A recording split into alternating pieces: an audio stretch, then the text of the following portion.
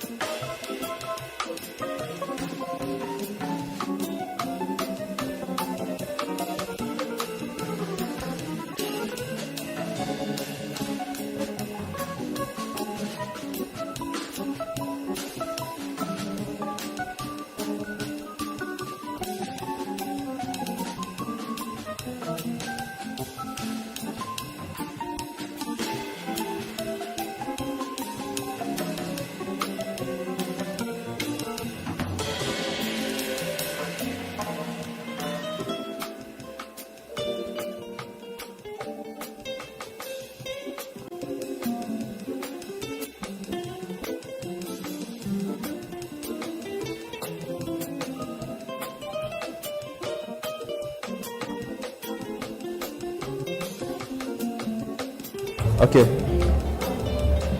Ladies and gentlemen.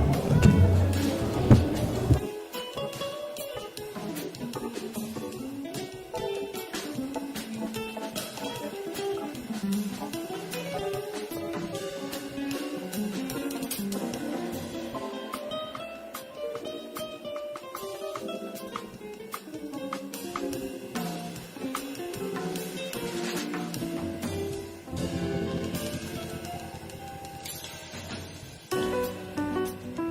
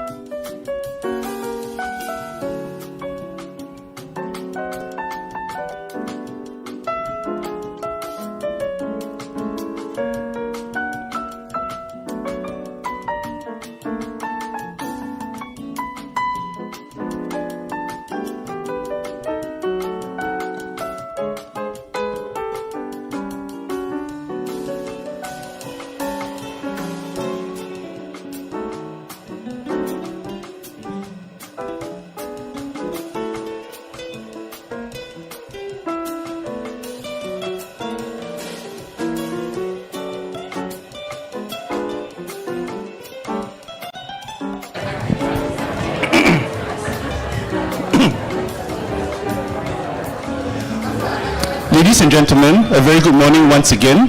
The ASEAN Competition Conference will begin shortly. Please take your seats as soon as possible. Thank you.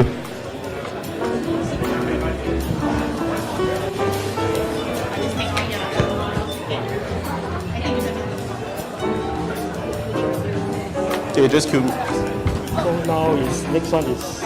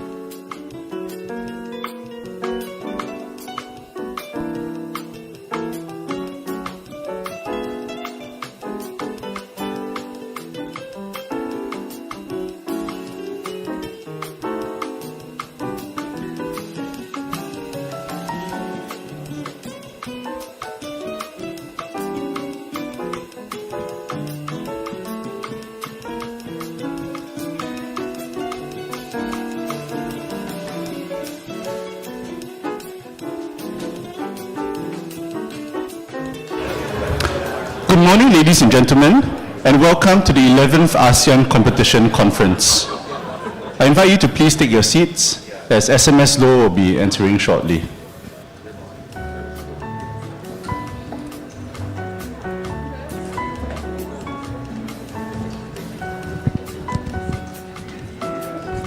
Please remain seated and join me to welcome our guest of honor, Ms. Loh Yen Ling, Senior Minister of State for the Ministry of Trade and Industry and Ministry of Culture, Community and Youth. SMS, please.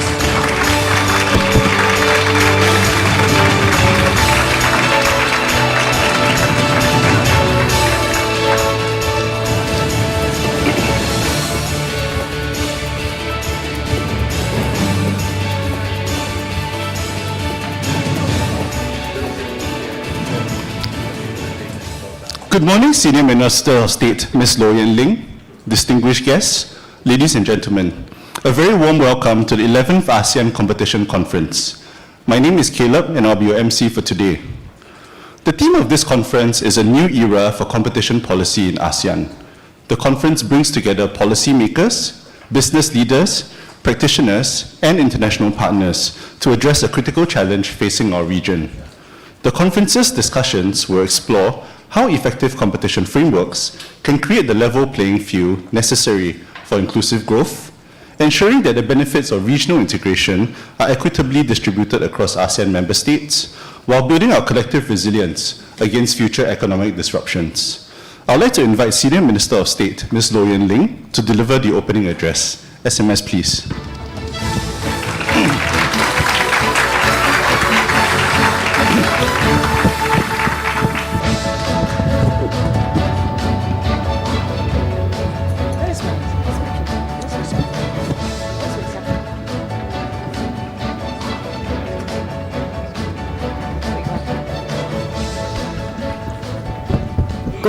Good morning. I was caught up with Chairman Max, and let me welcome to Singapore. I believe we have many ASEAN leaders with us. Good morning to all our ASEAN leaders, and thank you for coming for, I believe, a 2 days conference. Yeah. It's my privilege to be here at the 11th ASEAN Competition Conference, and as we can see from the daily news and the broadcast news, and more recently, in recent years, the global economy has faced numerous unprecedented challenges, including, unfortunately, disruptions as caused by pandemic, since 2020, as well as the pressure from geopolitical tensions, and of course, unfortunately, the rising trade barriers, especially since April this year. And all these mounting forces have really reshaped international trade patterns, disrupted multilateral trading systems, and also exposed the vulnerabilities of GVCs, the global value chains. And given our interconnected global economic systems, I think we can all agree at this platform that no single nation can really address these market disruptions in isolation.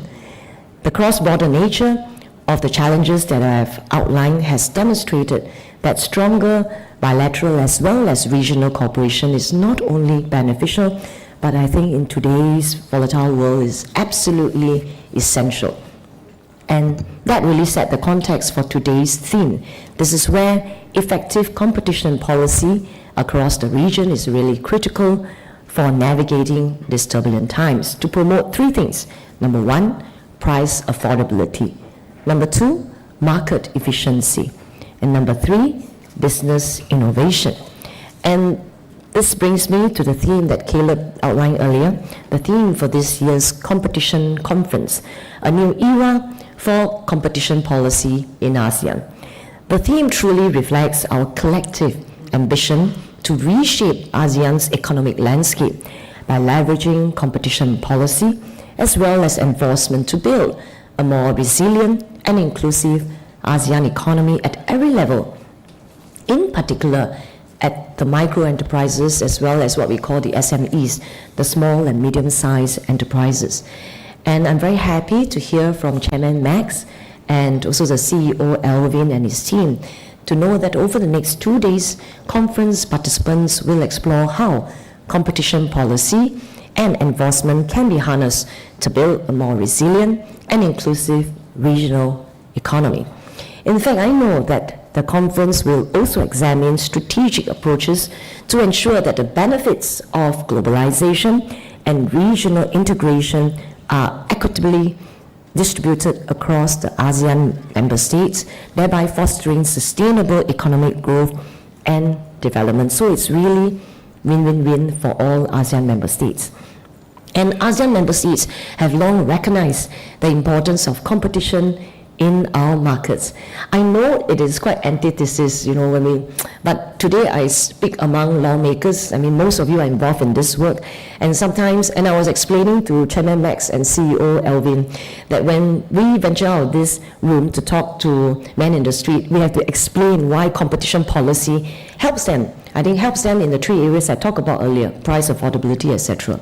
And that is why ASEAN member states have long recognized the importance of competition in our markets. In fact, in 2007, the ASEAN economic ministers endorsed the establishment of the ASEAN Experts Group on Competition. In short, we call it AEGC, to be responsible for competition policy and law matters within ASEAN. And happy to report that since then, ASEAN has been committed to ensuring that the markets function well under competition. And we are very glad that collectively we have made substantive progress. In fact, the formal signing of the ASEAN Framework Agreement on Competition, in short, a lot of acronym, AFAC, at the 57th ASEAN Economic Ministers, AEM Minister meeting earlier, just a few days ago at KL in Malaysia, represented, I think, by all our MTI economic ministers ourselves. DPN Gan, after speaking at Parliament on Monday, flew to KL for this signing. This really exemplifies our joint commitment. And following the negotiations at the 54th AEM 3 years ago in 2022, the AFAC have sought to enhance the capacity of ASEAN member states to address anti-competition activities by fostering a fair and competitive business environment. It also aims to elevate the quality of ASEAN competition policies and law by building on existing competition provisions in the current ASEAN agreements, such as RCEP. I think we all are very familiar with some of this. RCEP is Regional Comprehensive Economic Partnership Agreement, as well as, this one is a bit longer, is the agreement establishing ASEAN Australia New Zealand Free Trade Area, AANZFTA. So Ladies and gentlemen, with the establishment of AFAC framework, competition law regimes across ASEAN will be more rigorous, consistent, as well as transparent. It's win-win-win for all ASEAN member states, for the businesses, in particular for consumers. And in fact, businesses in regional markets can compete on a level playing field under safeguards against anti-competitive practices. Now, our regional cooperation through the AEGC, which is the ASEAN Experts Group on Competition, as well as the enforcement activities, will certainly enable more effective investigation on anti-competitive conduct across the border. And as we develop harmonized competition framework across ASEAN, I want to use this platform, and I think you will agree that we must also remember regulation is as necessary and important as is enforcement. And I think we have a lot of lawmakers, and I recognize a lot of good friends in the room. And when we go to Parliament to pass law, this whole week, we have a full week of Parliament, and we are very mindful that when we pass law, it should only be passed if we are confident that it can be enforced. So regulation is as necessary and important as is enforcement. So to realize the full benefits of competition policy, we certainly need consistent, coordinated enforcement across our member states. And besides bilateral cooperation among ASEAN members, we are also strengthening our competition frameworks through partnership with key trading partners. I'll give you one quick example. For example, the recently upgraded ASEAN-China Free Trade Agreement and the ongoing ASEAN-Canada Free Trade Agreement negotiations really demonstrate our collective commitment to building robust, coordinated enforcement mechanism across the region. And this partnership not only enhance our individual capabilities, but really also create a more predictable and level playing field for businesses operating across multiple jurisdictions. We're just talking about it, that as our companies within our respective ASEAN member states try to venture into the various markets within ASEAN, we should facilitate through all this collective work, more predictable view of how to navigate and how to access the market. I think this is win-win-win for ASEAN member states and for our businesses. So it is heartening to note that ASEAN members have individually made significant progress in this area by concluding several MOUs or bilateral cooperation in enforcement. And we're very happy to know that some members have also taken a tougher stance on businesses engaging in anti-competitive practices. I'll give you one quick example of the MOU. For example, just a few months ago in February 2025, the Philippines Competition Commission, in short PCC, signed an MOU with the Competition Commission of Thailand, TCCT, to strengthen cross-border collaboration in competition law enforcement. Kudos to our friends from Philippines and Thailand. Well done. Not just that, in the same month, PCC similarly signed an MOU with Cambodia Competition Commission, CCC, to enhance cooperation in competition law enforcement to foster fair and competitive markets in both countries. And the Competition Commission of Brunei Darussalam, CCBD, has also announced the enforcement of Section 21 and Section 23 of its Competition Act, which relate to the prohibitions of abuse of dominant position and anti-competitive merger. So really kudos to the various ASEAN member states. Now, beyond multilateral and beyond bilateral efforts, I think you will agree that we must continue to evolve and develop creative and innovative solutions in this digital era. And everyone has been talking about harnessing AI. Of course, we're not just going to talk about it just because other people talk about it. We're going to use it to really show that we will continue to future-proof our legal framework. So given the dynamic nature of digital businesses, conventional compliance program may need to be adapted and future-proof to address potential competition concerns adequately. So I'm very happy to use this platform to announce that the Competition and Consumer Commission of Singapore, CCCS, will be releasing the AI Markets, in short AIM Toolkit, at this conference. Developed in collaboration with the Infocom Media Development Authority, IMDA of Singapore, the AIM Toolkit is a voluntary self-assessment tool that will help the businesses ensure that their AI models and the practices are pro-competition and pro-consumer. The toolkit strikes a balance between innovation and regulatory compliance, fostering sustainable AI growth while creating a trusted environment that discourages anti-competitive practices to protect consumer interests. We know we are all here to create pro-competition law to protect the consumer's interests. And through this toolkit, businesses will be better equipped to identify potential competition and consumer protection issues early. And this will thereby minimize their risks of engaging in anti-competitive or unfair trade practices. So I want to use this platform to encourage the businesses that's developing or deploying AI to consider adopting the AIM toolkit in their day-to-day business operation. So ladies and gentlemen, we want to welcome the friends from ASEAN member state to Singapore. Even as you take part in this 2 days conference, we hope you have also allocated some time. I hope my CCCS colleagues didn't book out your schedule fully, only for meeting or discussion. I hope you have some time for some rest and relax R&R. Do check out Sentosa, do check out Gardens by the Bay, do enjoy some of our local delights like chili crab, etc. Now, back to the topic, the theme. Competition is a key driving force in keeping prices affordable. As documented in a 2022 OECD report on competition and inflation, many studies have already demonstrated that increased competition can lead to lower inflation. So by coming together to develop more pro-competition law, we are doing good to protect consumer interests and also in time to come, on an ongoing basis to reduce inflation. All this is win-win-win, not only for businesses, but also for the citizens in ASEAN member states. Because when competition and markets function effectively, businesses are incentivized to operate more efficiently.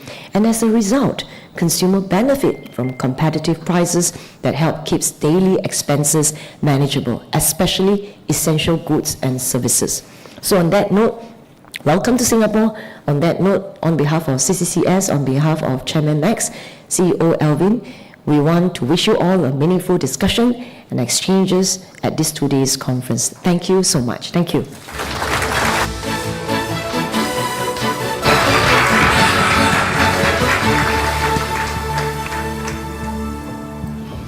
Thank you, SMS Low, for the opening address. Now, ladies and gentlemen, the ASEAN Experts Group on Competition, or AEGC, as SMS Low mentioned, is the regional body responsible for implementing competition law and facilitating cross-border engagements across ASEAN member states. Cambodia currently chairs the AEGC. We are very happy to have with us today His Excellency, Mr. Din Virak, Independent Commissioner of the Cambodia Competition Commission. May I now invite His Excellency to deliver his remarks. Mr. Din Virak, please.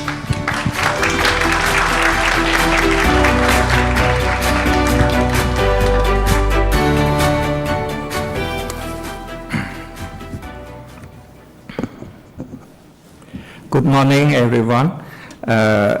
First of all, I would like to Her Excellency Ms. Low Yin-Ling, Senior Minister of State and for Ministry of Trade and Industry MIT and Ministry of Culture, Community Youth of Singapore.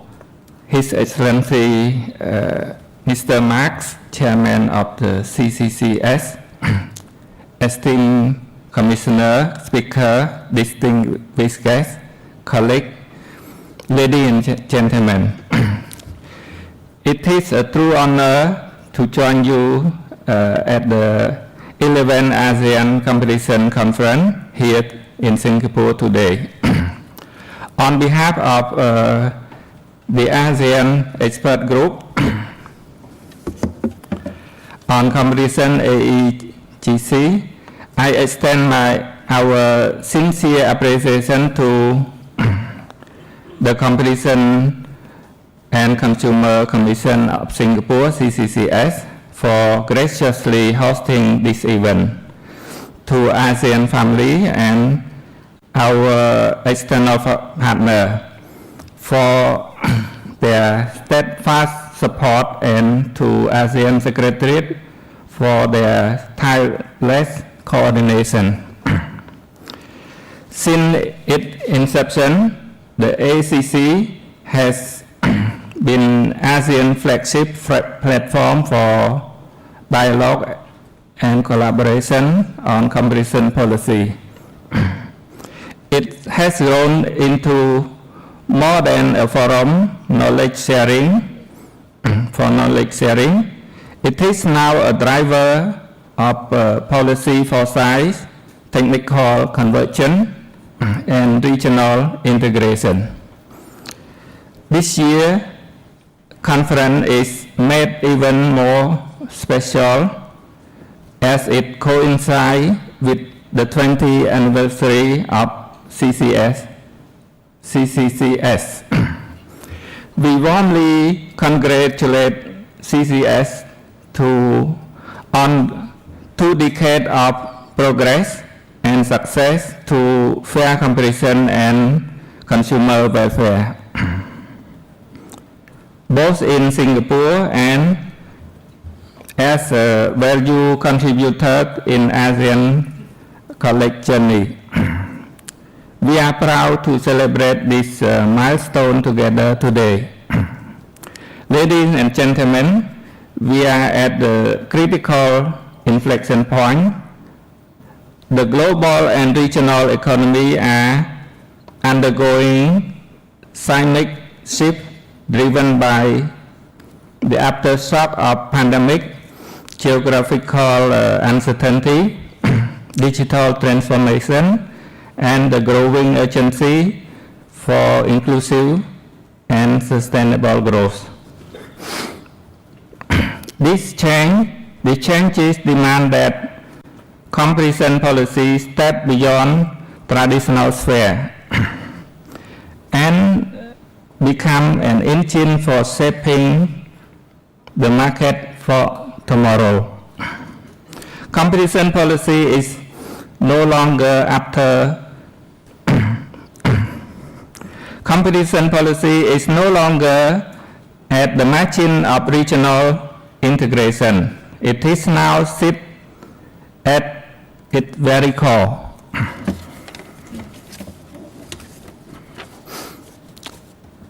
That is why our theme today, a new era for competition policy in ASEAN. It's more than a title.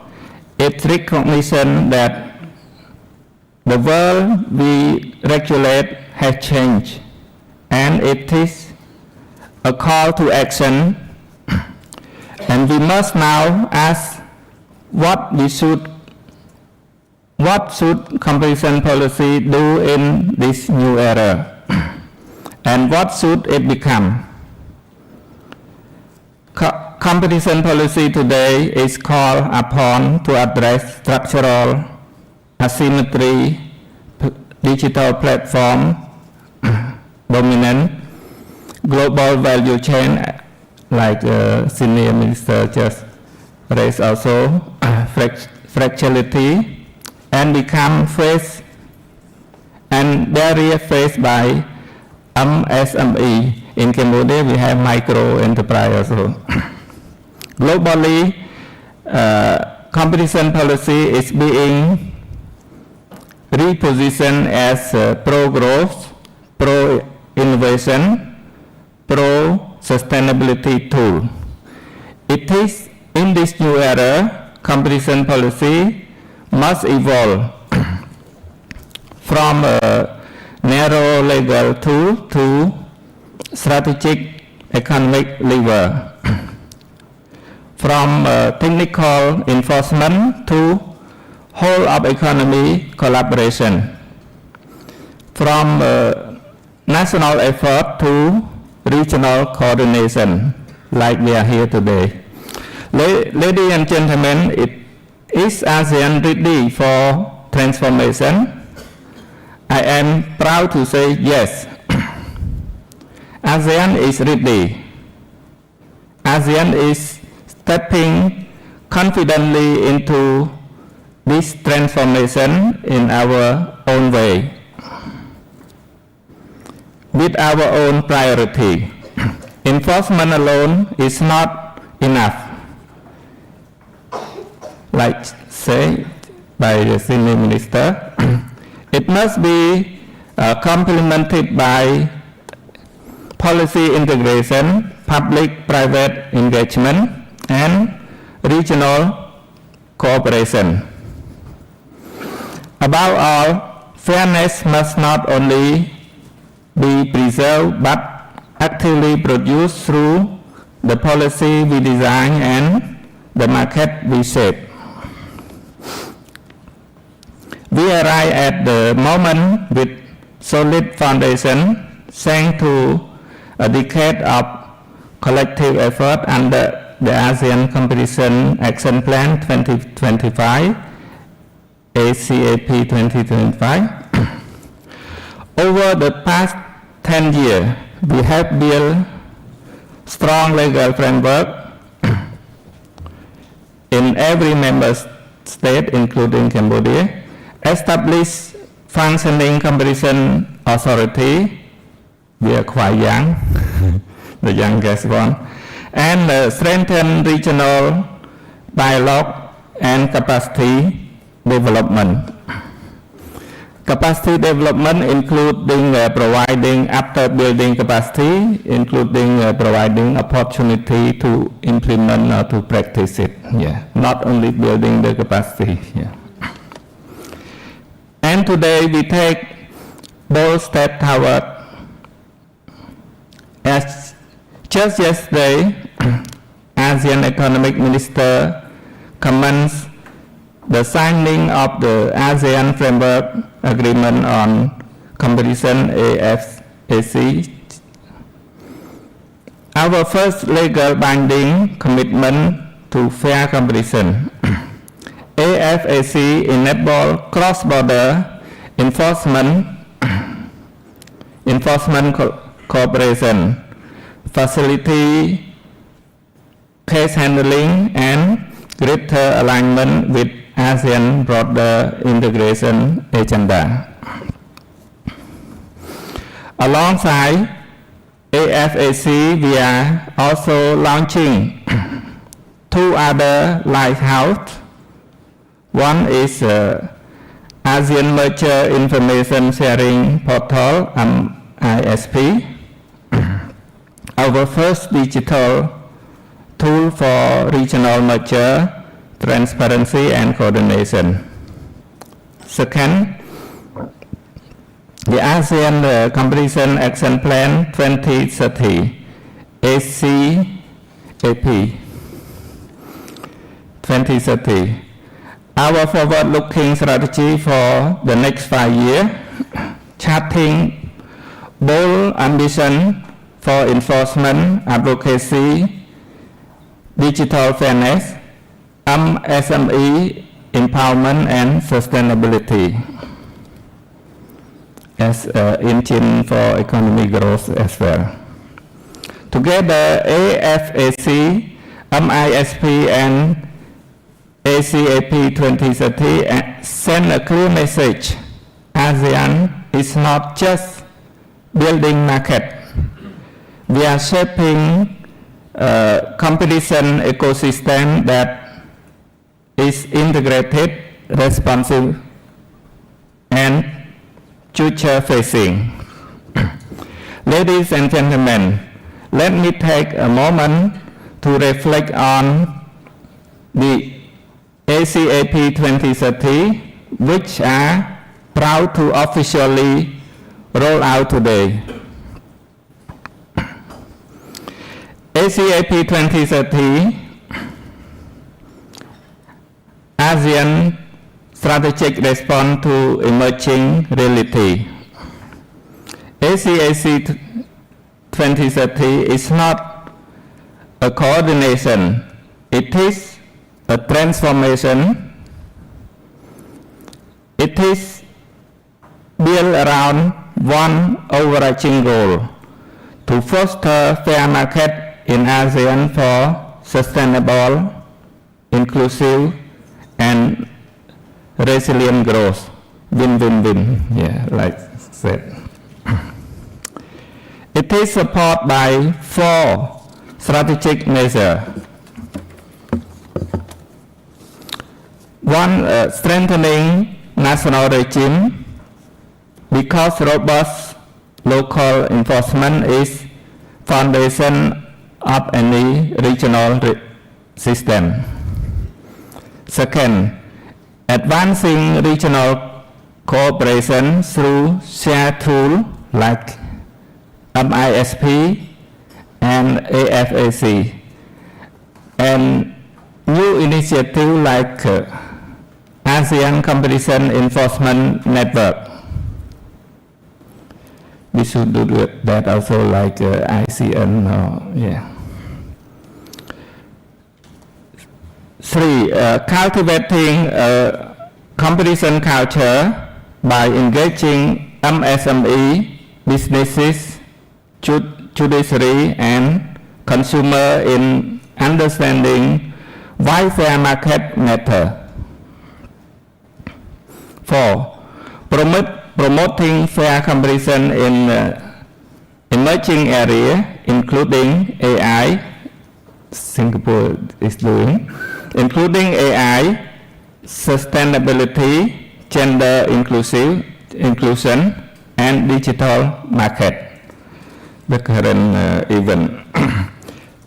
Fully aligned with the AEC strategic plan 2026 and 2030 and ASEAN Vision 2045, our ACAP 2030 connect competition policy directly to ASEAN broader goal, which is productivity, innovation, and inclusive prosperity. Ladies and gentlemen, I am proud of how far we are come together as today, but even more excited for where we are heading. The AEGC is no longer just a coordinating body. It has become a driving force guiding ASEAN through technical convergence, legal framework, regional institution building. It has become a community of trust where member states align closely and deliver together. Our progress has also been made possible through partnership. To the ACCC, CMA, DGCOMP, GIZ, JFTC, KFTC, OECD, SAMR, UNTAP, and many others.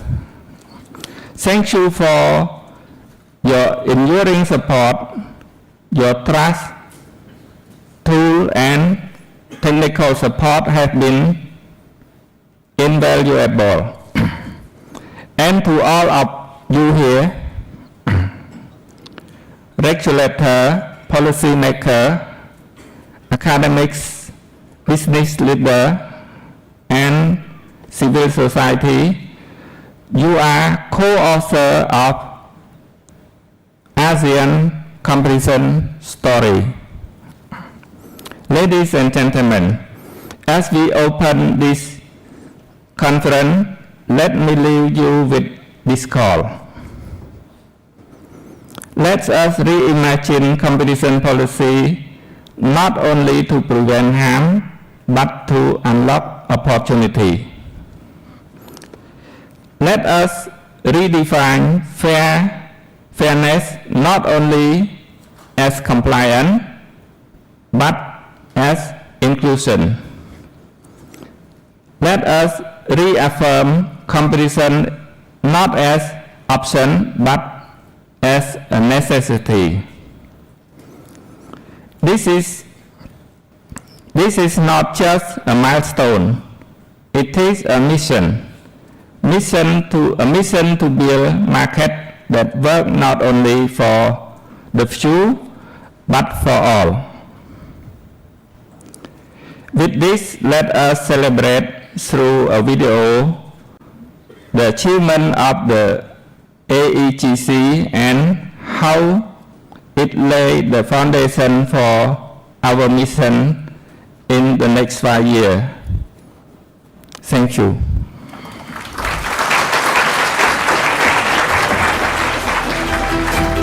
Thank you, Mr. Din Virak. Ladies and gentlemen, as Mr. Din Virak mentioned, we now invite you to join us in watching a video that captures the significance and vision of the ASEAN Competition Action Plan 2026 to 2030. Thank you.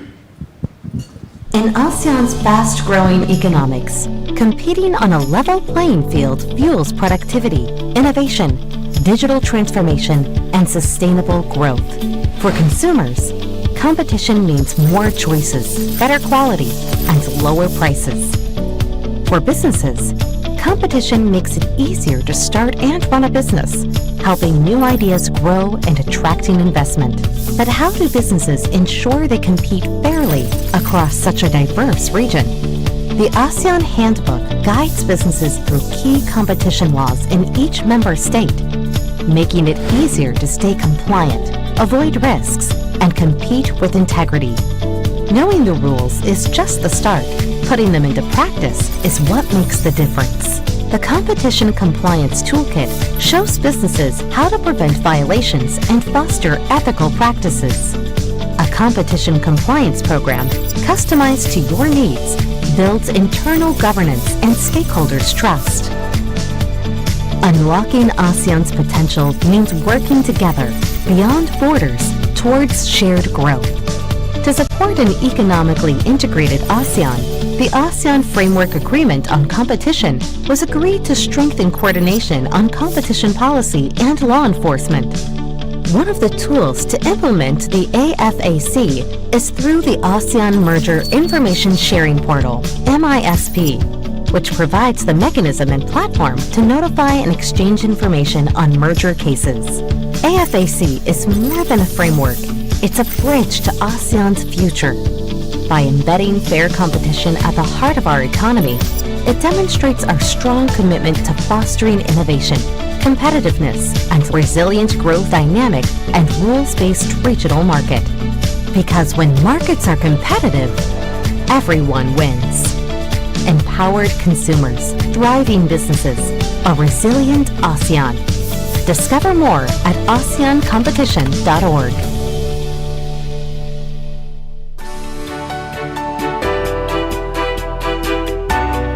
Ladies and gentlemen, I hope you enjoyed the video. At this juncture, let us now welcome Mr. Max Loh, Chairman of the Competition and Consumer Commission of Singapore, to deliver the welcome remarks. Chairman, please.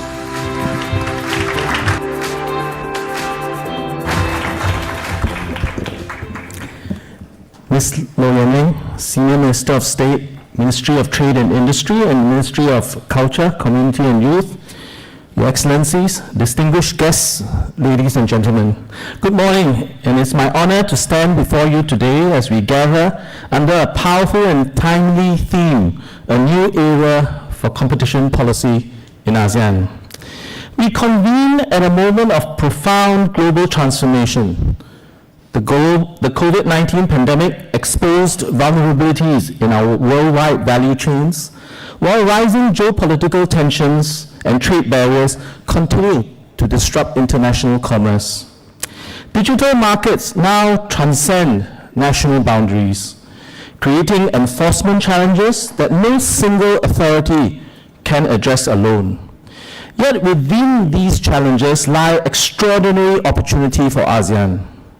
Economic projections suggest a more resilient regional economy, which could generate between US 460 to 540 billion in net economic value and 12 million new jobs by 2030. Competition policy is central to unlocking this potential, but it cannot remain static. It must evolve boldly, intelligently, and in harmony with ASEAN's shared aspirations. We must listen more, cooperate more, and act together when it matters most. Anti-competitive conduct doesn't stop at borders, and neither should our resolve to address it. If we are to achieve in this new era, we must think regionally and not just nationally.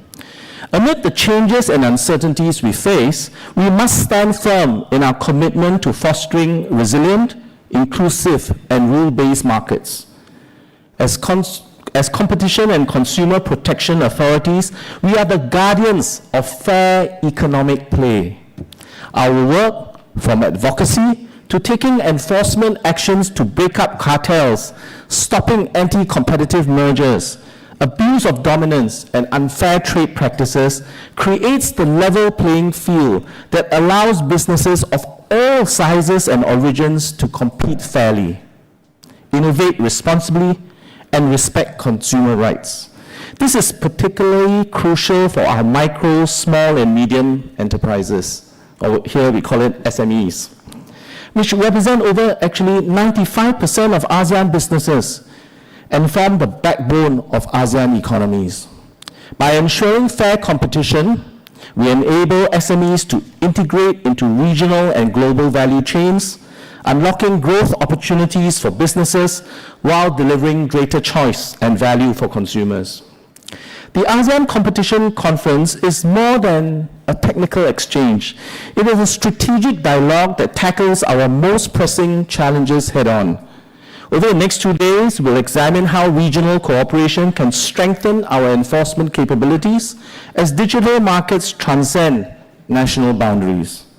We will explore the measurable impact of competition policy on economic growth, moving beyond theory to evidence-based policymaking. We will address the dual nature of artificial intelligence, both the sophisticated anti-competitive practices it enables and the powerful enforcement tools it offers us. We will tackle the critical issue, and I think this will resonate with everyone, the rising cost of living, examining how competition policy can provide relief while maintaining long-term market efficiency. We'll also hear from regulators from ASEAN and beyond on the synergies between competition and consumer protection enforcement, including how a combination of both can better address market failures and enhance economic efficiency. In an era of geopolitical uncertainties, ASEAN's strength lies in its unity and resolve to take concrete action. The recent signing of the ASEAN Framework Agreement on competition establishes a solid legal foundation for enhanced collaboration and our commitment to addressing anti-competitive practices. It also prepares us for the expected rise in cross-border competition cases. Our priority moving forward is to ensure the effective implementation of this framework agreement as part of ASEAN's competition policy and law agenda, as outlined in the ASEAN Competition Action Plan 2030. The launch of our ASEAN Competition Action Plan 2030 represents our collective aspirations for building a roadmap for deeper integration. Our ASEAN Merger Information Sharing Portal will help facilitate cross-border integration and cooperation. Through continued collaboration guided by the ACAP 2026 to 2030 and the ASEAN Strategic Action Plan for Consumer Protection of the same date, we send a clear message to the rest of the world that our region, that we call home, remains committed to fair, open, and cooperative markets that prioritize the welfare of our people. Let us make the most of this opportunity in the next 2 days to learn from one another, deepen international, institutional partnerships, and reaffirm our shared vision for a competitive, consumer-friendly ASEAN. Let us explore how competition and consumer protection can work hand in hand to address market failures. Let us examine how AI can be harnessed for good whilst guarding against its risks. And I encourage all of us to work towards practical outcomes, whether through enhanced information sharing, joint enforcement actions, or coordinated policy responses to emerging challenges. Together, we can usher in a new era of competition policy in ASEAN, one that strengthens our economies, protects our consumers, and builds a future of opportunity for all. On behalf of the organizing committee, thank you for your presence, your insights, and your participation. Thank you very much. Thank you, Chairman. Chairman, please remain on stage for the launch of the ASEAN Competition Action Plan 2026 to 2030.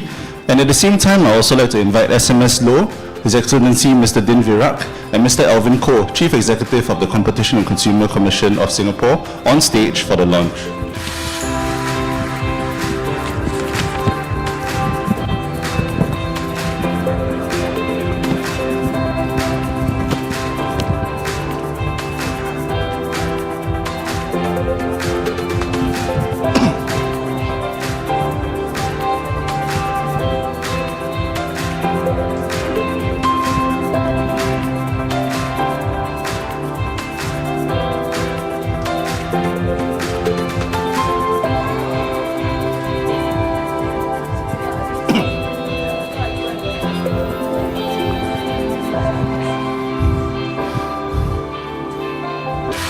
Okay, distinguished guests on stage, at the count of 3, please place one hand on top of the launch mechanism in front of you. 1, 2, 3.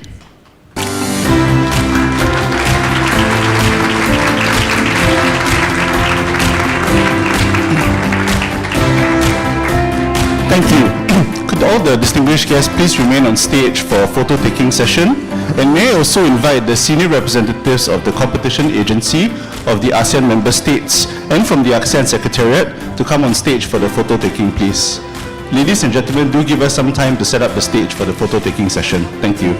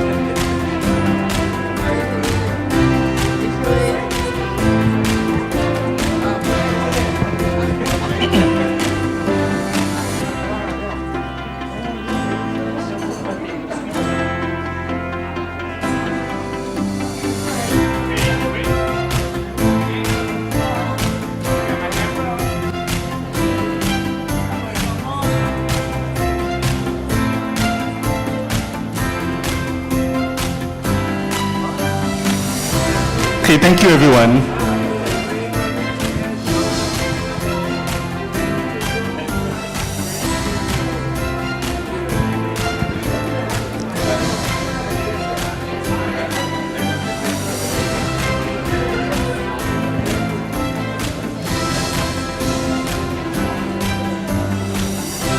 Thank you again everyone. We'll now invite all the members of the photo taking session on the stage to return to their seats, please. Thank you.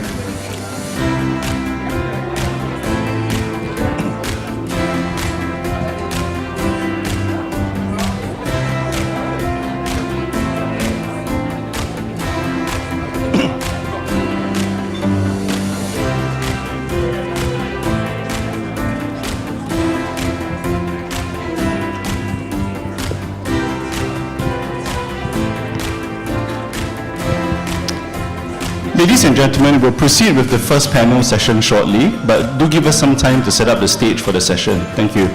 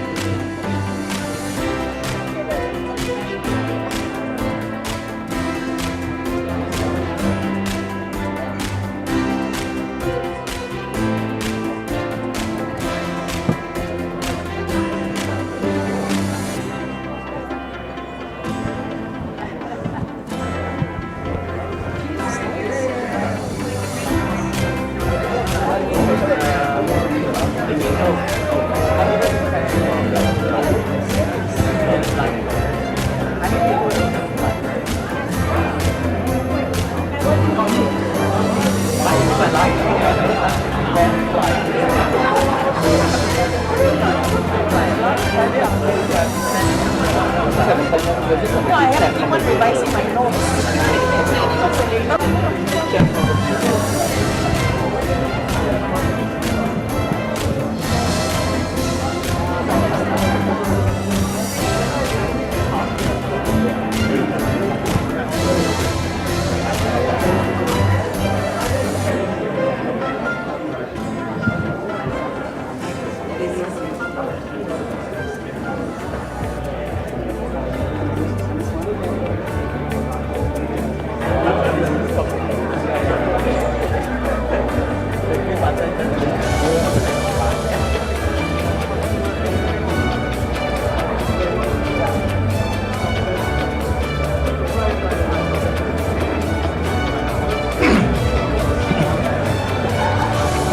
Ladies and gentlemen, we'll be commencing the first panel session shortly.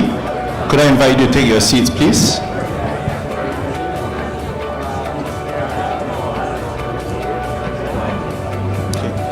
Ladies and gentlemen, our first panel session for today addresses the topic of regional cooperation on competition policy and law in ASEAN, strengthening international partnerships. As digital markets transcend borders and economies become increasingly integrated, regional cooperation has never been more critical. This session will examine ASEAN's transformative initiatives, including the newly launched ACAP 2030, the ASEAN Merger Information Sharing Portal, and the ASEAN Framework Agreement on Competition, which were alluded to in the speeches earlier. Our panelists will tackle emerging challenges in digital markets, cross-border mergers, and international cartels. I'll now pass the time now to the moderator, Dr. Tang Long, Head of Competition, Consumer Protection, and IPR Division at the ASEAN Secretariat. Dr. Tang Long, please.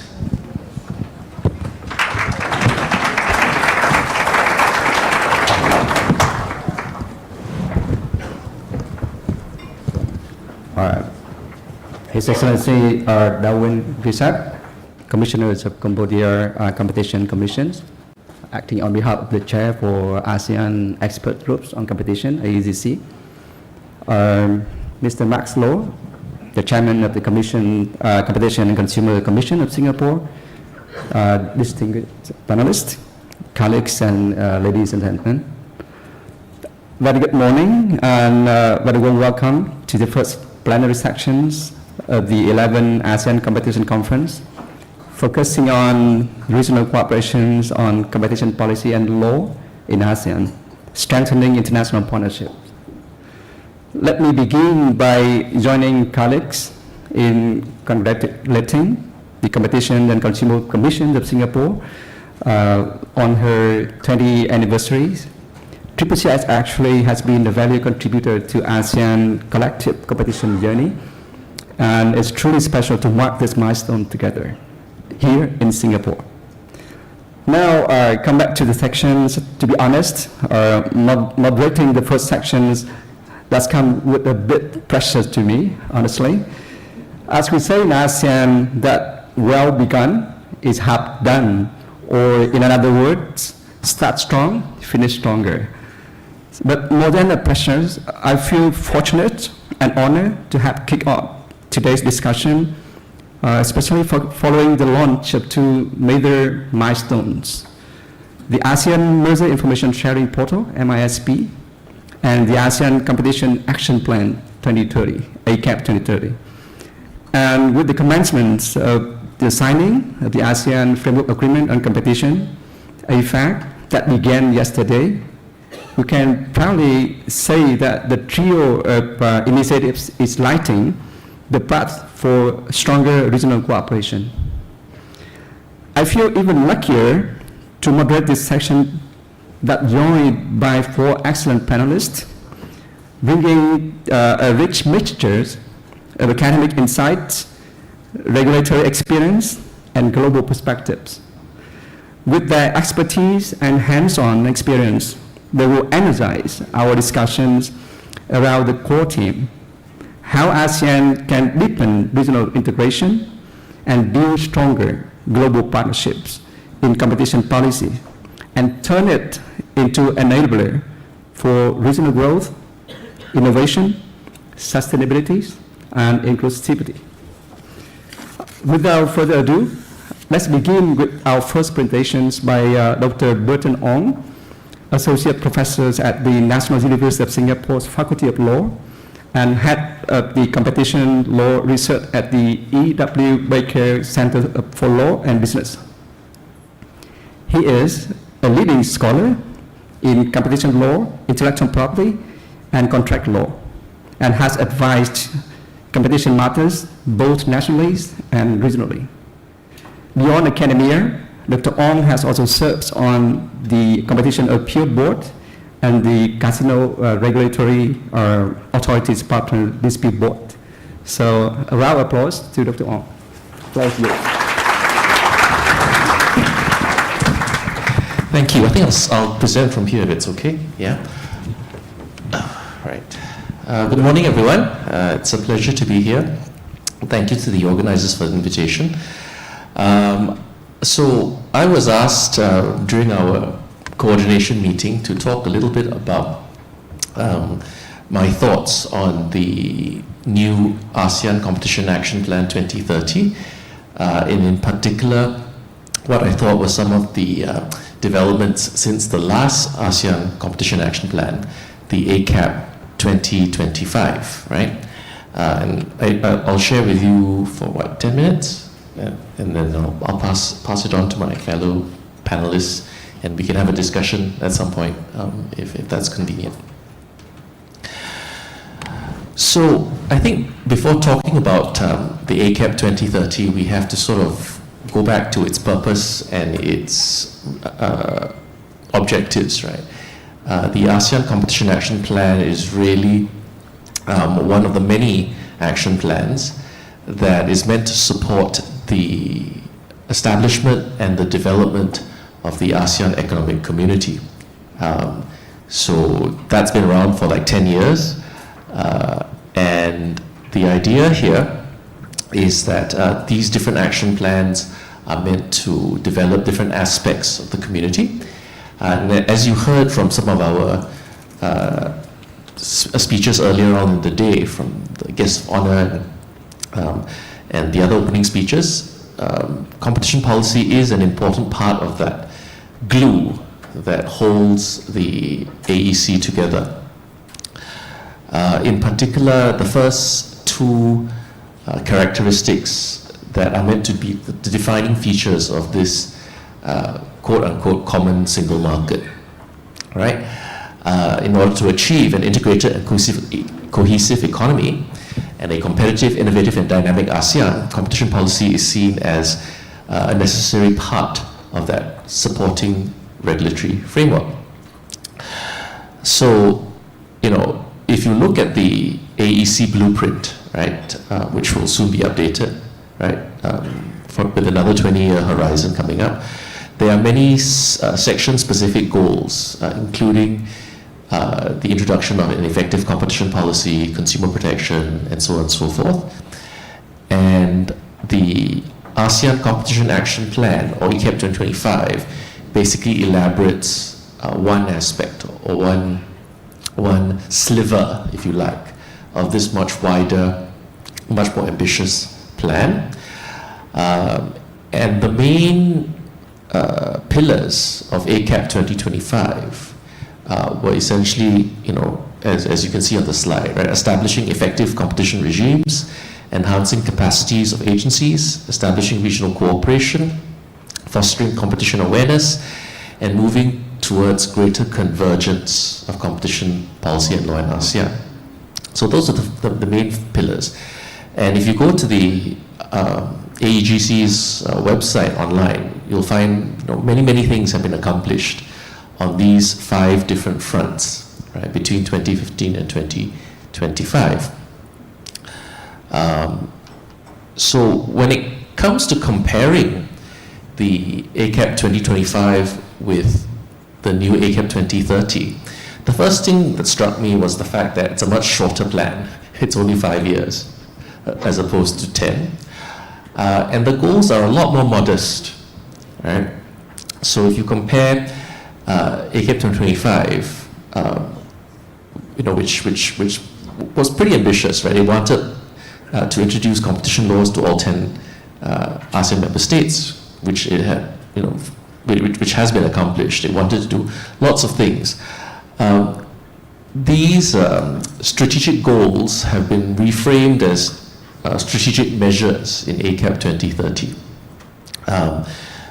And, to be honest, I found them a little bit underwhelming, but they were also meant to be incremental, right, in the sense that they're meant to build on existing efforts and measures.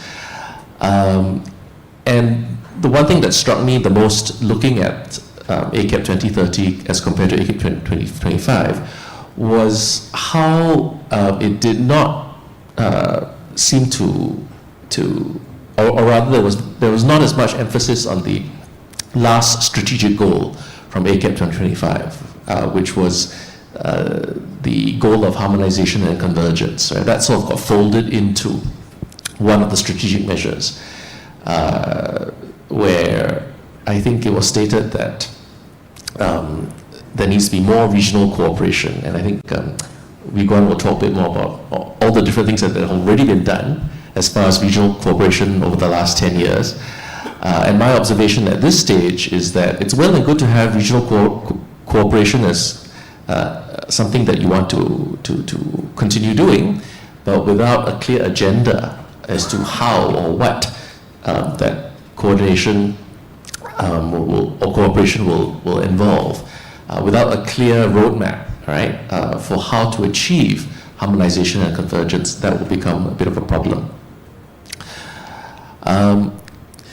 So I'll just give you a quick idea of why I think regional convergence in competition law policy within ASEAN is actually an important goal that needs more concrete action plans or more concrete strategic plans, right?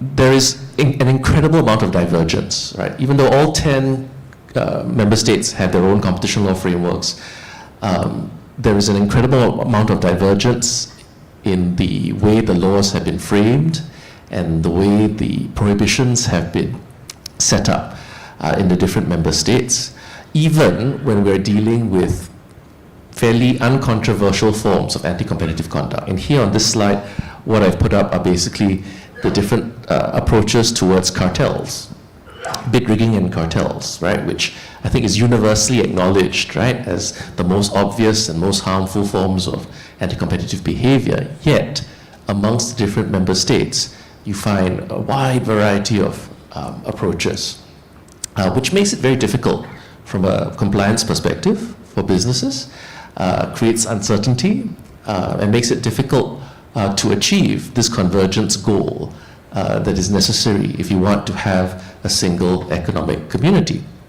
right? So if you take a look at Indonesia, for example, differentiates between price fixing and bid rigging and market sharing in terms of the legal test that's approached. Malaysia and Singapore follow the EU, so that's fairly streamlined in that respect.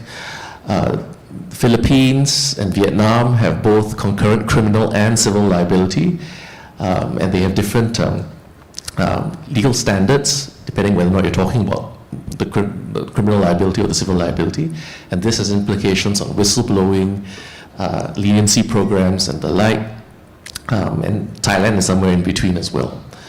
So I think the point I'm trying to make here is that this is an area that's ripe for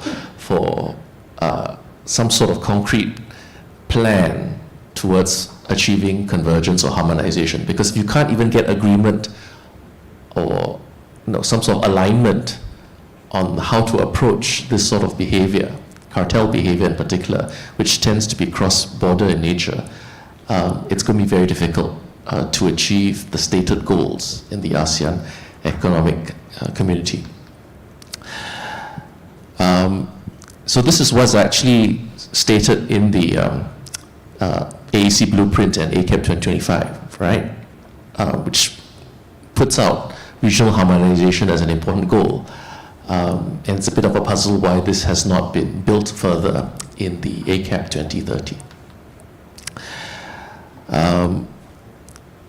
So I think, from my perspective, it would be good to continue the trajectory that the AEGC has embarked upon the completion of its various targets for the ACAP 2025, and I hope that that will be something that we will see going forward. As far as ACAP 2030 is concerned, convergence is sort of folded into, like I said, the cooperation strategy and goal. So this is sort of, I guess, implicit in the stated objectives, and my hope is that it becomes a bit more explicit as we go forward. It's also worth noting that ACAP 2030 has fairly unusual agenda items that were not found in ACAP 2025. And the most obvious of which is this idea that we've heard from our various speakers earlier already, that the AGC wants to include sustainability, inclusive and resilient growth as one of those strategic measures. And so here we have various declarations that initiatives will be pursued to develop fair competition in digital markets, as well as sustainability and gender considerations. My observation here is that I think the efforts that would have be put into these sorts of initiatives might be more better spent on more basic foundational aspects of competition policy, such as anti-cartel laws, such as bid rigging laws, where I think the opportunities and the benefits to be reaped from convergence and harmonization are much greater than to pursue some of these more niche topics. So this is my last slide. How should ASEAN strengthen its enforcement and cooperation? My advice here would be to basically achieve the goals, the win-win-win goals that we talked about earlier, through some form of legal convergence, because that promotes greater certainty for stakeholders, and that promotes greater compliance, and with more compliance comes, that translates into a reduction in the number of anti-competitive practices that will ultimately be beneficial to consumers and businesses across the AEC. Thank you.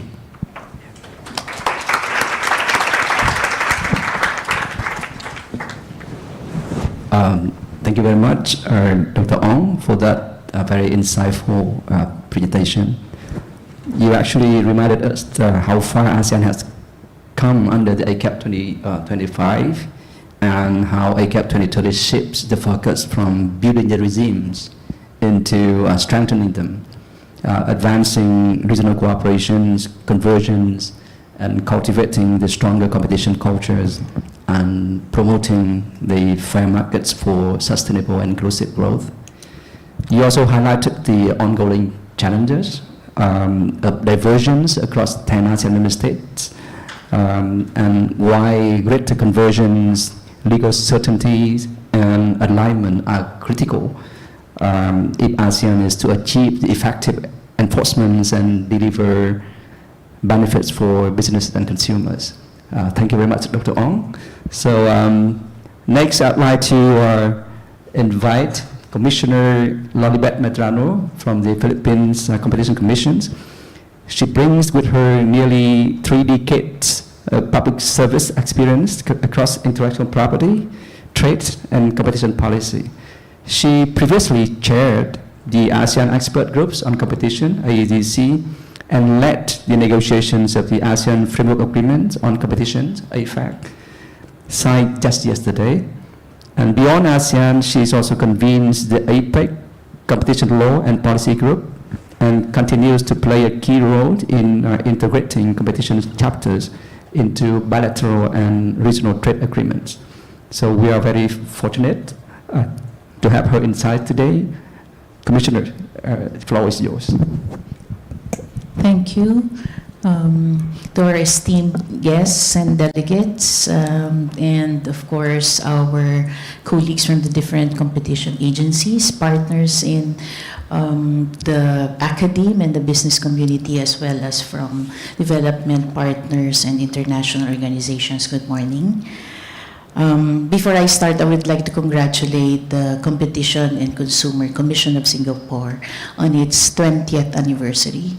You're over 10 years older than the Philippine Competition Commission. And thank you for hosting this year's ASEAN Conference on Competition. Can I get the clicker, please? Okay, so for this session, I will be sharing my insights and experience on regional cooperation and competition policy and law in ASEAN. The ASEAN Framework Agreement on Competition, which is the regional framework for competition and competition, was launched in 2022 under Cambodia's ASEAN chairmanship.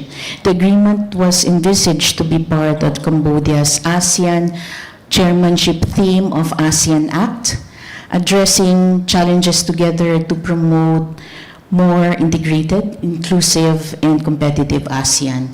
The agreement is also part of the ASEAN Economic Community Blueprint and ASEAN Competition Action Plan.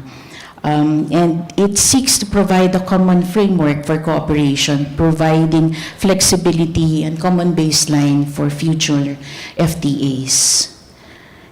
The framework agreement seeks to foster fair and competitive business environment for the region, enhance cross-border cooperation and coordination, recognizing the cross-border implications of M&As and anti-competitive practices, promote internalization of competition principles and policies, enhance capacity to address anti-competitive activities, recognizing that competition is a relatively nascent field for ASEAN member states, and support ASEAN integration. Just a brief background, it took over 3 years to complete the framework agreement from conceptualization until the signing of the agreement yesterday. So by history, in 2022, the ASEAN heads of competition agencies, chaired by then Philippine Competition Commission Officer in Charge, Chairperson Johannes Bernabe, finalized the guidelines for the competition. And the 12 rounds of online and on-site negotiations were chaired by the PCC, and given the timeline in the ACAP, negotiations were quite intense. We took our job seriously, and for 2023 alone, we had 7 rounds of negotiations and 5 rounds in 2024. So as chair of the negotiations, I am truly grateful to all the negotiators from the member states and AEGC colleagues for the constructive engagement, flexibility, and consideration throughout the process. We were united by a shared goal and collective sense of purpose of working towards regional economic integration that led to the conclusion of the negotiations in July of 2024 in Manila. And we also greatly appreciate the assistance of the ASEAN Secretariat in making the negotiations efficient and successful. And as mentioned by Senior Minister Loh earlier, so the agreement was signed yesterday by the economic ministers at the margins of the 57th ASEAN Economic Ministers meeting in Kuala Lumpur, Malaysia. So the agreement is quite hot yet, just came out of the signing. So let me just briefly talk about the basic principles of the agreement. There are 3 principles that serve as the foundation for the agreement. First is transparency, fairness, and non-discrimination in the implementation of CPL. Second is a recognition of the different levels of development and CPL capacity. And third is the respect for sovereignty in national CPL enforcement. So during the negotiations process, we were very mindful of our commitments in the concluded free trade agreements, the common challenges of competition authorities across the region. We are, of course, aware of the developments and emerging trends in competition, and competition's interface with other sectors such as consumer protection, intellectual property, investments, procurement, among others, as well as the importance of synergy with other competition authorities, development partners, and international organizations. So fundamentally, while the agreement is a milestone, we recognize that this is but an initial step for regional harmonization in competition. Okay. So where we are and what the framework agreement adds. Prior to the agreement, there were instances of informal coordination through the AEGC, and allow me to share the experience of the Philippines in terms of intra-ASEAN cooperation. In 2021, during the review of the Grab-Uber merger, the PCC and CCCS signed a memorandum of agreement to facilitate cooperation, highlighting the need for joint enforcement across Southeast Asia.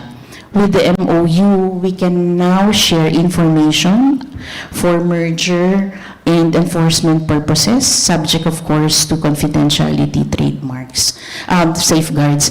In fact, because of the MOU, we were able to initially coordinate with CCCS during the exploratory talks of a possible acquisition by Grab of Food Panda, but the transaction did not push through. So before the framework agreement, cooperation in the region increased through the AEGC, through dialogues and workshops, and this helped build trust, but progress is uneven because of the different capacities and maturity across the region.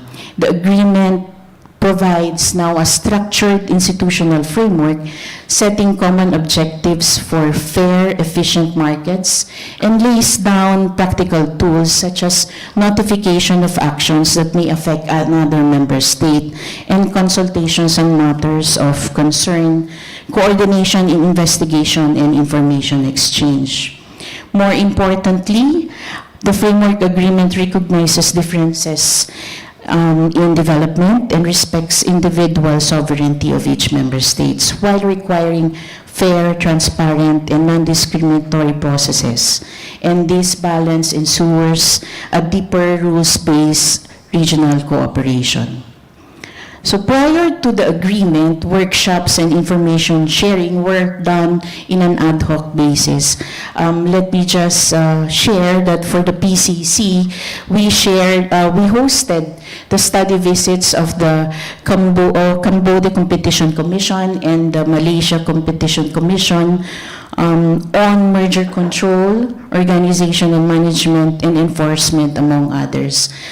Senior Minister Low also mentioned PCC signing the MOU with TCCT and CCC. So within the auspices of the AEGC, the agreement has the following core provisions. First is the adoption and enforcement of national competition laws, due process safeguards in enforcement, advocacy and competition culture promotion, regional cooperation through notifications, consultations, and information sharing. And of course, the data and information sharing will all be done within limits of confidentiality subject to individual national laws. In addition to these provisions, the agreement also embodies salient features that are uniquely ASEAN, which includes technical assistance MSME support and outreach, considering their importance in domestic and regional trade and economy, consultation mechanism between member states, and no recourse to ASEAN dispute settlement protocol, which emphasizes ASEAN's recognition of the different levels of development and CPL maturity and capacity. So in the context of enforcement, the framework agreement allows member states to notify, consult, coordinate, share data and information, including best practices, and enforce domestic competition law and policy in a speedy and convenient manner. So what lies ahead? The framework agreement further institutionalizes the role of AEGC, and AEGC may review the agreement as it deems necessary, and for future considerations it may explore harmonization, raise the level of ambition, and with full integration, a possible norm setting of competition in the region. And ASEAN member states, of course, acknowledge the agreement's future implications to ASEAN free trade agreements. So the AFAC actually turns commitments into an operational machinery by providing toolkits to competition authorities and agencies through timely notification, consultations, coordination of investigations, and structured information exchange. So in an era of globalization where borders are virtually blurred, regional cooperation being institutionalized through the framework agreement, we expect improvement in competition enforcement through the following ways. First is the early notice prevents blind spots, and ASEAN member state can protect important interests of other member states. Through coordinated investigation, we can align theories, evidence strategies, and remedies. There is a structured information sharing exchange in place with confidentiality safeguard that will reduce evidence frictions. We can overcome legal or procedural differences highlighted at the concept stage, and the enhanced investigation and enforcement capacity builds a deterrence, and it is now harder for regional cartels and cross-border abuses to exploit the gaps. And there's a continuous capacity building and advocacy campaigns that will raise baseline capacity of competition agencies across the region. So the framework agreement will usher a new chapter of enhanced regional cooperation towards the promotion of competition for the benefit of consumers in this part of the world. Thank you.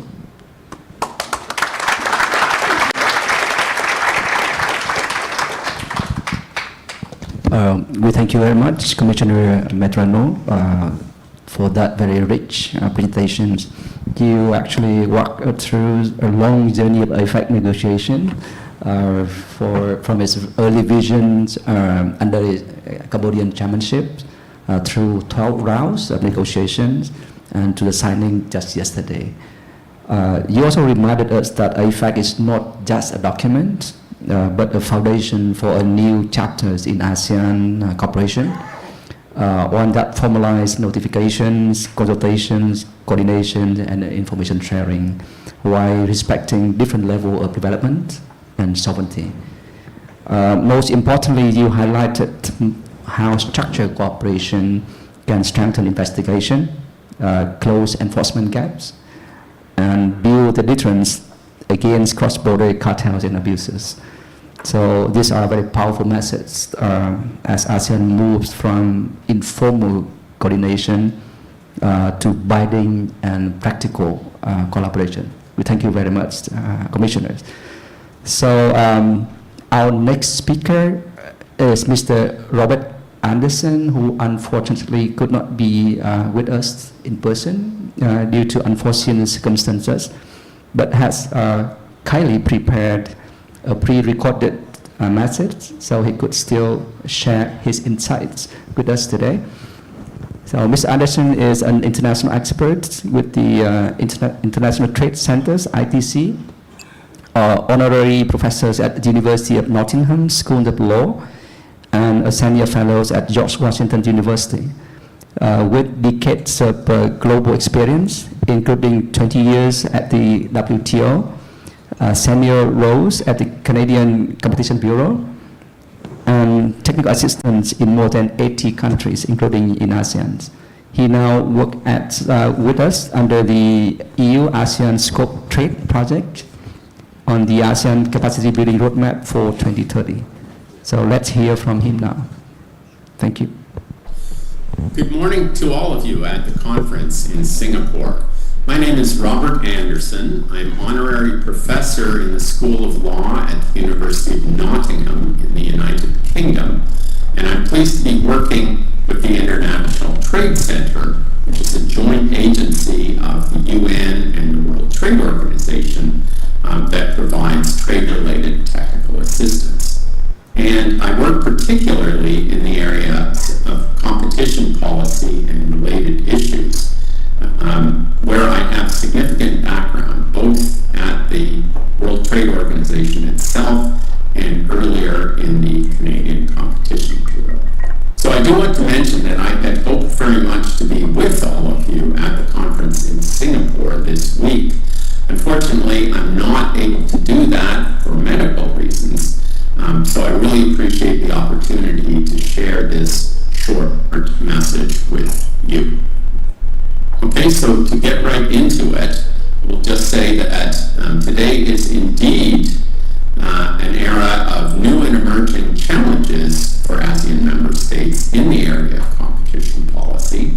And a few of the challenges that are on the minds of all of us, I think, are things like the rise of digital markets and artificial intelligence, the role of transporter mergers, cartels, and abuses of a dominant position, new issues concerning, for example, the climate crisis, environmental sustainability, and food security, the resurgence of industrial policy in many countries, and trade policy tensions internationally.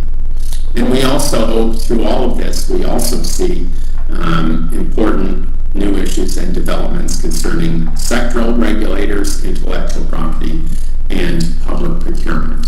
So these are just a few of the challenges, but I want to focus now on the issue of how do we address the challenges.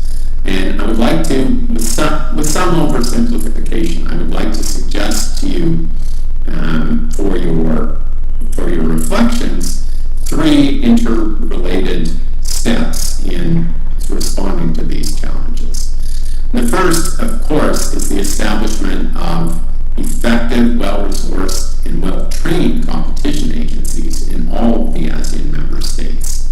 And here, very significant progress has been made. We now have functioning agencies established within all of the member states. This is a major achievement. Number 2, the second prong of the solution I'm envisioning involves progressive development and deepening of competition culture in each of the ASEAN member states and across the region. And thirdly, I would point to the need for a deepening of cooperation arrangements and initiatives amongst the competition agencies in the ASEAN region. And this will involve, has different dimensions, but it will certainly involve progressive efforts to harmonize approaches to legislation and competition law enforcement, the creation of effective communication channels for the sharing of information across the member states and internally, ongoing learning processes and capacity building, that's what the ACBR in particular is responding to, joint enforcement action where this is deemed appropriate, and finally I would just like to point to the ASEAN Framework Agreement on Competition, the AFAC, as a vital tool for forward movement in this area. Okay, so here we go. So let me just speak a little bit about the specific roles that are played by development partners in promoting cooperation and the strengthening of competition agencies in the ASEAN region. So, and I must begin, of course, with the ASEAN Secretariat and with the ASEAN Expert Group on Competition. These together comprise an essential platform for policy development, coordination, and capacity building among the member states. Indeed, that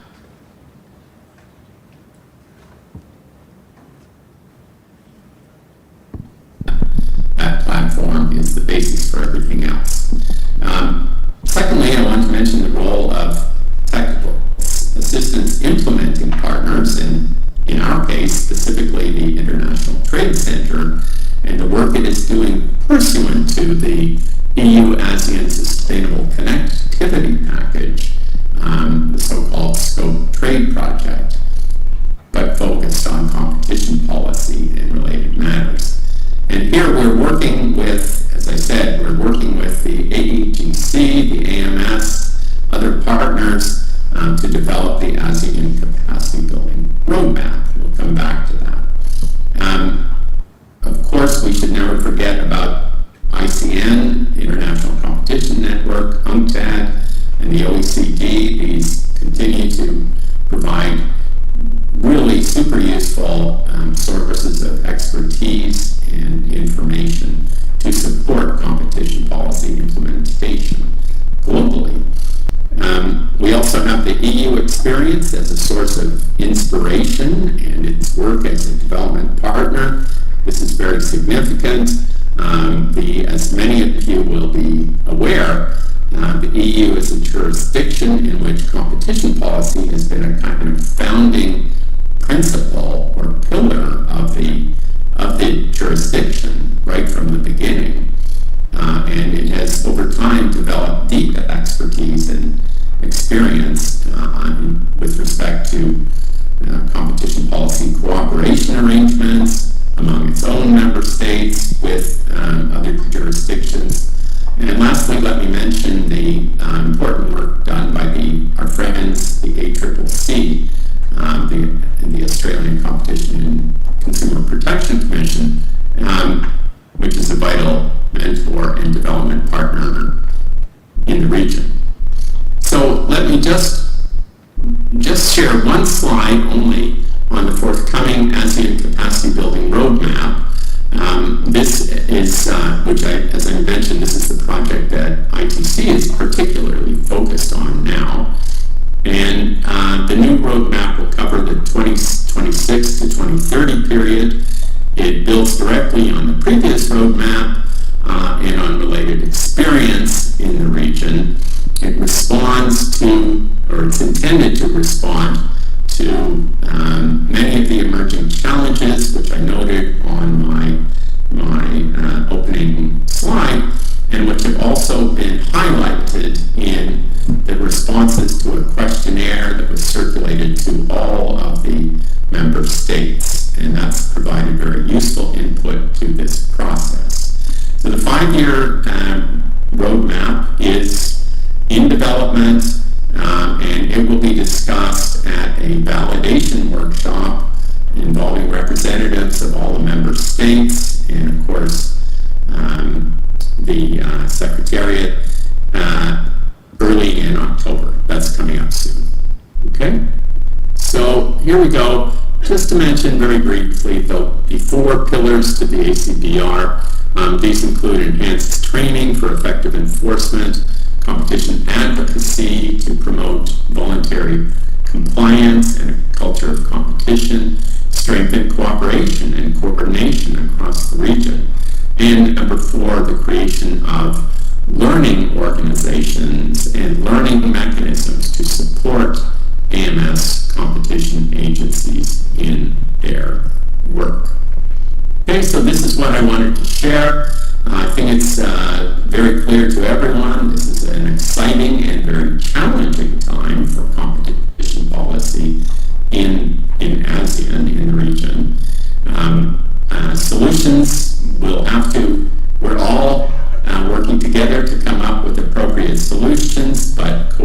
competition, ongoing learning, and capacity building will be vital.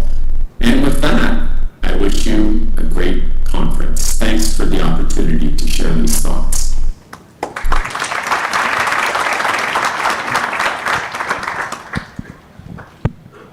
We thank you, and Mr. Robert Anderson's message was quite clear. So ASEAN faces actually the new areas of challenges, from digital platforms and cross-border mergers to pressures of sustainability and inclusivity. And to meet them, actually, ASEAN need not only strong laws, but also strong institutions, continuous learning, competition culture, and deeper cooperation.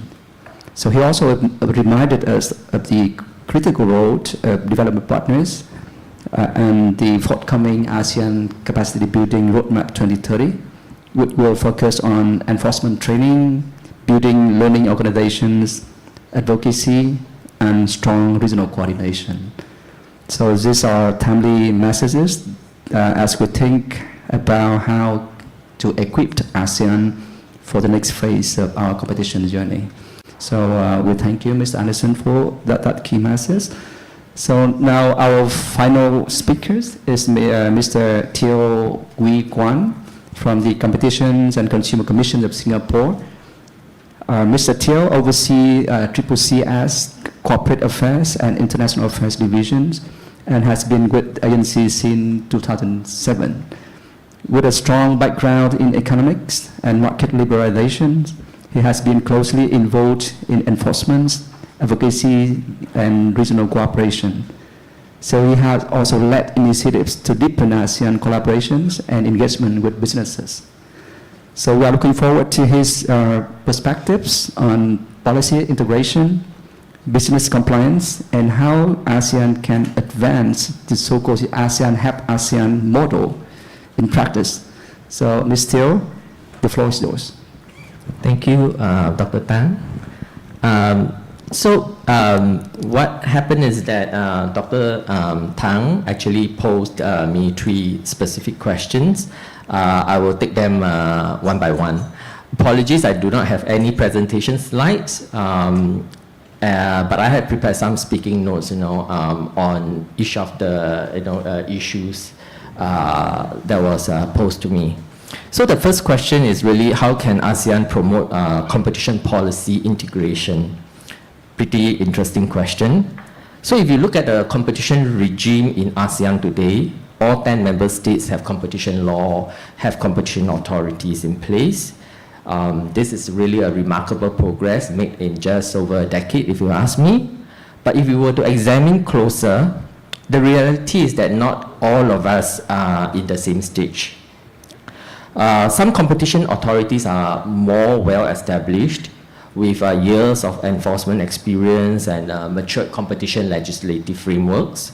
Others are still building the necessary capabilities, developing expertise, and even putting in place the structures and processes to ensure that they can operate effectively. I think it's also important to note that our economic, cultural, and political landscape also differ considerably among the ASEAN member states, and so do our legal institutions and frameworks. For competition law specifically, we see differences in how the law is being designed, applied, and enforced, both substantively as well as procedurally. I often like to think of it like an orchestra, where all the 10 member states, they are all playing the same piece of music, but each one, is really playing a different instrument. And some of them are very seasoned musicians, and others are still learning how to play their instruments. So the challenge is really how to make the music sound harmonious. So to me, just 3 key steps, okay? I think they've probably been shared by the speakers earlier, but I will just emphasize them here again. First, I think it's important that we build trust among ASEAN member states and understand that trust starts with familiarity. We need a deeper understanding of each other's competition regime. It is not enough just to know the differences. but go beyond that to understand the thinking and the rationale behind them. Why is the construct of competition law in a particular country designed the way it is?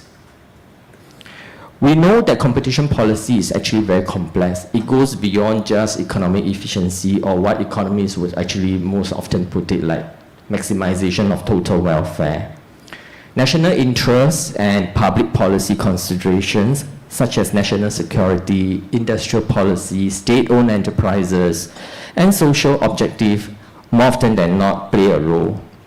Second, we must continue with strengthening our capabilities. Institutional capacity gaps in expertise as well as resources must be closed if we hope to achieve greater alignment for competition policy and law convergence. This means investing in training, building specialist teams, and ensuring every authority has the necessary tools and knowledge to enforce effectively. Third, we need deeper regional cooperation enforcement. I think this has been talked about, talking about more cross-border cases we are seeing, getting more complex in the digital economy, and technology has actually made markets more integrated and also pose very new challenges for competition authorities. And we must be able to respond to some of these challenges very quickly. The good thing is that ASEAN has already, ASEAN has already got some strong institutional mechanism in place. For example, the GVC, which provides a platform for dialogue, collaboration and cooperation among competition authorities in the region. The Heads of Agency Forum, which provides high-level strategic direction as well as momentum on regional competition issues. The ASEAN Competition Enforcement Network, specifically set up for enforcers to work together on cross-border cases, as well as they talk about, just talk about the ASEAN Framework Agreement on competition, which institutionalize regional cooperation and enforcement. We also have practical tools. We talk about the Regional Capacity Building Roadmap, the ASEAN Handbook on Competition Policy, as well as the Competition Advocacy Toolkit, all which actually provide very practical guidance and resources for member states. So I will just end off the first question with some parting thoughts. When we talk about competition policy and law integration, what do we really mean here? Are we aiming ultimately for something like a supranational competition law like what we see in the EU? Or does ASEAN see itself taking a more pragmatic path of progressive convergence? To me, I think the considerable differences which I've mentioned earlier that exist among ASEAN member states, I don't see them go away anytime soon. In fact, they will always be there for a long time to come. So policy integration to me is not so much about achieving uniformity in law. Rather, it's really about achieving greater alignment and harmonization in our competition regimes. And I think I want to go back to Burton's point again. I think the key answer really lies in identifying the core competition law principles and enforcement procedures where we all must have and we share, while respecting differences where they are needed. And finally, what really drives policy integration? To me, it will be mainly two things: necessity and mutual benefits. Greater ASEAN economic integration, cross-border competition cases affecting member states, and more success stories on enforcement cooperation coming out from ASEAN, such as the Grab-Uber merger and the fresh chicken cartel case, will not only drive a stronger enforcement cooperation and greater competition policy and law alignment among member states, but also boost political will and support for the work done by competition authorities. So I will quickly move on to the second question, which is really about ASEAN building a culture of competition and business compliance, and what are the benefits. I think ASEAN has really done great work in this area and should really carry on with building a strong competition culture in the region and enhancing compliance of competition law among businesses. I think we see from the ASEAN Competition Action Plan from 2026 to 2030 that there's a strong emphasis placed on cultivating a strong competition culture in the region. This includes targeted outreach to the micro, small, medium enterprises, partnering with the private sector for competition advocacy, and helping businesses to embed competition law compliance in their everyday business operations. I think this is something very important and we should continue to press on with. There's also the ASEAN Competition Business Perception Index, which I'm not sure whether you're aware of this, which is a survey that they conduct, with businesses in the region, asking about their views on the competition regimes in ASEAN. I thought this is also something quite useful and we should continue on because it provides valuable insights to competition authorities on how they should actually adjust their enforcement and advocacy strategies to address some of the concerns on the ground.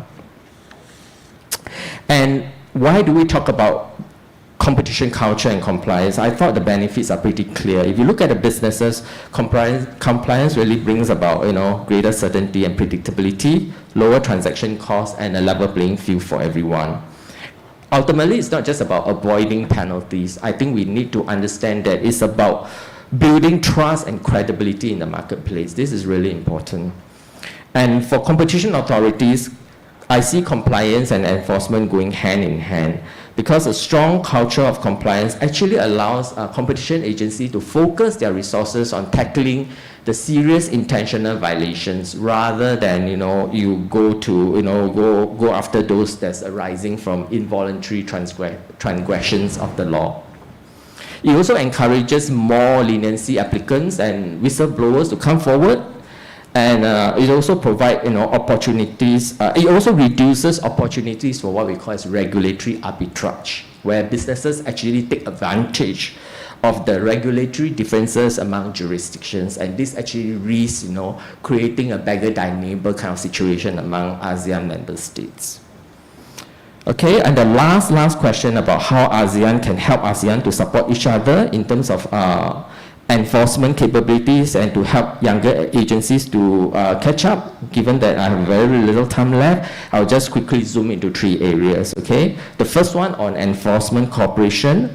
I think member states must continue to explore how they can share information more swiftly, conduct joint investigations, and set up clear protocols for mutual legal assistance. I think this is something that was shared earlier also by the speakers. And experienced agency can mentor the newer ones through training, secondments or staff exchange, and technical assistance or support. Just to share that, for CCCS, we have actually staff attachment, involving competition authorities from Indonesia, Malaysia, and Vietnam. And we have also flew down specially to Brunei to conduct a training workshop for their commission and management. So I thought this is something that we should continue to drive. And tools like the ASEAN Competition Peer Review can help member states review their capabilities and close gaps. On outreach and advocacy, I thought it would be useful for ASEAN to develop a unified outreach message that can speak of the benefits of competition, run maybe joint outreach and media publicity campaigns that will amplify reach and impact, and also have more shared resources like the ASEAN advocacy toolkits.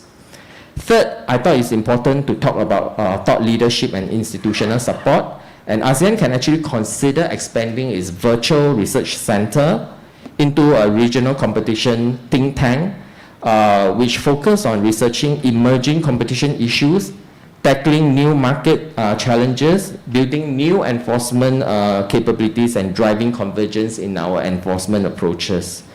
I thought this is something useful. On top of AAGC, we actually provides dialogue and policy harmonization involving the competition authorities in ASEAN.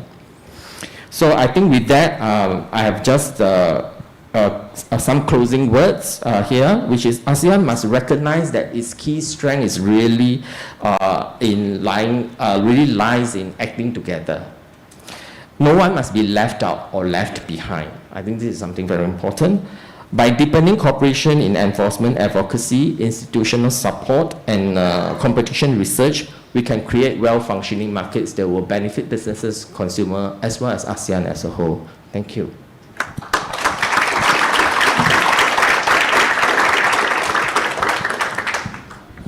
That's great. Thank you very much, Ms. Theo, for very comprehensive and inspiring presentations.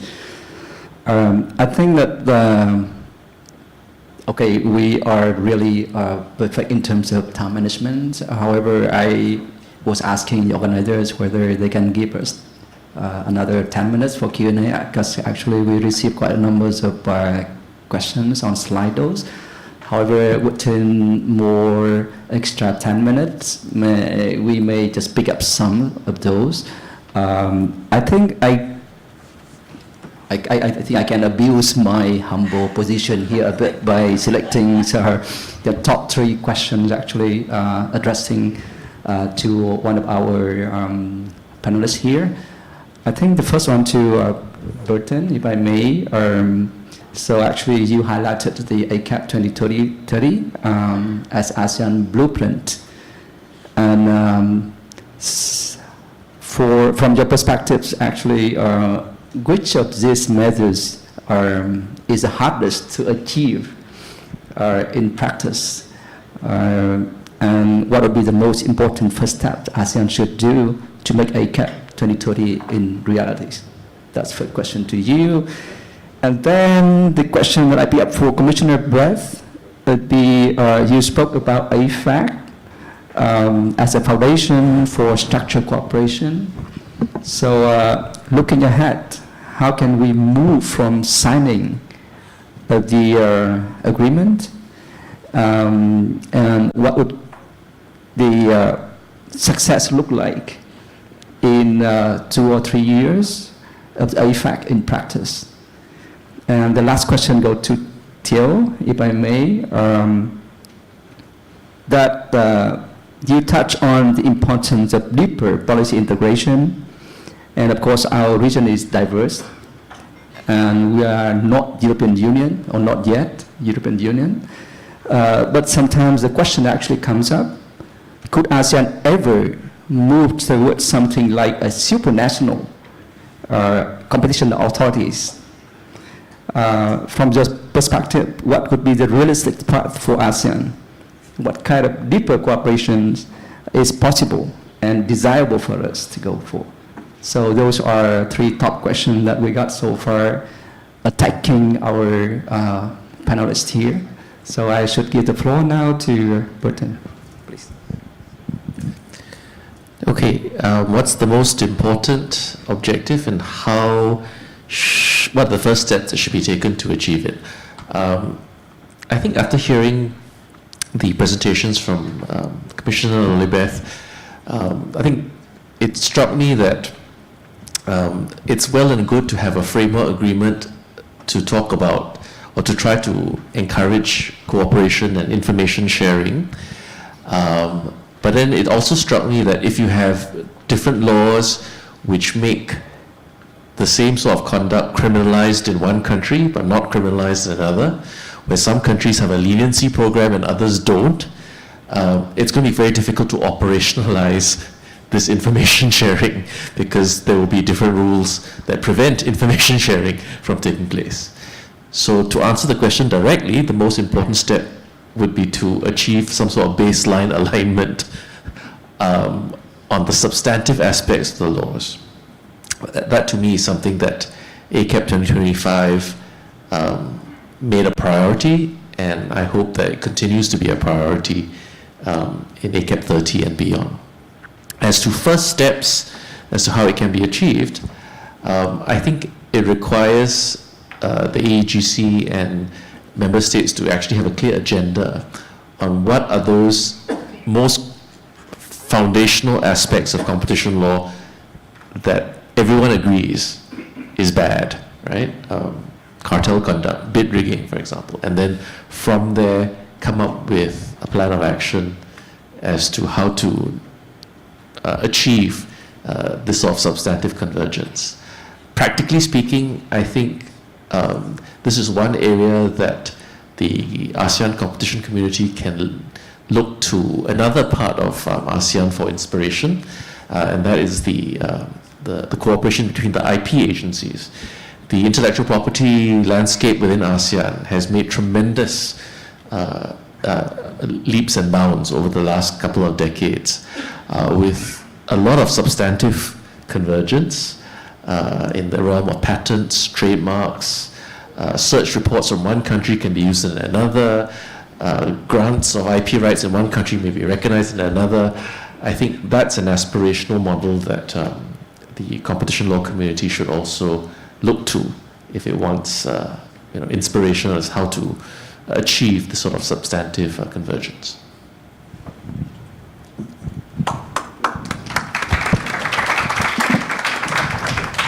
Okay, so for the question addressed to me on what happens next after the signing of the framework agreement. So the framework agreement has just been signed, but it's not going to be effective yet because there's a period, the legal period within which the effectivity will be reckoned for all the ASEAN member states. But what's important here is while the negotiations is admittedly a very challenging part of the work, but the heavy lifting and the heavy work will then commence after the effectivity kicks in. So it's good that we already have the ASEAN Competition Action Plan until 2030, and I think a lot of the activities there would in fact operationalize the framework agreement. But also taking off from the thoughts and answer of Dr. Burton, I came from the intellectual property community before joining the competition regime and the competition commission in the Philippines. So we did a lot of work. I was part of the aspect patent examination cooperation, and it's really good to have those kinds of convergence and drawing inspiration from them. So we already have the merger portal, which is a good step. I think that's a critical aspect of each member states having access and information on data and information from other member states, but of course, again, subject to confidentiality safeguards. But maybe 5 or 10 years from now, after the AFAC has kicked in, we all need that sort of trust and level of comfort being established first before we could go deeper into regional convergence and harmonization of competition policy and law. But I think it's a good step.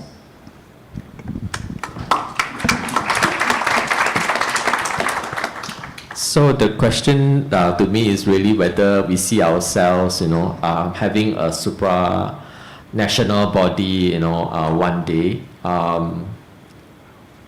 My answer is no. I wouldn't place my bet on that. Okay. I think no country in ASEAN today is prepared to cede their sovereignty in competition matters to a supranational competition body. So you take the EU, for example, it will be the EC. I think I've already highlighted that those differences are very real and very significant, and I don't think they will go away in a long time to come. So go back to my point again, ASEAN should take a pragmatic approach, achieve the progressive harmonization of their competition regimes. It goes down to Burton's point, we really need to identify what are the key elements or principles in competition law that we must all have and share in our legislative frameworks, while also identifying what are the differences that we can actually allow. I think we need to go through that exercise. It's quite painful, it's going to be very difficult actually. But you can't skip this step if you are talking about harmonization. And also carry on with the good work in the area of capacity building, in the area of trying to encourage deeper enforcement cooperation among ASEAN member states. And I thought that in terms of information exchange, information sharing, we can actually do more. I think Commissioner Bev talked about some of the things that we can actually do to carry this to a further step, and this are actually contained in the effect. So I hope to see some of these things actually materialize.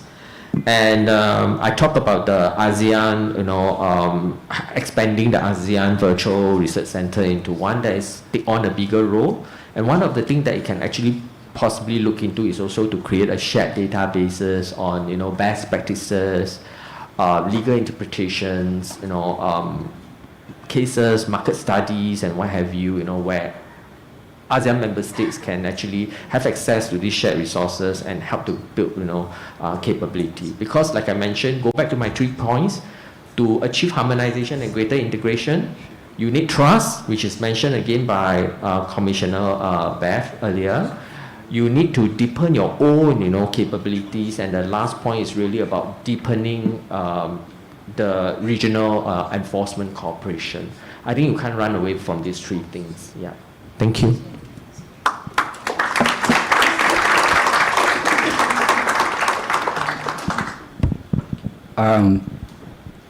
Just because in the interest of time, so I may exploit another anonymous people in Slidos by having a wrap up here.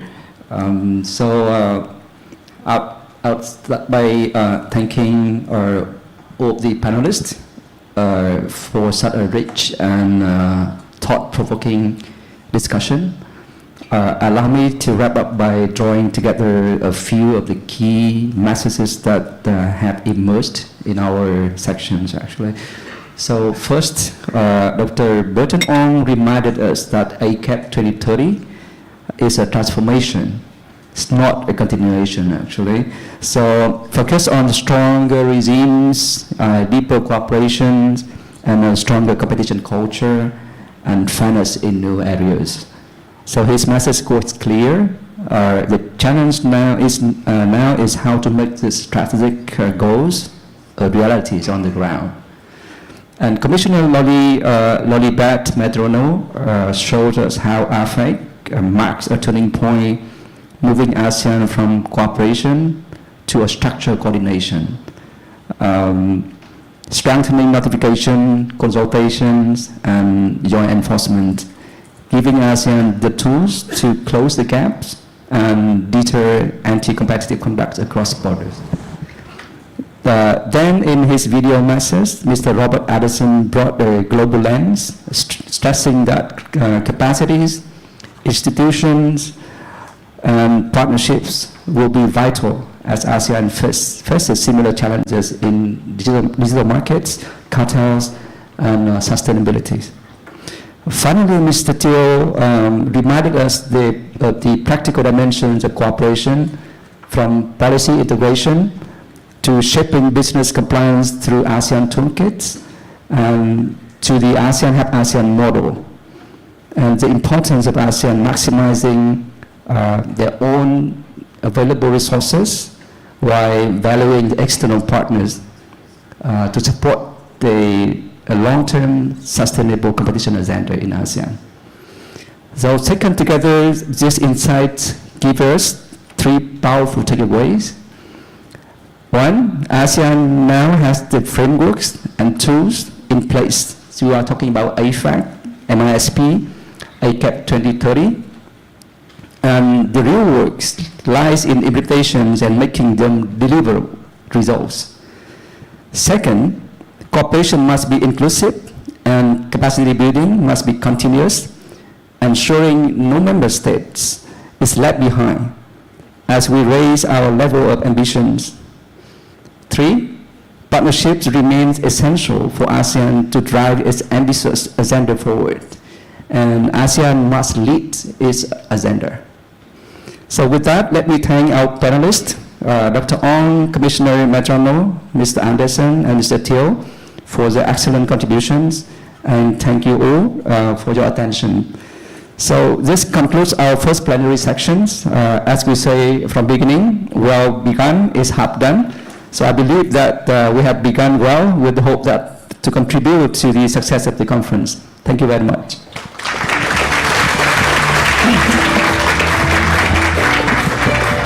Thank you very much to the moderator and panelists for the very insightful discussion.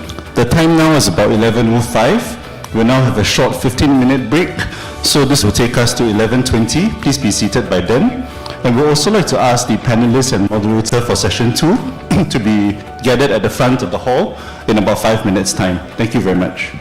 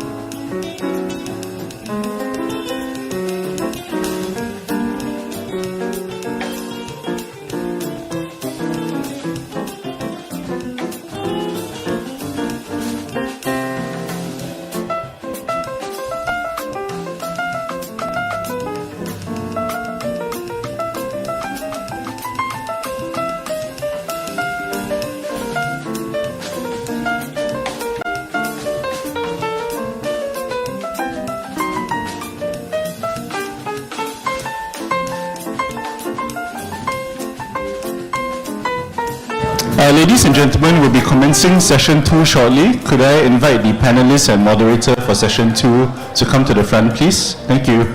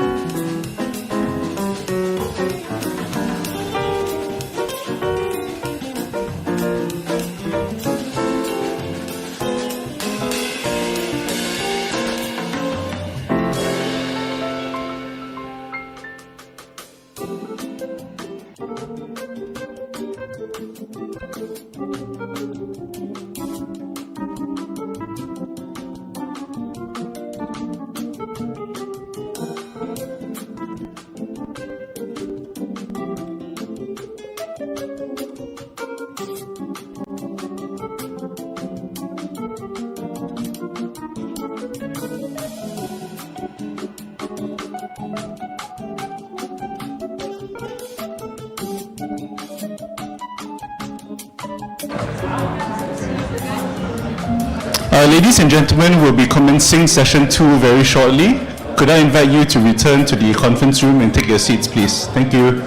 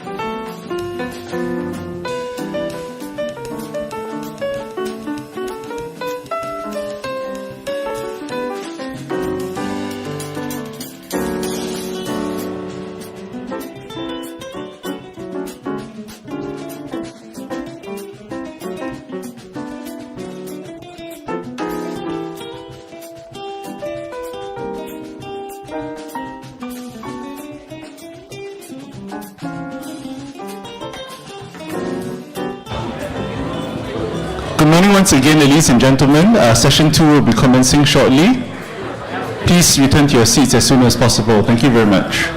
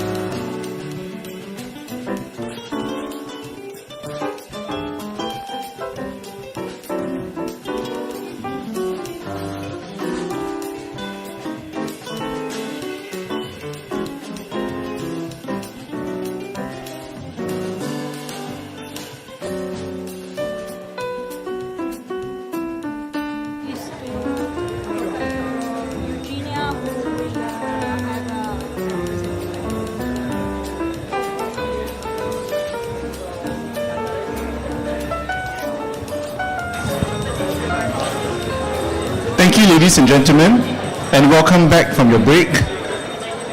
Our next session, session 2, is on the topic of measuring the impact on competition policy on economic growth. This session would explore the vital connection between competition policy and economic development, examining how effective enforcement can drive productivity, spur innovation, and ensure fair market access. Our expert panel will demonstrate how competition law catalyzes productivity gains and fosters innovation while ensuring equitable market access. The discussion will also address practical challenges in measuring policy effectiveness and share insights on how competition authorities can align enforcement strategies with broader economic development goals. This important discussion will be moderated by Dr. Alexandra Tonazi, Senior Competition Expert at the OECD's Competition Division. I'll hand the time now to Dr. Tonazi, please. Thank you.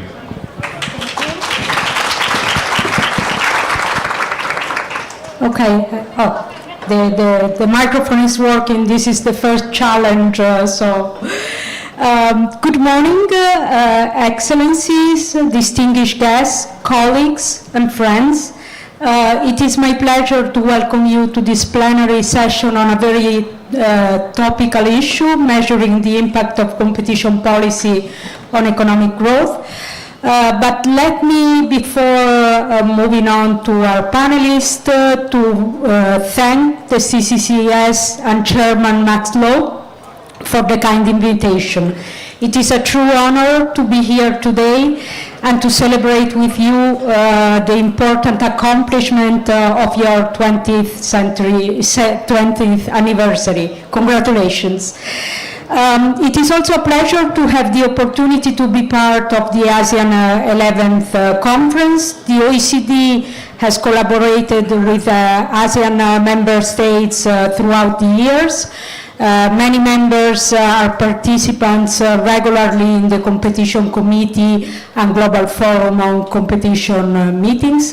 And I'm happy to say that 2 of them, Indonesia and Thailand, are now on the accession path to become full members of the OECD, and we hope that more will come in the next years.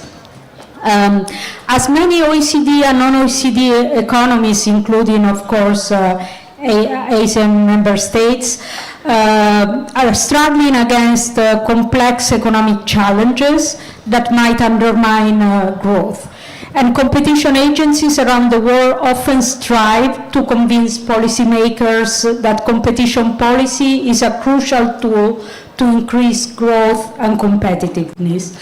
The OECD has highlighted how competition policy links to macroeconomic outcomes, stronger productivity, lower prices, greater innovation, and more sustainable long-term growth.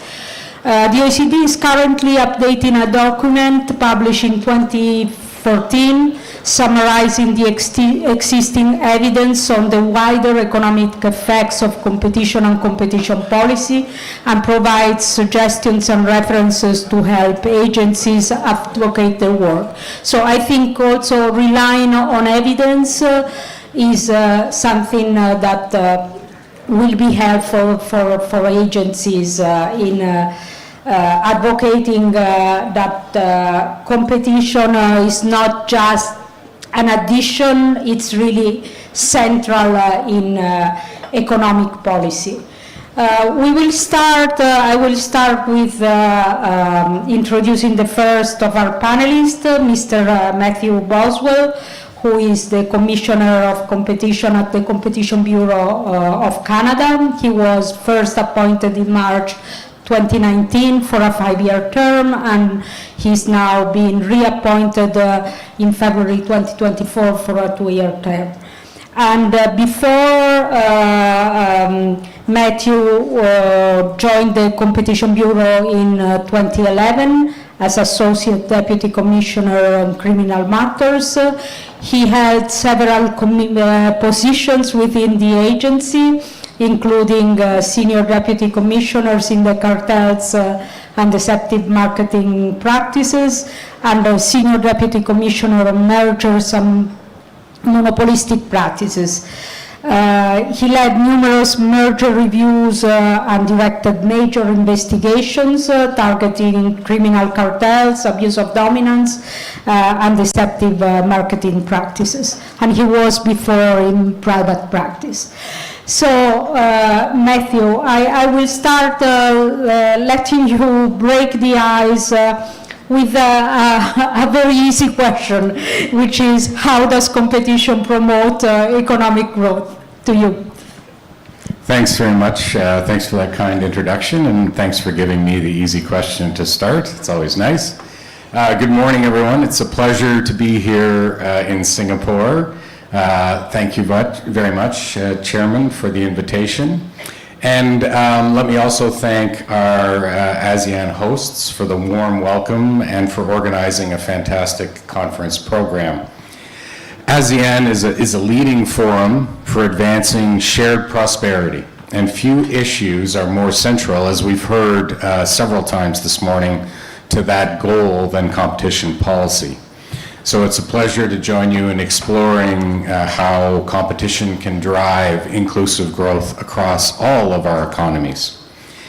And to understand how competition promotes growth, it's useful to start with productivity.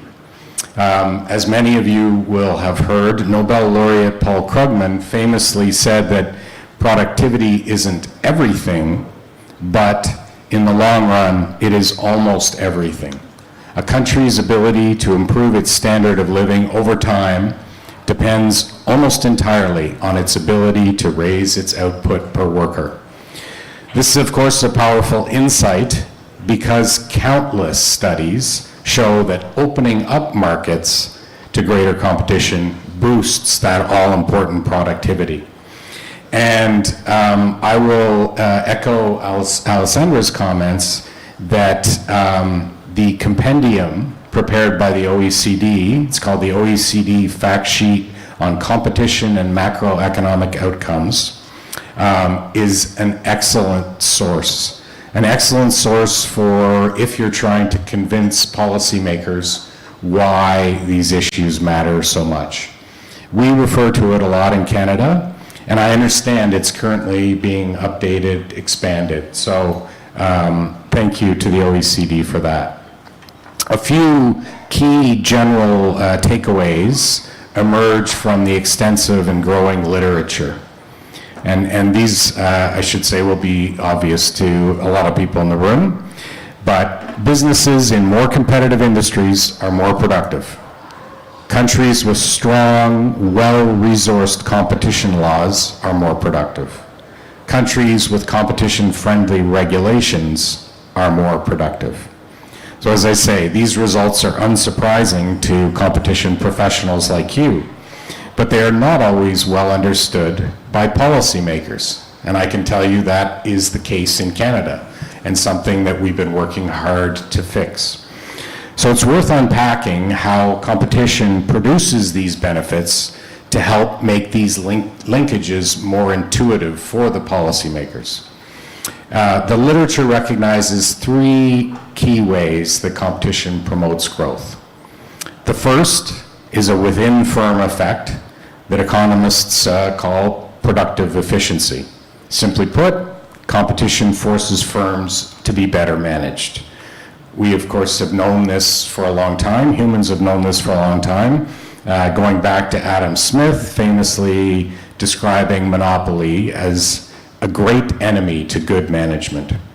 Or Sir John Hicks put it even more poetically, saying, the best of all monopoly profits is a quiet life. These pithy observations have been confirmed through many empirical studies, and I will cite a few Canadian examples. There's a study published in the Journal of Political Economy that found that iron ore producers in our Great Lakes region, if you're familiar with Canada, in the 1980s became twice as productive after being exposed to foreign competition. And remarkably, these huge productivity gains came not from groundbreaking innovation, but from relatively simple changes in work practices, like allowing workers to carry out repairs to machinery on site. And then another more recent example is a survey carried out by Statistics Canada, our national census bureau, determined that 55.4% of Canadian businesses said that they would respond to an increase in competition in their market by adopting a new technology or a new process. They would be driven to do so. So competition spurs firms to be more internally productive and requires them or forces them to avoid the quiet life that Sir John Hicks warned about. The second way that competition promotes growth is allocative efficiency. Just as it helps firms reach their potential, it also rewards firms with the greatest potential. That's the second mechanism in action, a between-firm effect that some call, that, as I say, is called allocative efficiency. In competitive markets, firms strive to gain share by offering what people want in better, more efficient ways. Over time, more productive players grow and displace less efficient ones. This ensures that society's resources are allocated to their most productive use. It also helps transmit the gains to consumers and workers who firms are constantly competing for. This is one reason, why economists look at business entry-exit rates to gauge whether the competitive process is working. And I'll tell you, this is a major issue in Canada. We published a competitive intensity study back in 2022, and one of the things we found was that the entry-exit rates and other indicators of business dynamism in our country have declined steadily over a period of 20 years. Coinciding, as it so happens, with a slowdown in our productivity growth. And the final and arguably most important mechanism through which competition drives growth, innovation, or what some call dynamic efficiency. In their best-selling book, Why Nations Fail, Nobel Prize-winning economists Darren Acemoglu and James Robinson explain that nations fail today because their extractive economic institutions do not create the incentives needed for people to save, invest, and innovate. They argue that in order to encourage innovation, nations need to promote inclusive markets where new ideas, new technologies, and new business models can challenge existing ones on a level playing field. And this, of course, coincides with what we've been talking about already this morning. And what this means is simple. If countries want to enjoy sustained, inclusive growth, they need to embrace creative destruction, not fear it or try to suppress it. That means promoting open and competitive markets, as you are doing in the ASEAN. So to sum it all up, competition helps firms achieve their potential, it rewards the firms with the greatest potential, and over time, it stimulates innovation, which expands that potential. When these forces are working throughout the economy, the result is strong, sustained growth. And because that growth is coming through merit-based competition for consumers, for workers, etc., those product gains are diffused, leading to the inclusive growth that we've been talking about. So that is why competition is so powerful. And I know that's an easy answer, so I'll pass it back to you, Alessandra. Thank you very much, Matthew, also for providing this evidence from Canada, sustaining why competition is so crucial for growth. And also you showed how competition policy is not just a reactive tool, but it's a proactive tool for our economies. Continuing on this relationship between competition and growth, I will turn to our second panelist, Professor Sudharma Unidharma, who is the Vice Chairman of the Trade Competition Commission of Thailand. And prior to his appointment, he served as the Energy Regulatory Commissioner from 2018 to 2025 and held the position of National Broadcasting and Telecommunication Commissioner from 2004 to 2010. Professor Sudharma taught business and economic law at the Faculty of Law of Chulalongkorn University in Thailand, where he was appointed as a Vice Dean for Academic Affairs, Director General of the University Intellectual Property Institute, and Director General of the Center for Scientific, Technological and Energy Law. In 2012, he was also appointed as the Dean of the School of Law of the University of the Thai Chamber of Commerce. Professor Sudharma, to you, I understand that you have a slide presentation, and so to you, you have 10 minutes. Yeah, thank you, Madam. Let me thank GVCs for and ASEAN for inviting me to join this event. We are very comfortable to sit among those who are think the same, and we want to promote competition. But when I go back to Thailand, we are the only alien agency in Thailand that favor competition, that favor small firm, and argue for creating more access to market by regulator. Politicians like to create access to market through political deal. So we are always alien, and we are very comfortable to be here. Let me begin with this Tom Yam Kung crisis. Everybody know if you go to Thailand, you have to try Tom Yam Kung. And we are in the Tom Yam Kung crisis in 1997 when we have a big economic crisis. And the World Bank and IMF come with all this Washington consensus saying that we should release market force basically through infrastructure development and privatization. So we have this law, privatization law, in which we did privatize many of the state-owned enterprise. Problem is some of the people establishment in Thailand did not really understand competition issue. So many of us who privatize and liberalize the market has been seen as a kind of traitor to the national heritage. So we do succeed in privatization certain and some state enterprise, but certain has been tracked down. So we have been tracked. We did privatize the on energy sector and telecom and transport, but the constitutional court say you cannot privatize energy sector. So that is very important one because when it was a constitutional court. you cannot change anything, and that provision lead into the new constitution as well. We'll talk about that later, the effect and how we try to go around with the constitutional law. And in the end, we have 2017, the new law in which require a new alien. I mean, we used to be in the Thai law before, a small division in Ministry of Commerce.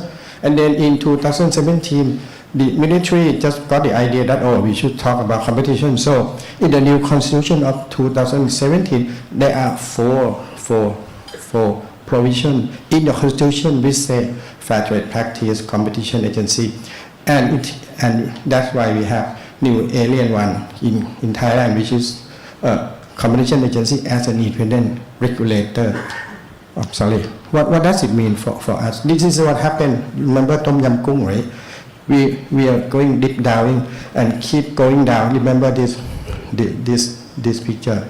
Remember this, and you will see what happened. We have kind of turbulence in politics, economic all the time. Even up to this moment, we don't have the minister who will be working because she was not sworn in yet. So last week when we signed in the ASEAN framework, someone from the ministry came, but not the minister because there is no minister to sign as yet. But we will accept that for sure. So what happened? We are in this trap. Everybody knows we are in economic trap for a long time, and we are in comfort zone, right? We live in what is going on in Thailand, and when we still content, so the alien like us cannot tell what the government should do.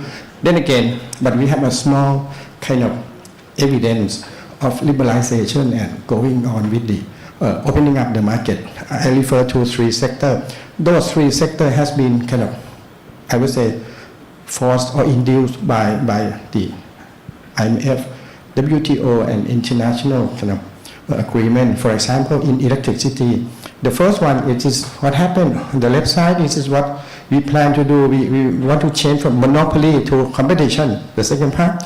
And the last one on the right, this is the dream that we're going to have. We're going to have the market for energy. And what happened when the court strike down? We go back to the middle one. So the government is still monopoly, buying every electricity and monopoly selling it to people. Government is in the middle. So what happened? We increase the licensee. This is the future. We increase licensee from 1 licensee, which is government, to right now at this moment, even though they are monopoly and monopoly, but we do have a private sector participation model, which is 1,600 licensees who keep and selling energy to government, short of market. We don't have, this is the future, that's something that we dream of. This is what we want to do in the future. We want to have market for energy that is in the power development plan. We want to have PEX, power exchange, and we have to liberalize the gas sector below. In gas sector, we did already liberalize and create TSO, transmission system operator, creating a kind of duty, third-party access. So this is what we do to go around the prohibition to privatize. And this is what I have to think about it. It's not easy. The key challenge in that. And then also us, right? Competition agency. In the regulation in energy, there are many provisions that addresses the same as our law. Dominant, abuse of dominant, market definition, all those kind of provision in the same law. And the key takeaway for this sector is this. We do the license practice. It's an independent regulator. Market design is not with us, it's with the government, with politicians. But market rules, we do market rules ex ante. And now we are very happy to have this COP28 and just coming up because it will force Thailand to do the energy transition and change it into the restructure the market. So competition for the market is in, but not competition in the market. At least we achieve halfway. We offer the proof that the competition has been doing quite good for Thai sector. Another one is telecom sector. I involved in telecom sector for a long time. I do negotiate in the WTO. since the Uruguay round a long time ago. And then we go to liberalize the market. And the result is quite clear. By adopting this liberalization and go through privatization, we can move from 3G to 5G within short time. And if you go to Thailand, 3G is 90% penetration. 5G is every province you can do 5G. So this is one of the good things that we add new licenses. Those show two big company, private. The small one used to be the number one government, and government cannot invest. So leave all the investment and private practice to company, which is good now, and they are offering extensive coverage of telecommunication. The point is, now they are too big. When we promote the big guy, the small guy to become the big guy, and now they're really big. What we can do next? That is the next question that we have to go about it. This is to show how we move up so fast. Number 4 in ASEAN, given that we have 540,000 square kilometer to cover, and with 90% penetration rate, which is not bad. And this is how we fare out in the network readiness. In the people are easy to do the TikTok, everything Shopee and do over the phone. And we now have a problem. I think we are discussing this, how we're going to go about this. The telecom regulator said telephone, anything in telephone is their jurisdiction. But we're going to say the telephone is your jurisdiction, but what is in the telephone, just like the Japanese did, is our job. But haven't finished yet. We just began the controversy with the regulator, but that's okay. And that's for the key takeaway, which is we do the license practice, and this one is very fast because we have the strong, what called the force of license. The idea of force of license very strong. Is the independent, strong regulator. They do market design. It's different from energy, and they do market rules, and they do the competitive neutrality very steadfast, and it's outside in approach. This is very important. Energy is also outside in approach, meaning that if you stay in Thailand, we do the comfort zone. We never move away from comfort zone. So the outside in approach is very important. We are forced by WTO, by FTA, by Telecom Annex in GATS, and many others. So we do this changing in infrastructure. A last one is aviation sector. This is very clearly seen from this picture on the left. We have 49 routes. Only one airline flying all these 49 routes. And in 2017, we have 75 routes shared by 8 airlines. That's totally different. Totally, it's much different. We have seen this. And you see this, the operator from one to 42 operators, they are fighting. And we as a consumer, we're really happy for this lower price. But we have to talk about that much. Okay, and this is what happened also. All the airport owned by the government, but we have better utilization for those airports. So the takeaway, the last one is that we go to licensing practice, and we have regulator, quasi, independent regulator, and we have market rules. But the problem is it has to be on political economic preference to go on with the liberalization. But the government really move on with that. This is our research. It's a bit old, but this is how we see the competition in Thailand. Most of them are green, but not true now. 5-7 years later, there are many monopolization. But this is what happened in Thailand, and things speak for itself. The last slide. Then we move on with this. Whatever in the recommendation of the first session, we can go with the culture, talk to sector regulation, and we're going to do digital, logistic, and state-owned enterprise is target. And that's we end with this. Thank you, Madam.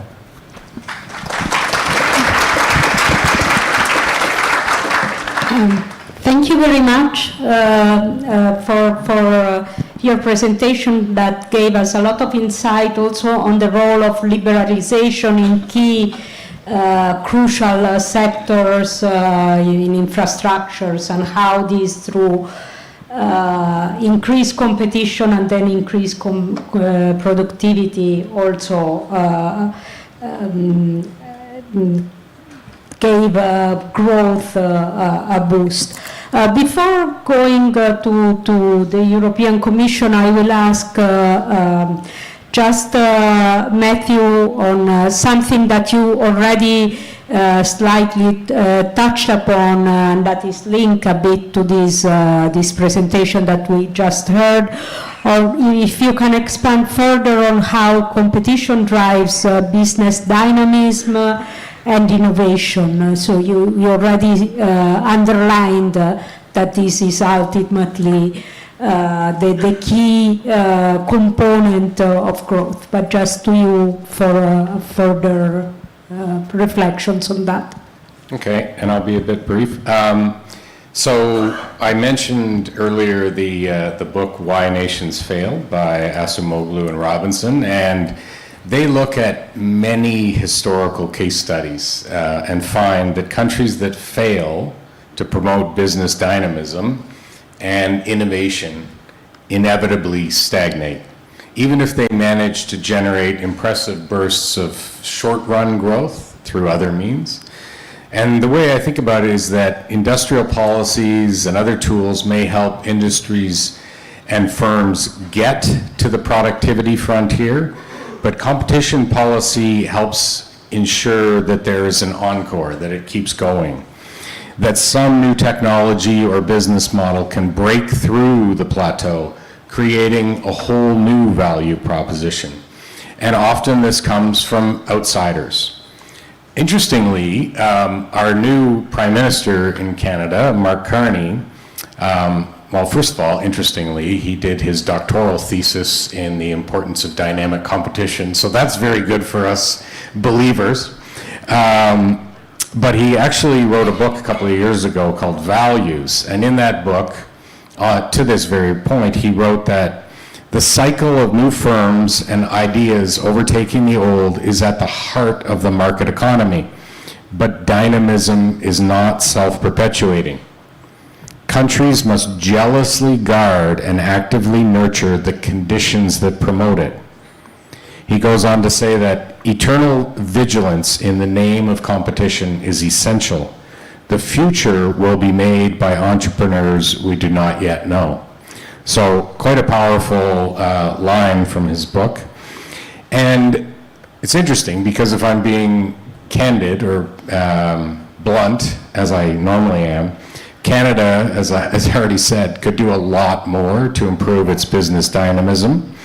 And there are some other markers of the sort of issue in Canada, and this is something that we're working hard on at the Competition Bureau to change. And I'll give you a couple.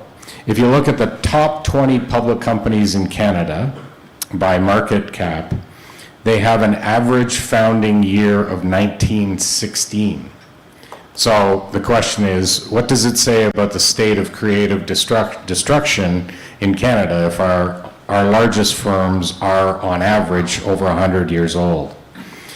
And another interesting point, the one company in that top 20 list that I just referred to, and that was founded in the past 25 years, is Shopify, an e-commerce platform some of you may have heard of. Shopify's CEO and founder, Tobias Lütke, credits their exceptional growth to competition, noting in 2019, it's actually harder to build a company with a lack of competition than when one has a significant competition. Wanting to relentlessly create a better product every day is much easier when you are under threat by some competitor. And I seem to be giving out a lot of quotes today. Steve Jobs made a similar comment back in 2004, before the release of the iPhone, when he said, what's the point of focusing on making the product even better when the only company you can take business from is yourself? So, of course, beyond these large unicorn firms that I just referred to, competition can also spur innovation among SMEs, which certainly in Canada and in most countries are the lifeblood of our economy. I think they employ 90-some-odd% of Canadians. And the Canadian wine industry provides a great example of this. And I was talking to Alvin about this yesterday briefly. Up until the late 1980s, Canadian wine was protected by significant trade barriers. Our producers, as a result, largely planted inferior foxy, I don't actually know what that means, but foxy tasting grape varietals, and had little incentive to adapt to changing consumer tastes because they were protected from external competition. But once these protections were lifted, this industry faced stiff competition from imports and responded, as we've been sort of the theme here, and responded by switching to more consumer-friendly grape varietals, establishing new quality standards, developing a wine tourism industry, and promoting an innovative product known as ice wine. Now, if you haven't tasted Canadian ice wine, it's delicious. It's as Canadian as maple syrup, and almost as sweet as maple syrup. It's a dessert wine. It is now one of our most exportable wine products and routinely wins international awards. Best of all, it's a product that is unique to Canada's climate, which, as you all know, is significantly different than Singapore's, where it gets cold enough in the fall at just the right time of year where frost comes in, and that's when they pick the grapes after the frost has come in, and so every year we get this growing season to produce our ice wine. As they say, necessity is the mother of invention, and competition in this particular case, opening up competition, made it necessary for the wine producers to invest in and create this new innovative product.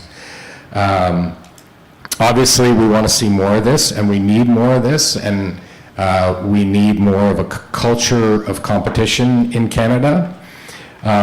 Part of this work will come from the Bureau being an active enforcer, but a large part of it in Canada, and this is something that folks here may also experience, needs to come from reducing regulatory barriers like foreign investment barriers or import barriers to competition in our economy. So that's a little overview. Thank you very much, Matthew. I would never have thought as an example of competition to use the example of Canadian wine. Maybe because I come from Italy, but I'm more familiar with Canadian maple syrup, but I'll make sure to taste. You made a good advocate for Canadian ice wine, but more seriously, thank you for these examples. I will now turn to Europe, actually, so to Ms. Inge Berners, who is the Director for Strategy and Policy in the Competition Directorate General of the European Commission, and she is responsible for policy initiatives in antitrust, merger, and state aid. She also led DG Competition's work on the design and interinstitutional negotiation of the Digital Markets Act and the Foreign Subsidies Regulation. And previously she had several positions in the European Commission, including in the Energy Directorate General, and was head of cabinet to Marianne Thyssen, Commissioner for Employment, Social Affairs, Skills and Labour Mobility in the Juncker Commission. And between 2003 and 2010, she held different positions in the Director General for Competition. And she previously was in private practice and also in academics. So we just started touching upon other policies, because I think Matthew already mentioned industrial policy. I will turn to you with this question. So governments often face multiple objectives, industrial development, trade, competitiveness, innovation, sustainability, and sometimes these priorities align with competition, sometimes they appear to pull in different directions. And you come from an institution that has multiple policy objectives. So I would like to ask you how competition policy integrates with these other policies, and how your institution balances these sometimes competing objectives. Thank you very much, Alessandra, for the kind introduction, and thank you also from my side to our host at CCCCS for this great conference program. It's a privilege to be part of it, and it's actually a privilege coming from a region, a union, where economic market integration with competition at its heart started more than 60 years ago, and which brought us economic growth, but also inclusive economic growth to the benefit of its people and peace. To coming from such a region as witness here how the Asian region is setting such big steps forward with the AFAC, with the roadmap in this direction of economic integration with competition at its heart. The way we see it on the interplay between competition policy and industrial policy in the European Union is that competition policy actually is essential to, on the one hand, build, and on the other hand, protect the industrial and economic fabric in the European Union. It builds that fabric by, and Matthew has explained it very clearly and very eloquently, by promoting this managerial operational efficiency, by promoting the allocative efficiency, and promoting the dynamic efficiency, focusing very much on innovation. So I won't develop that further. But what I would like to emphasize very much is that we have also in Europe a debate nowadays whether, in order to allow our European businesses to compete successfully in global markets, one should shield those firms from competition domestically, or on the contrary, expose them to that competition. And it won't be a surprise that as competition department in the European Union, we very firmly believe that precisely to enable our businesses to be successful competitors in global markets, it's important to have them exposed to competition at home. Imagine that you are an athlete. If you have never been challenged by other good athletes in local competitions, you're very unlikely to be successful at the Olympics. But competition policy also protects precisely by cultivating and preserving the level playing field. As Chairman Max Loh said earlier today, as competition enforcers, we are the guardians of fair economic play, and that requires hard work every day, using the different instruments that we have in our toolbox. In the EU, what you mentioned, Professor, resonated a lot with me. We also started more than 30 years ago with legislation based on competition provisions to liberalize utility sectors, telecoms, energy, transport sectors, put in place pro-competitive regulation in terms of access regulation to allow for others in the market to innovate and to compete successfully. What is an important part of this still today is to be vigilant when our member states grant monopoly rights to undertakings, to verify whether such monopoly rights, which can be legitimate in certain sectors, but whether they do not automatically are conducive to abuses of dominance, for example. And an important component is also our very active control of state subsidies, which can be very distortive of fair competition. And you mentioned it in your introduction, Alessandra, we have created a new instrument in this regard, which does not only subject the subsidies granted by EU member states to businesses in the EU to control, but also addresses distortions that may come from third country jurisdictions subsidizing directly production and distribution of goods and services inside the European Union. And we traditionally also keep on focusing on tackling collusion and abusive market conduct that aim at foreclosing markets for competition. And through merger control, we on the one hand allow businesses to scale up where the benefits of such scale are shared with consumers in the market, because the merged entity remains subject to effective constraints of competitors. But at the same time, we challenge, and where need be, we prohibit mergers where they lead to an excessive concentration of market power.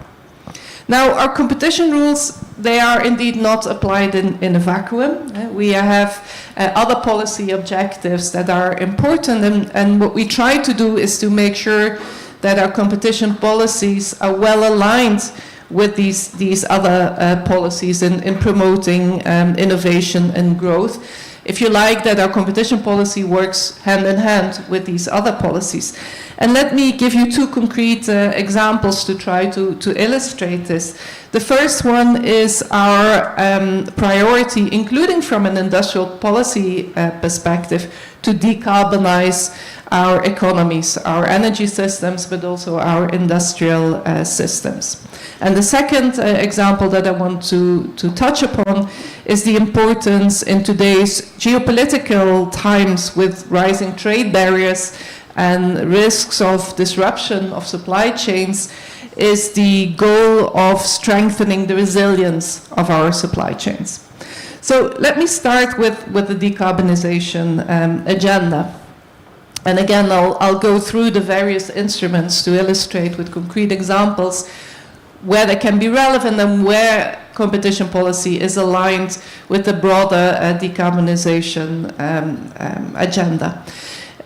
The first point, again, is to touch upon state aid control, because I mentioned that we have stringent rules on subsidies not distorting competition in the internal market, but at the same time we also recognize that markets can sometimes fail and that sometimes public subsidies are needed to trigger public-private investments and to compensate for market failures. And when it comes to investments in decarbonization, that can be a case in point. So what we did earlier this year is to put in place a specific state aid framework that guides member states on how they can, on the one hand, provide subsidies to industry to enable them to decarbonize, but at the same time do so in a manner that does not distort fair competition in the internal market. A second instrument that we actively use are our antitrust rules. We have acted in recent years against cartels. Notably, we sanctioned a number of European car manufacturers for having colluded on delaying the entry of low-carbon technologies. And we acted against that, showing clearly that such a collusion on innovation parameters and on quality and choice of consumers is also forbidden under competition rules, in addition to being harmful for climate. But when it comes to antitrust, again, we on the one hand do not only sanction harmful behavior, we also want to signal to businesses, including competitors, how they can cooperate in a pro-competitive manner to serve at the same time environmental goals.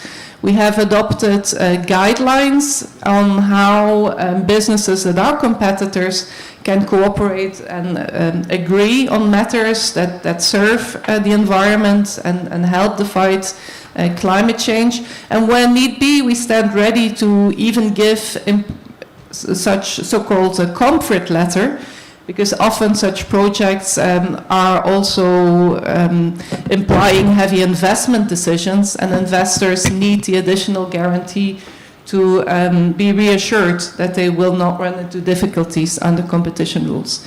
So we've in June issued such a positive comfort letter for a number of port operators in the European Union who were having a project in order to create lead markets to buy electric port equipment to substitute for the heavy fuel-based equipment that they run today. And last but not least, our merger control instrument is really relevant here in order to make sure that resources and technologies that are crucial to green the economy and to develop cleaner technologies are open for competition and are not foreclosed.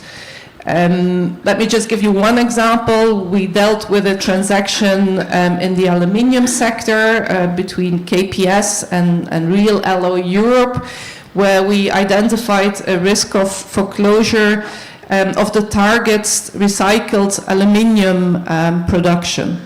And we were concerned that this would make it more difficult and more costly for competitors to access such cheaper and more low carbon aluminium in the market.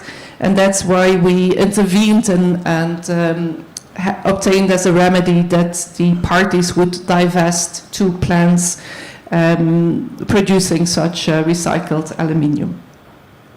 Now let me move briefly to the second other policy consideration that's high on our mind, and that's the robustness of supply chains and the increased resilience of our supply chains.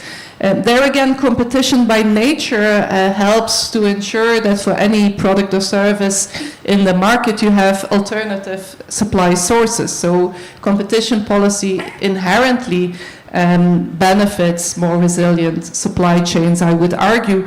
Again, here merger control is crucial. A couple of years ago, for example, we prohibited a merger between Wieland and Arubis, which would have created for the first time on the European market a dominant position for the supply of rolled copper.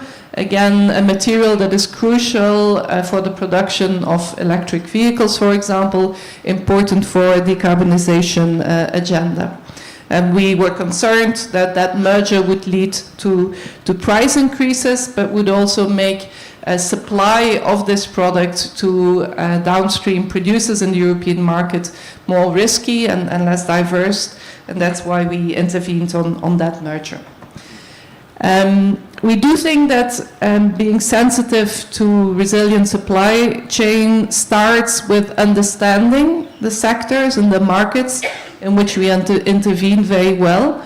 And that's sometimes what leads us also to launch an investigation of certain sectors, or just to try to obtain information to understand issues better.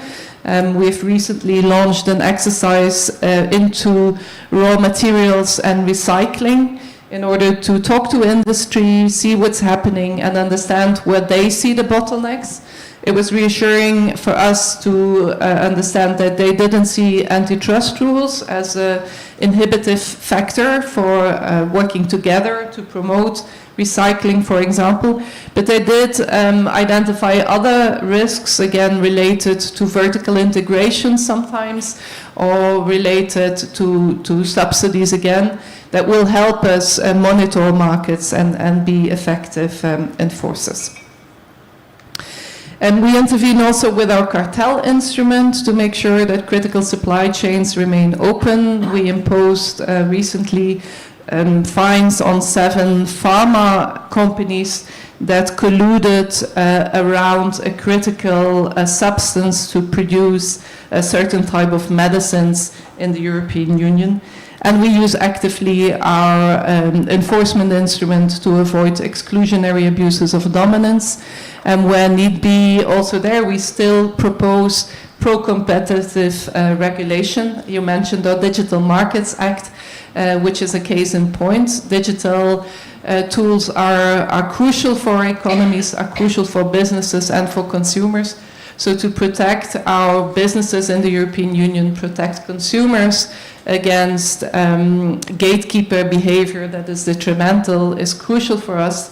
We've had a very extensive enforcement practice for more than 20 years, and we use that experience also to put a new instrument in place with the Digital Markets Act in order to be sure that in these fast-moving markets we are also able to intervene on time.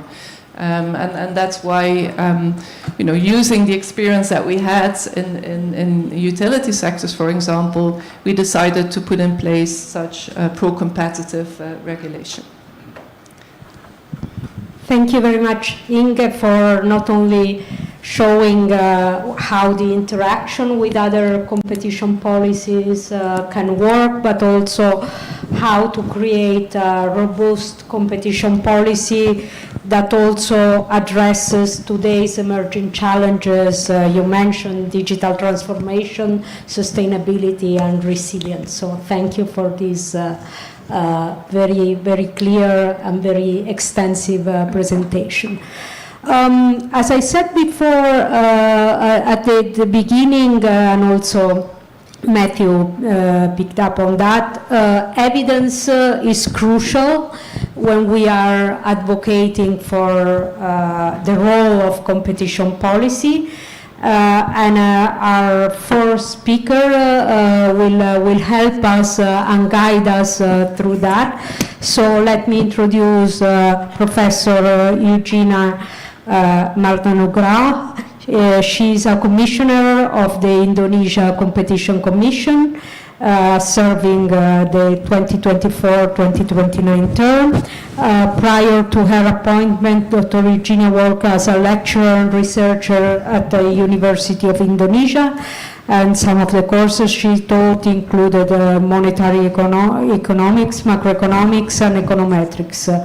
And she has conducted extensive research in antitrust economics, and a number of her findings has been published. So to you, Eugenia, to help us see how we can sustain our arguments with some of the evidence that you have researched. Thank you very much, Dr. Tonhasi, for moderating this session. Good afternoon, distinguished participants. It is truly honored to be here at the 11th ASEAN Competition Conference. I serve as a commissioner of Indonesia Competition Commission, or KPPU, for 2024 until 2029. I will begin my presentation by methodological approach to assessing the impact of competition policy to economic growth. This presentation also covers KPPU enforcement activities, the Business Competition Index or Indeks Persaingan Usaha in Bahasa Indonesia, IPU, findings from 2024 study on competition growth, and insight on amended competition law in 2025. I will conclude with the key ways and recommendations to strengthen competition for sustainable and inclusive growth.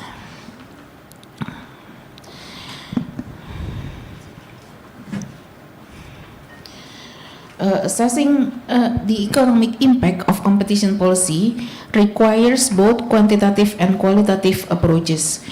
Quantitative methods shows that competition enhancing policies boost productivities and GDP growth, while reducing entry barriers also contributes to efficiencies. There is so many research from evidence that state that qualitative evidence adds context. Case studies reveal how monopolies distort resources, interview and show how foreign competition strengthen domestic innovation, and policy analysis link competition law to labor share dynamic.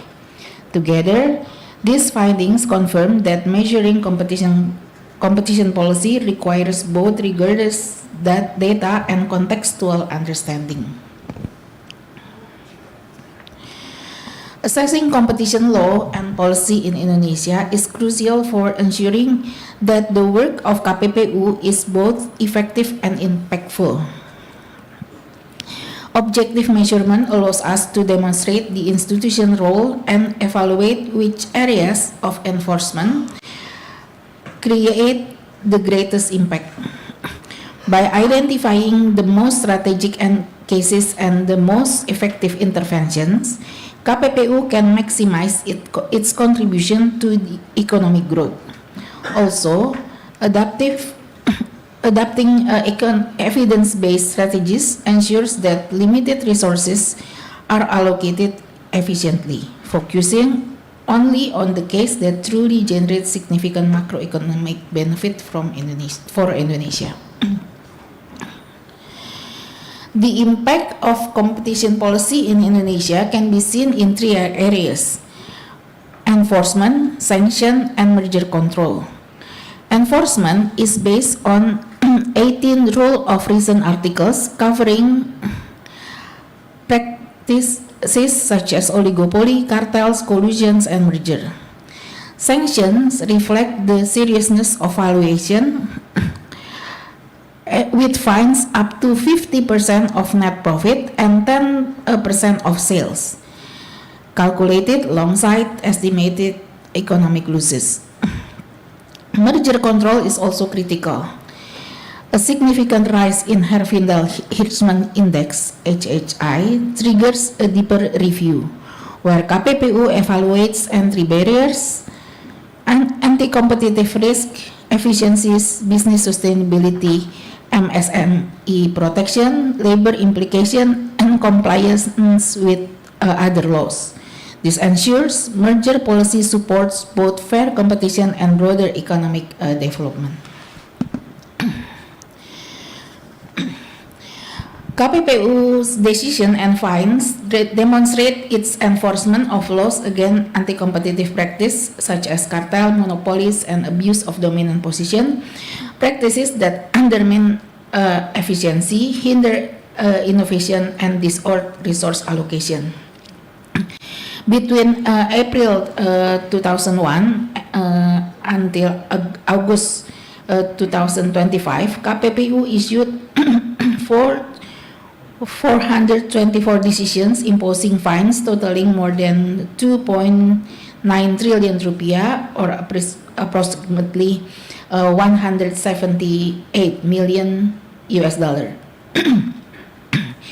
Case classification shows that 61% involve tender cases, followed by 21% competition cases, 15% delays in merger and acquisition notification, and 2% of partnership cases. This distribution reflects the areas where anti-competitive behavior occurs most frequently and where enforcement efforts have been most critical. This slide presents the frequency of competition violation in Indonesia. Of 616 cases, 43% involve collusion or bid rigging, making procurement the most common issue. Other major violations include market control, merger acquisition, and price fixing, while abuse of dominance and monopolistic practice account for 5 to 6%. Less frequent violations such as exclusive agreement, vertical integration, boycotts represent under 1%. Overall, enforcement has focused mainly on collusion and market control, highlighting the challenges in procurement and the need to monitor market dominance and mergers closely.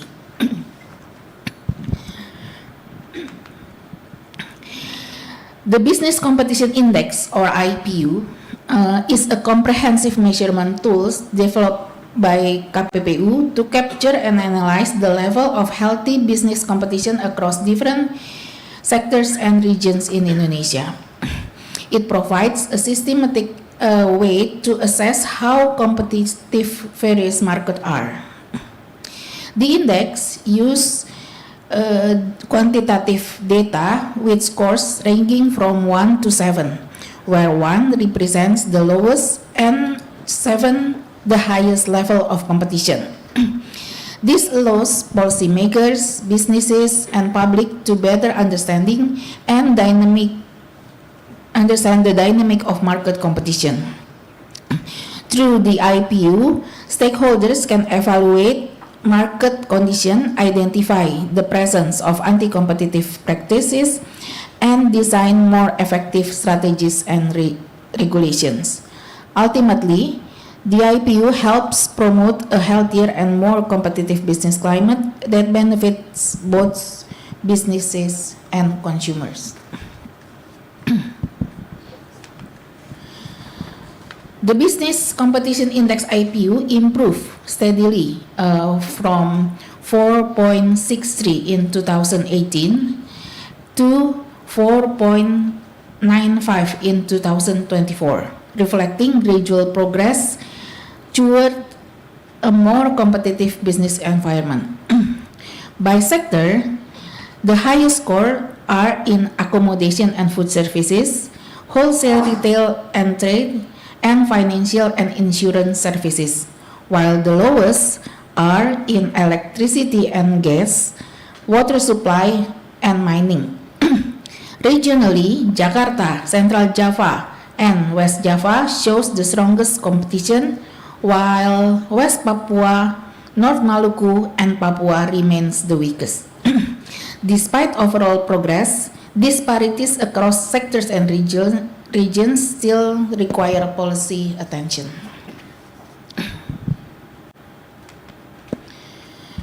This is another study, 2024 study by KPPU supported by Professor Maman Setiawan from Universitas Pajajaran, examine the impact of business competition on economic growth using 24 empirical models.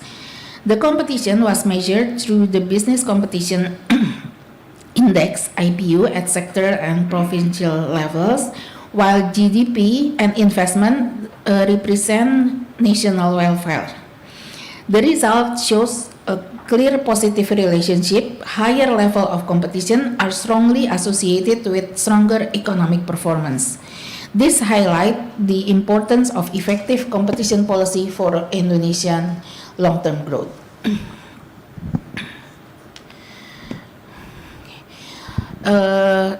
Continuing the study of economic growth, this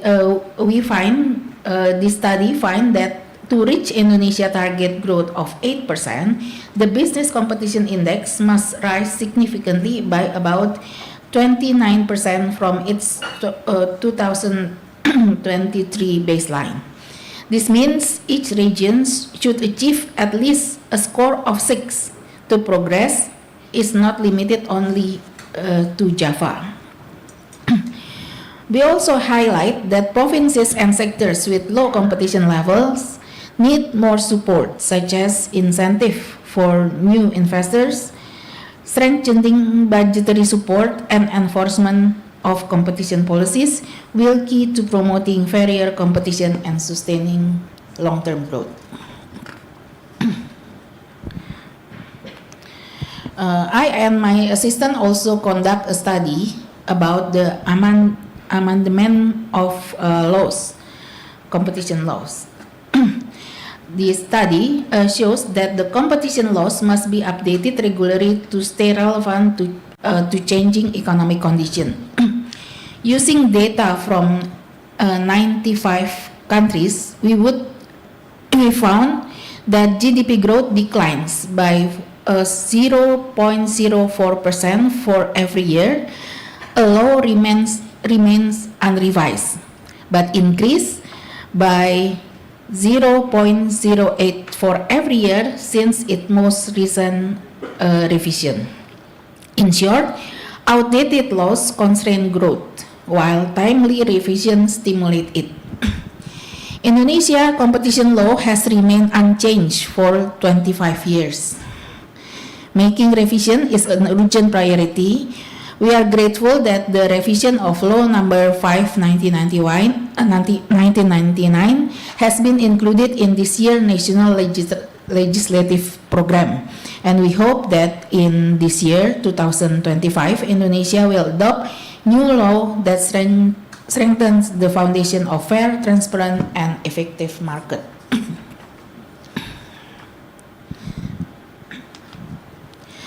Let me close by sharing the key conclusions and recommendations. First, measuring the impact of competition policy on economic growth is crucial. Quantifying these outcomes highlights the contribution of competition policy to GDP growth, job creation, and SME competitiveness.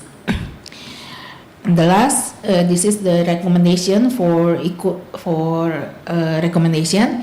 Equally important is regional competition. ASEAN member states might exchange methodologies and development standardized indicators to strengthen the best practice and enhance the legitimacy of competition authorities in promoting long-term economic progress.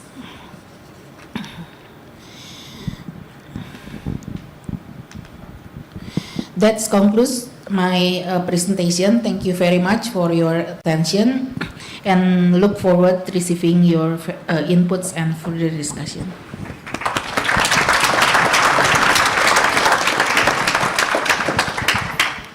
Thank you very much for this presentation and for providing all this evidence from Indonesia and also drawing on some conclusions on how we can use this evidence, for example, in the case that you mentioned, to advocate for reforms of existing competition laws or the introduction of competition laws. We still have a few minutes, so I would like to turn again to some of our speakers to ask them how we can use this evidence when it's clear that competition agencies also have a lot of advocating work to do, because they need to convince others of the robustness of these results. So I will first start with Matthew, if you can comment on this. Absolutely. This is an area I like to talk about. I would have loved to have had your most recent study in Canada to advocate to our Parliament a few years ago, because our law had not been amended in 30 plus years in a meaningful way. So in terms of how do we use all this information and evidence to advance the cause of competition in our jurisdictions, like many people here over the last few years, concerns about affordability and Canada's productivity, what's called in Canada our productivity crisis, have driven the conversation in Canada, and the Bureau has sort of gotten behind that conversation 110% to try and advance the cause of competition.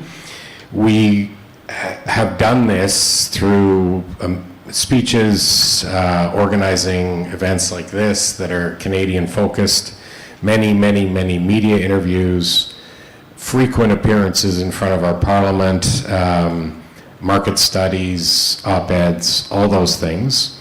That amounted to sort of essentially relentless competition advocacy to make a lot of the points that we've been making today about how important it is in our economy to have really vigorous competition throughout.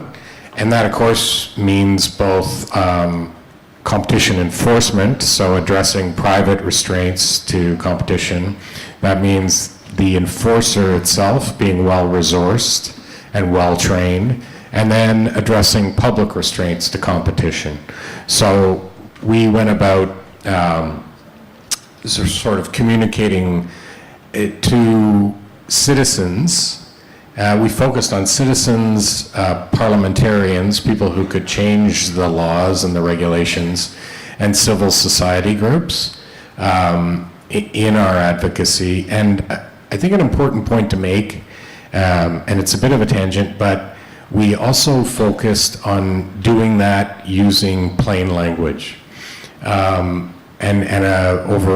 the last, 4 years, we've had this focus of using plain language to communicate all the things that we've been talking about today very directly to Canadians, so they can really understand how every single day, when they leave their house, or even when they pick up their phone first thing in the morning, competition is impacting their life, and they need to be the voice going to their representatives in government saying, we need more competition in Canada. So it kind of worked. We got, in 2021, we got a significant increase to our budget at the Bureau because people were starting to understand that we'd been underfunded for at least 20 years. And then over the next 3 years, we had comprehensive reform to our law. And as I said, we hadn't had it, comprehensive reform in almost 40 years. So we're in a new era of competition enforcement in Canada. And I think that's partly because we made the case on all the benefits to productivity growth, driving down prices, innovation. One area we still need to work on is the importance of removing, where possible, public restraints on competition. And Canada has a big problem with that. We rank near the bottom of the OECD's product market regulation indicators, which indicate all the different, throughout your economy, all the different regulatory barriers that to competition that exist. And so that's our next project. We're going to keep pushing on that, and we're going to keep using the evidence that we've talked about today to convince Canadians and to convince people who control the regulations, the laws, the policies, to really look at them. And I know that some of that work's been done in the ASEAN region on competition assessments, and I certainly applaud you for that, because it's important work that competition authorities have to constantly remind their governments of, to look at those public restraints on competition and do what you can about those. So that's kind of how we've used all this evidence to advance the cause in Canada. Thanks, Alessandra. Thank you, Matthew.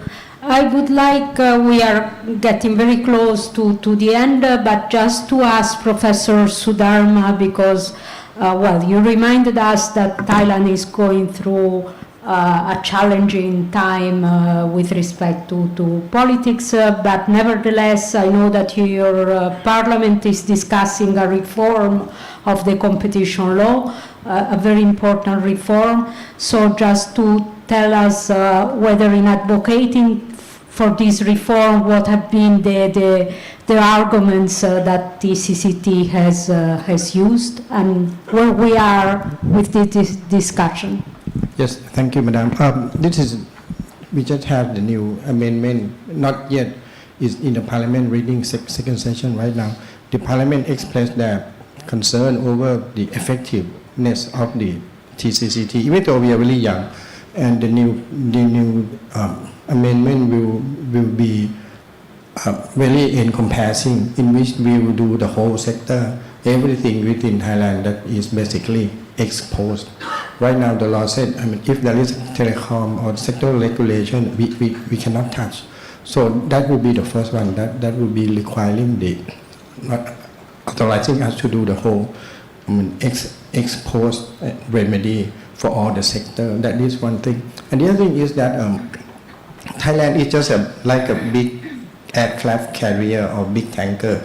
You cannot just move it today or tomorrow. It takes, like for Thailand, 10 years to privatize and liberalize. What we are doing now in Thailand is that instead of going through privatization, we just take a different route through this regulatory practice, which is the liberalization of the sector. The state-owned enterprise can stay there, but you're going to compete. And this is the message that we are doing right now, that we focus more on competition, not just the owner. I mean, if we touch the ownership of the government, it's big politics in Thailand. So that's why we're going to go. We go through the competition and the market. So be it government or anyone, then that's what we do right now. Thank you. I see that there are many questions, so I'm asking actually the organizers, because we have finished our time, and also the questions that I'm seeing, each of them would require, I think, an entire new session. They are not very easily addressed. If you can read them, you can see why I'm saying this. So I think because we are standing between the lunch and the end of this panel to wrap up, I think it's difficult to summarize all the interesting points that have been touched upon by our speakers. I think the key message is that indeed we have a lot of evidence showing the contribution that competition policy can give to all other economic policies. Of course, this requires continuous monitoring and intervention from competition authorities. We also heard that while it might be difficult to combine or to interact with other objectives, it can be done. So I hope we finish on a positive note, although the challenges ahead of competition agencies, and not only competition agencies, I might say, are big this time. But please join me in thanking our exceptional speakers today, and thank you for your attention.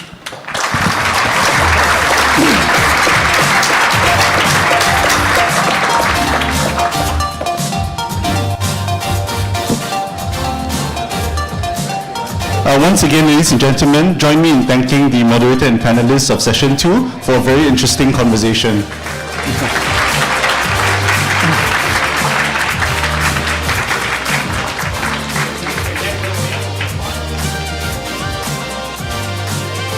And ladies and gentlemen, the moment you've all been waiting for, lunch is served just outside this room. But before that, just some administrative announcements. We'll be commencing the next session at 1:45 p.m., so please be seated by then. And we'd also like to ask the panelists and moderator for session 3 to gather at the front at about 1:35 p.m.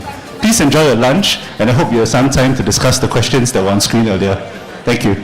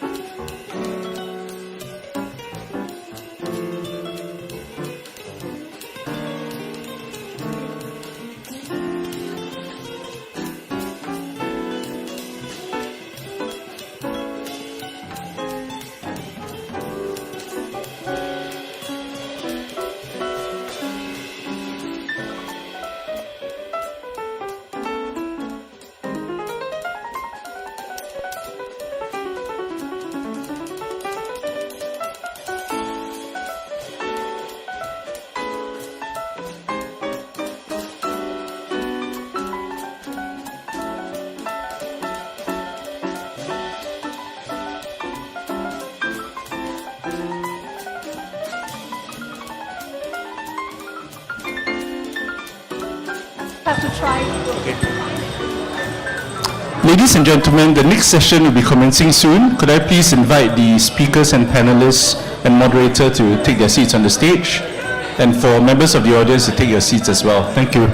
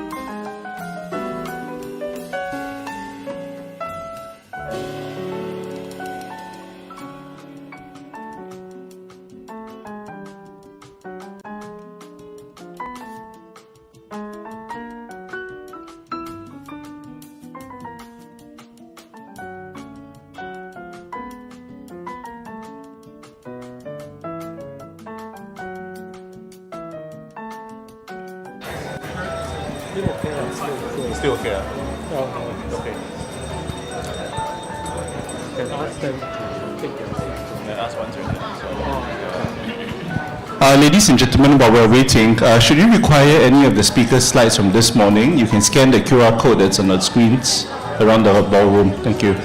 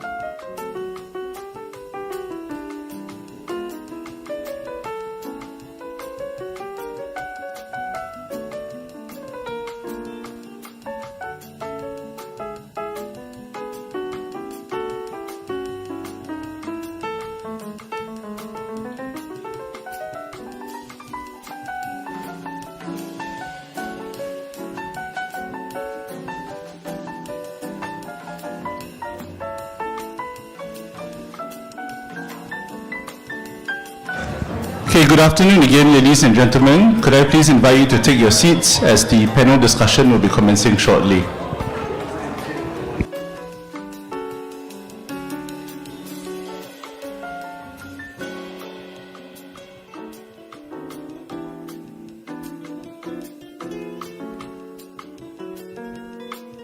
Just two administrative announcements while we wait for everyone to come in. So we've actually found a room key. So if anybody has lost their room key, please come to the table in front and let us know. It's right here. And separately, there's also a QR code for the slides from this morning's presentations.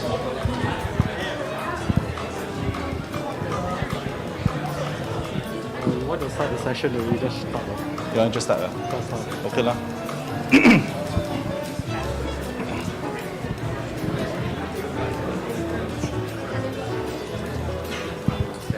You sure? Hello.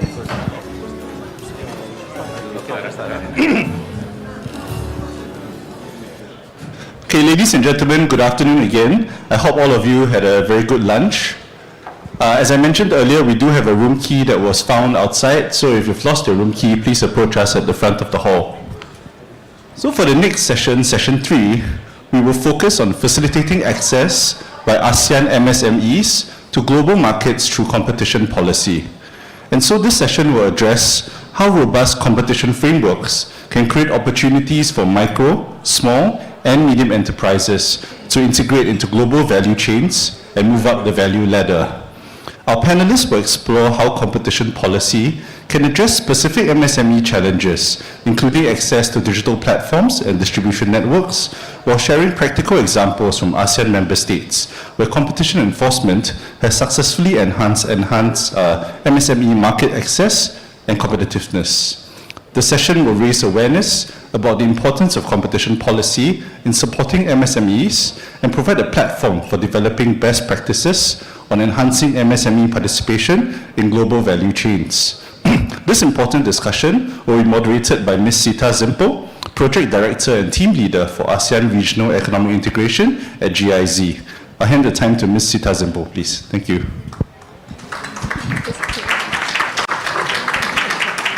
Thank you very much. Good afternoon, distinguished guests, ladies and gentlemen. Welcome to our third panel of today's ASEAN Competition Conference, where we will be continuing our discussion on the critical role of competition policy in enhancing the economic competitiveness of businesses and ASEAN member states.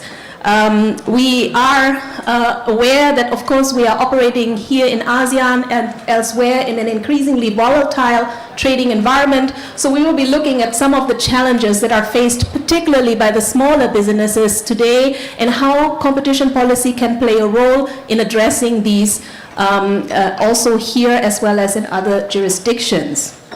I'm very aware that we are somehow having, as I said earlier, the graveyard shift, which is the shift usually immediately following an opulent lunch. And I think there was at least one German in the audience who would know that we talk about a soup coma. So something where you are overcome by some kind of fatigue. But I'm very confident that with our panel here, we can wake you up and we will not have presentations. So we'll try to keep it a little bit light here and engage the speakers based on their respective backgrounds. Once again, my name is Dieter Zimpel. I've been working with the German Development Corporation for quite a number of years and actually was also part of the preparation of the first ASEAN Competition Conference more than a decade ago. So I'm very happy to see the advancements and the achievements that the ASEAN Experts Group on Competition has realized throughout the years. I would like to congratulate the AGC on the conclusion of the ASEAN Framework Agreement on Competition. And of course, I would like to also extend my gratitude to the CCCS, the Competition Commission of Singapore, and Consumer Commission of Singapore, and the ASEAN Secretariat for the opportunity to act as your moderator today. We have a little bit of also challenge here in that we are wedged in between big topics. We talked about the big ASEAN agenda. We talked about the perspectives moving forward until 2030 and beyond. We will talk later today about AI, another one of the critical issues. But in between, let's not forget about the SMEs, noting that, of course, SMEs form the backbone of ASEAN economies, and it's therefore critical for them not only to understand how competition policy plays out, but also it provides for them a level playing field to compete when larger corporations might engage in anti-competitive or unfair or abusive business practices. The topic or the title is a little bit of a mouthful. Again, I hope that we can find ways with the speakers to put this into more bite-sized chunks of insights and information. And I would like to, perhaps without much further ado, hand over to our first speaker here, who, to many of you who have worked with ASEAN throughout the years, is familiar already, I think.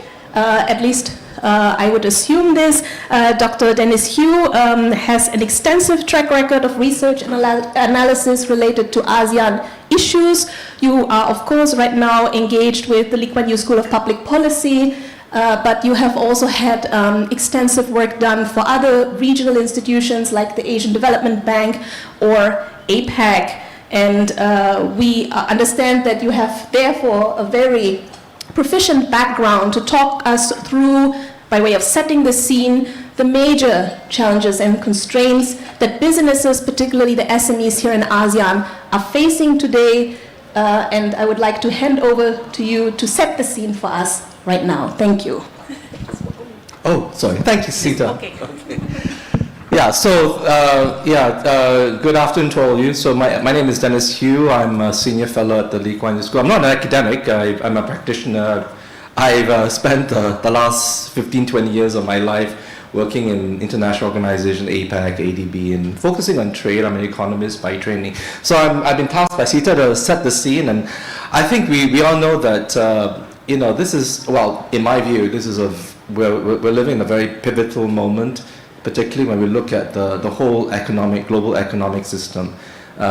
Whether we like it or not, President Trump, to second administration is very different from his first administration, and we've seen that with the very aggressive tariff that's been imposed. His Liberation Day, that was in April, and then of course more recently in August, particularly for the ASEAN member states, we've seen a series of trade deals that's being negotiated, and on average I think the new tariffs, which are still elevated, range between 19% to 20% to up to 40%. Singapore is still the baseline 10%, right?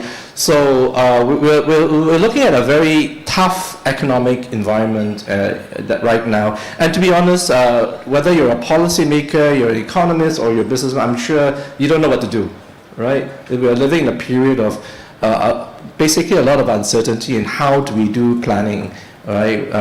Particularly business planning. And that's a major concern, particularly in Southeast Asia, where there is basically a nexus between trade and investment, right?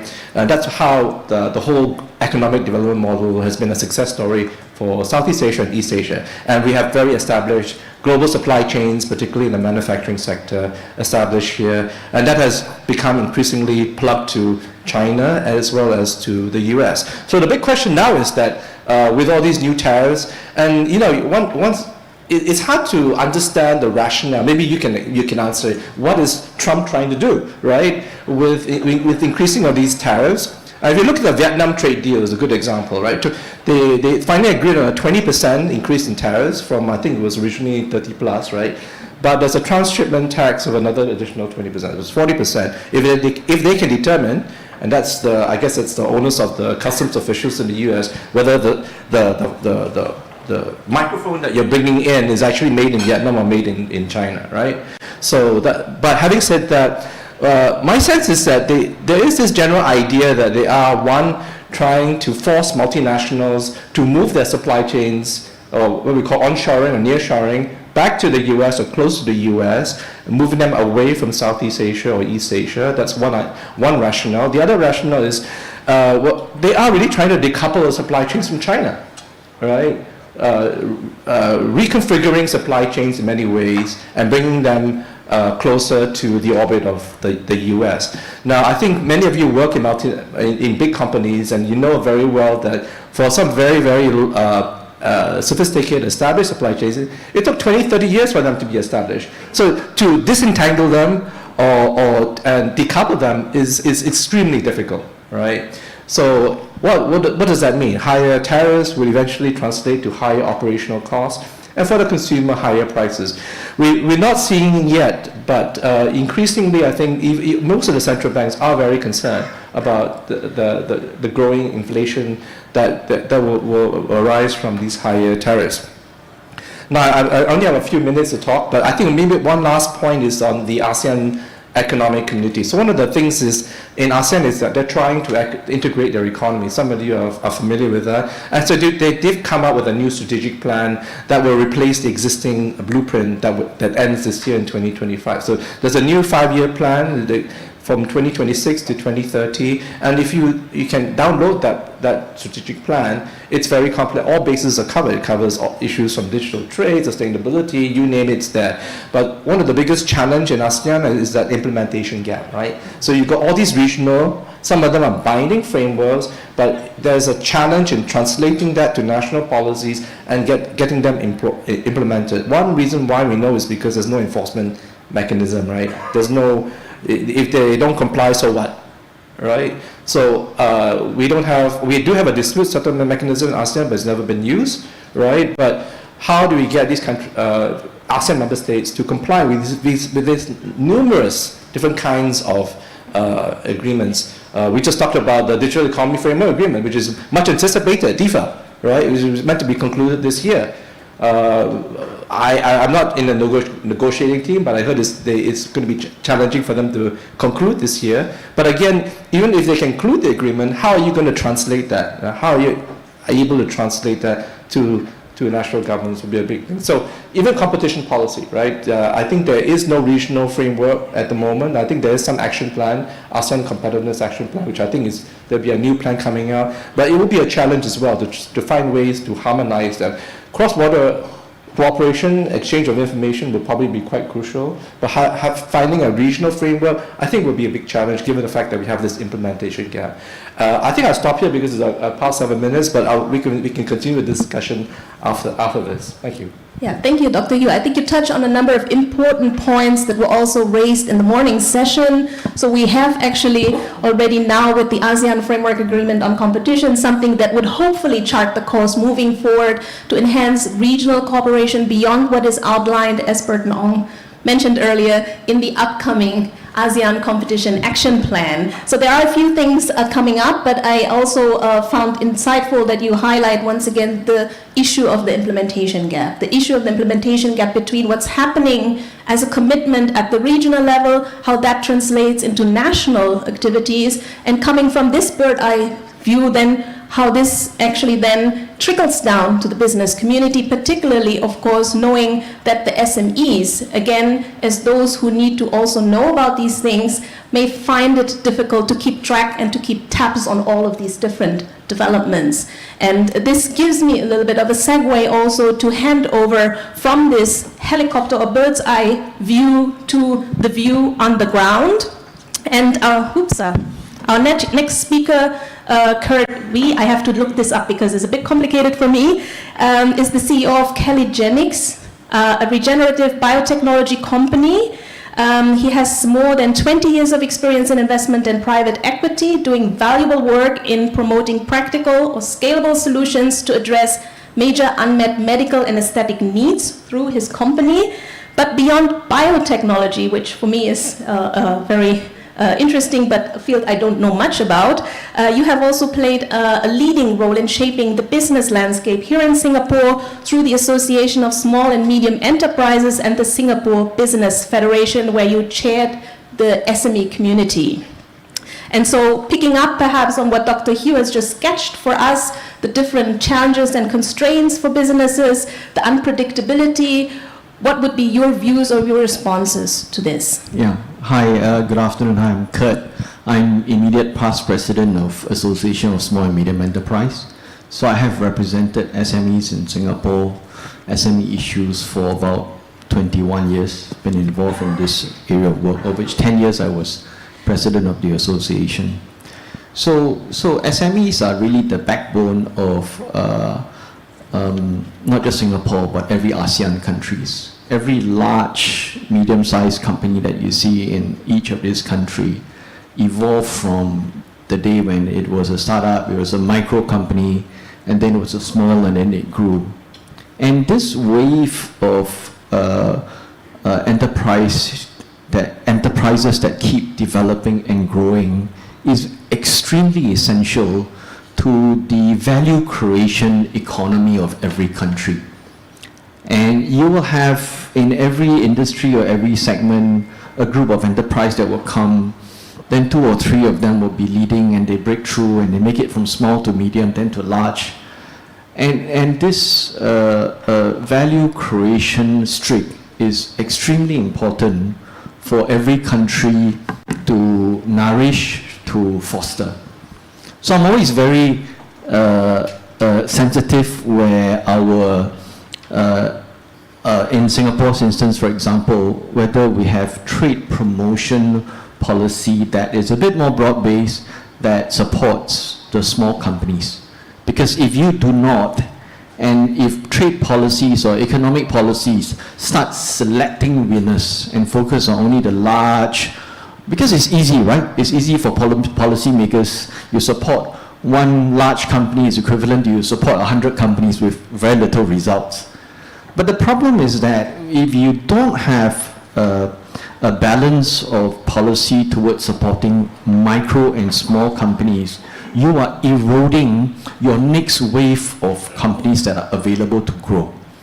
So when we socialize with government agencies, we always socialize with what is the thinking of the CE or the deputy CE or the secretary who is heading the ministry. What is he thinking? You know, what is he saying? Is he saying, you know, we should not be giving handout to the micro enterprises. They have to learn to survive on their own.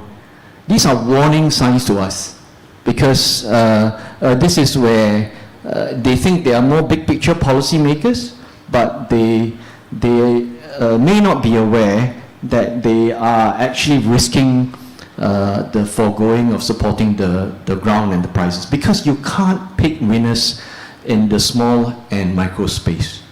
Okay, so that's one point I want to make. And SMEs or MSMEs really make up, you know, probably close to 97% of enterprises in the complete ASEAN ecosystem, and probably more than 70% of the workforce, right? So it's a really, really important congregation that you must have broad-based policy for you to nourish them and allow them fertile ground to grow. They are also the group that are last to reap the fruits of economic development, first to pay the price. So when there's a cost to pay, when there's volatility, oh my God, they are the ones to start being killed, right? But when there are fruits to be reaped, they are the last, you know. So competition policy is very, very important.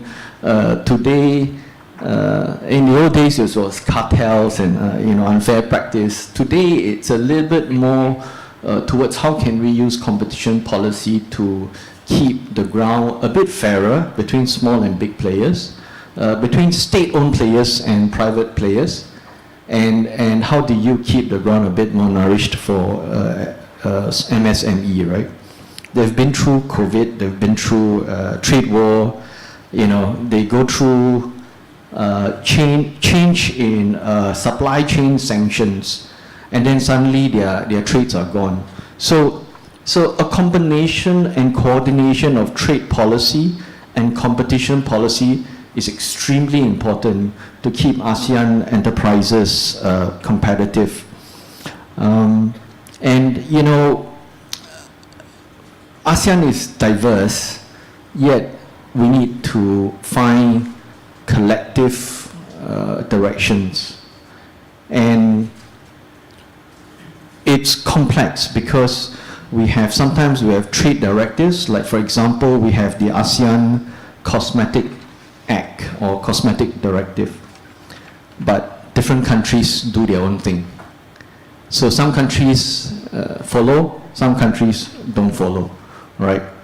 So the enforcement and the adherence to the directives are often fragmented. And you know, what goes on at a policy level often does not translate down to the ground. So companies are left to fend for themselves, a bit like a guerrilla system still, unfortunately.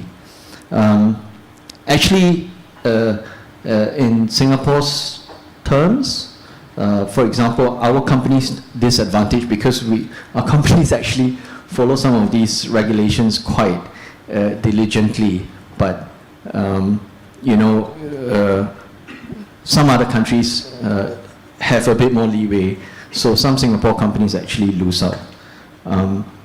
So for me, Competition Act is going to be more and more related to how do you make sure that there is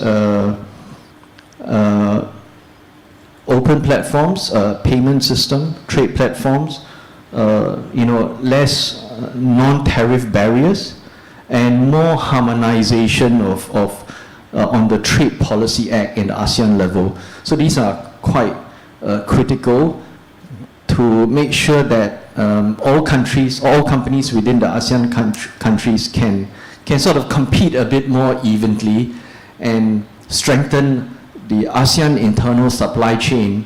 At the same time, ASEAN is a collective offering the enterprise a large collective market as well.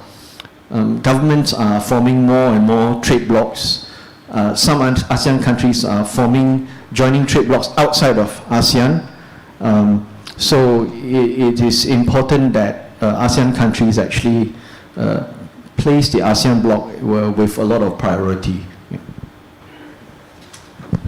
Yes, thank you. I think you echo some key messages also from, again, what we hinted at in the morning, the importance of having consistency and coherent frameworks in the region where, again, we are not like the European Union. We don't have a directive that is either immediately transposed into national law in the ASEAN member states, nor do we have supranational institutions or regulations. So that is inevitably resulting in fragmentation and heterogeneity, where it's important, particularly for the SMEs, to have some way to understand where they need to go, what they need to do. If you're a larger business, you might have a legal compliance officer of sorts that could keep an eye on things, but what about the SMEs that are far removed from these kinds of discussions and developments? And in particular, so as the SMEs, and it says so in every single ASEAN document we read these days, as we are now embarking on the new ASEAN agenda and vision, we always say the SMEs have to be competitive, they have to be resilient, and they have to integrate into global and regional value and supply chains. And we've heard from you that this is, of course, easier said than done, and we would like to, as usual, here in the ASEAN Competition Conference, also shed some light on this discussion from the perspective of competition authorities, both from within as well as outside of ASEAN. And so to pick up on this notion of what is actually the hard thing, I would like to invite our partner from Vietnam, from the Vietnam Competition Commission, to share her thoughts and views. As you may know, the VCC, the Vietnam Competition Commission, was reorganized in April 2023 when Ms. Nga also came on board. It has a dual mandate, similarly to the Competition and Consumer Commission of Singapore, of enforcing both competition and consumer protection. And Ms. Nga herself is no stranger, let's say, to ASEAN dialogue events, because you have more than 30 years, as I understand, of experience in the area of trade and multilateral policy, including involving on behalf of the Ministry of Industry and Trade in Vietnam in negotiations for a number of regional and free trade agreements, such as the one with the EU and Vietnam, or the Comprehensive and Progressive Agreement for the Trans-Pacific Partnership. And Kurt, or Mr. Wee, has already hinted at some of the tensions we observe on a day-to-day basis between different policies, trade, industrial policies versus competition policy, and perhaps from your point of view, experience, and expertise, you could share how this plans out in your work. Thank you, Sita, and good afternoon, colleagues. It's my great honor to have a chance to speak in this very important conference. And first of all, I'd like to express my great thanks to the Competition and Consumer Commission of Singapore for hosting this conference. And also, I would like to congratulate the CCCS for the 20th anniversary. I have a number of years working within ASEAN Circle on ASEAN economic integration. And I think that you maybe, as you may be aware, the EEC establishment toward ASEAN single market and production base provide a lot of opportunities for ASEAN businesses, including SME, MSMEs, to participate in the global value chain. But despite these advantages, I observe a number of obstacles that ASEAN businesses needs to overcome to be able to fully integrate into the GVC. As you can see, there are internal and external challenges for ASEAN SME to join the GVC, such as the infrastructure gap and complicated custom procedure, or the lack of harmonized standard and inconsistent trade regulation. It could limit the cross-border trade and multinational corporation from sourcing locally. And I would like to as now from the perspective of competition authority, I would like to highlight some challenges for SME from the competition law enforcement view. I think that the biggest challenges for SME is the abuse of dominance in the market, where they can the dominant player can block all the SME from entry to the market, as well as from joining the GVC. And also many, from my experience, I can see that SME are facing a lot of unfair competitive practices, which prevent them from entry to the market efficiently and also to join the GVC. So we in Vietnam Competition Commission, we also implement a number of policy to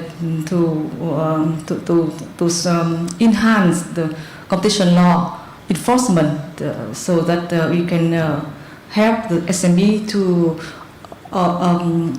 overcome this obstacle, and bearing in mind the goal of promoting SME to participate in the GVC, we always take into account the importance of the SME benefit when we evaluate the M&A. For example, when we review a merger, we always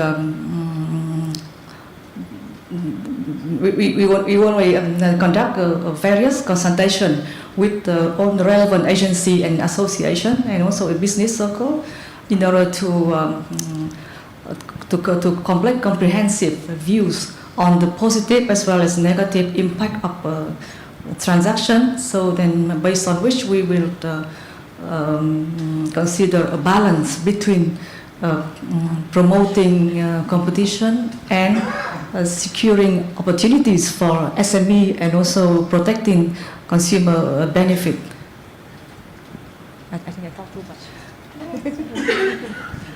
Okay, thank you for sharing your perspectives. I think we will come back to you in a couple of minutes to hear a little bit more about what exactly you also do to reach out to the business community. But perhaps before we do this, we just complete the picture by having another perspective shared from a competition authority that is a friend of the ASEAN Experts Group of Competition for years, or has been a friend for years, the JFTC. And we're very happy that we have today with us Mr. Kataoka, who is representing the JFTC and will be sharing some of his views based on his expertise and experience being involved in international engagement with different foreign governments, businesses, industry associations, and academics, where you are also in particular shaping JFTC's digital market policies.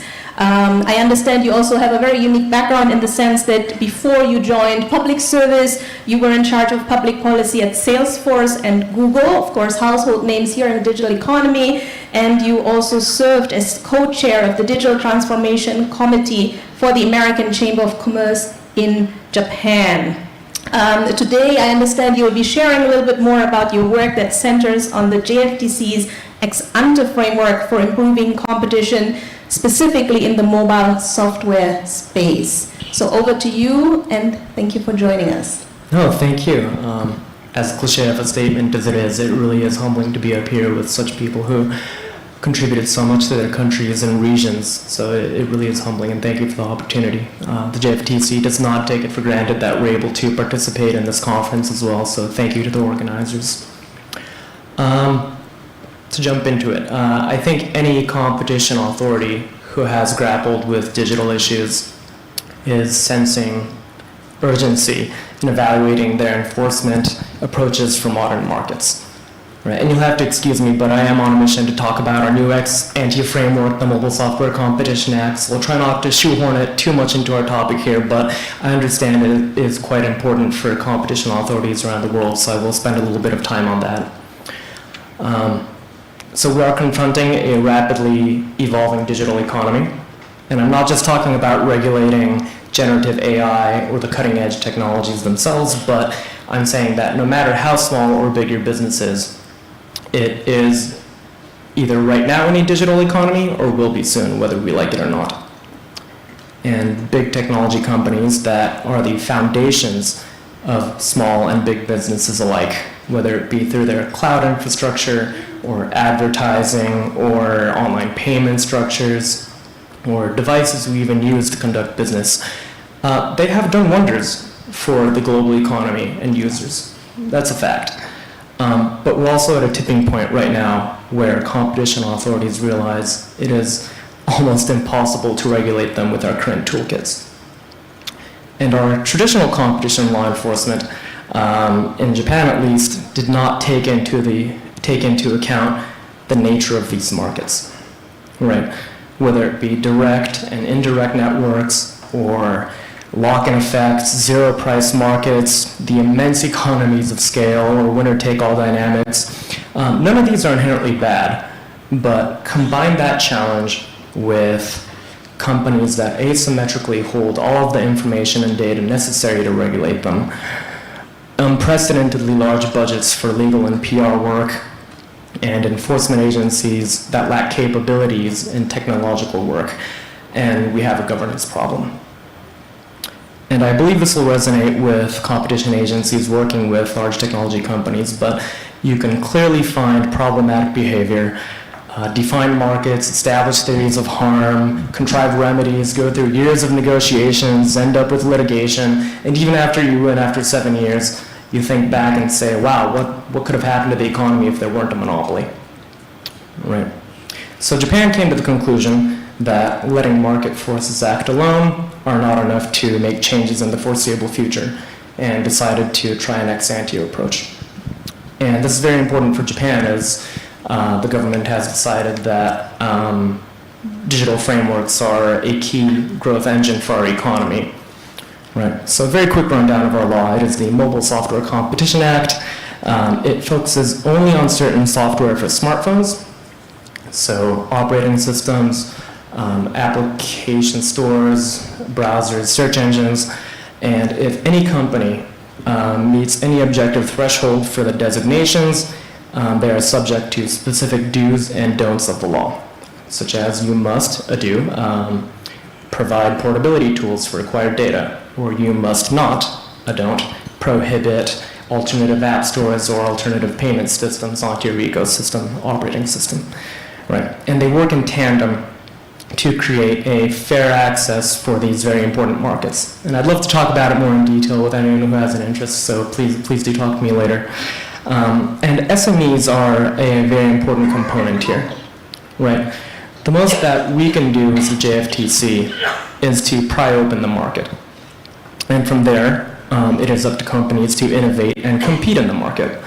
And software, I think, is arguably one of the ultimate business models, right? With its high scalability, recurring revenue streams, exceptional margins, strong retention, it is stronger to global events rather than certain industries. And they also help other industries digitalize, right? And smaller companies that are nimble and creative have always led the charge in innovation. And we truly hope to see that in Japan's smartphone software space soon. So the 2 points I want to raise here, I realize I am running out of time.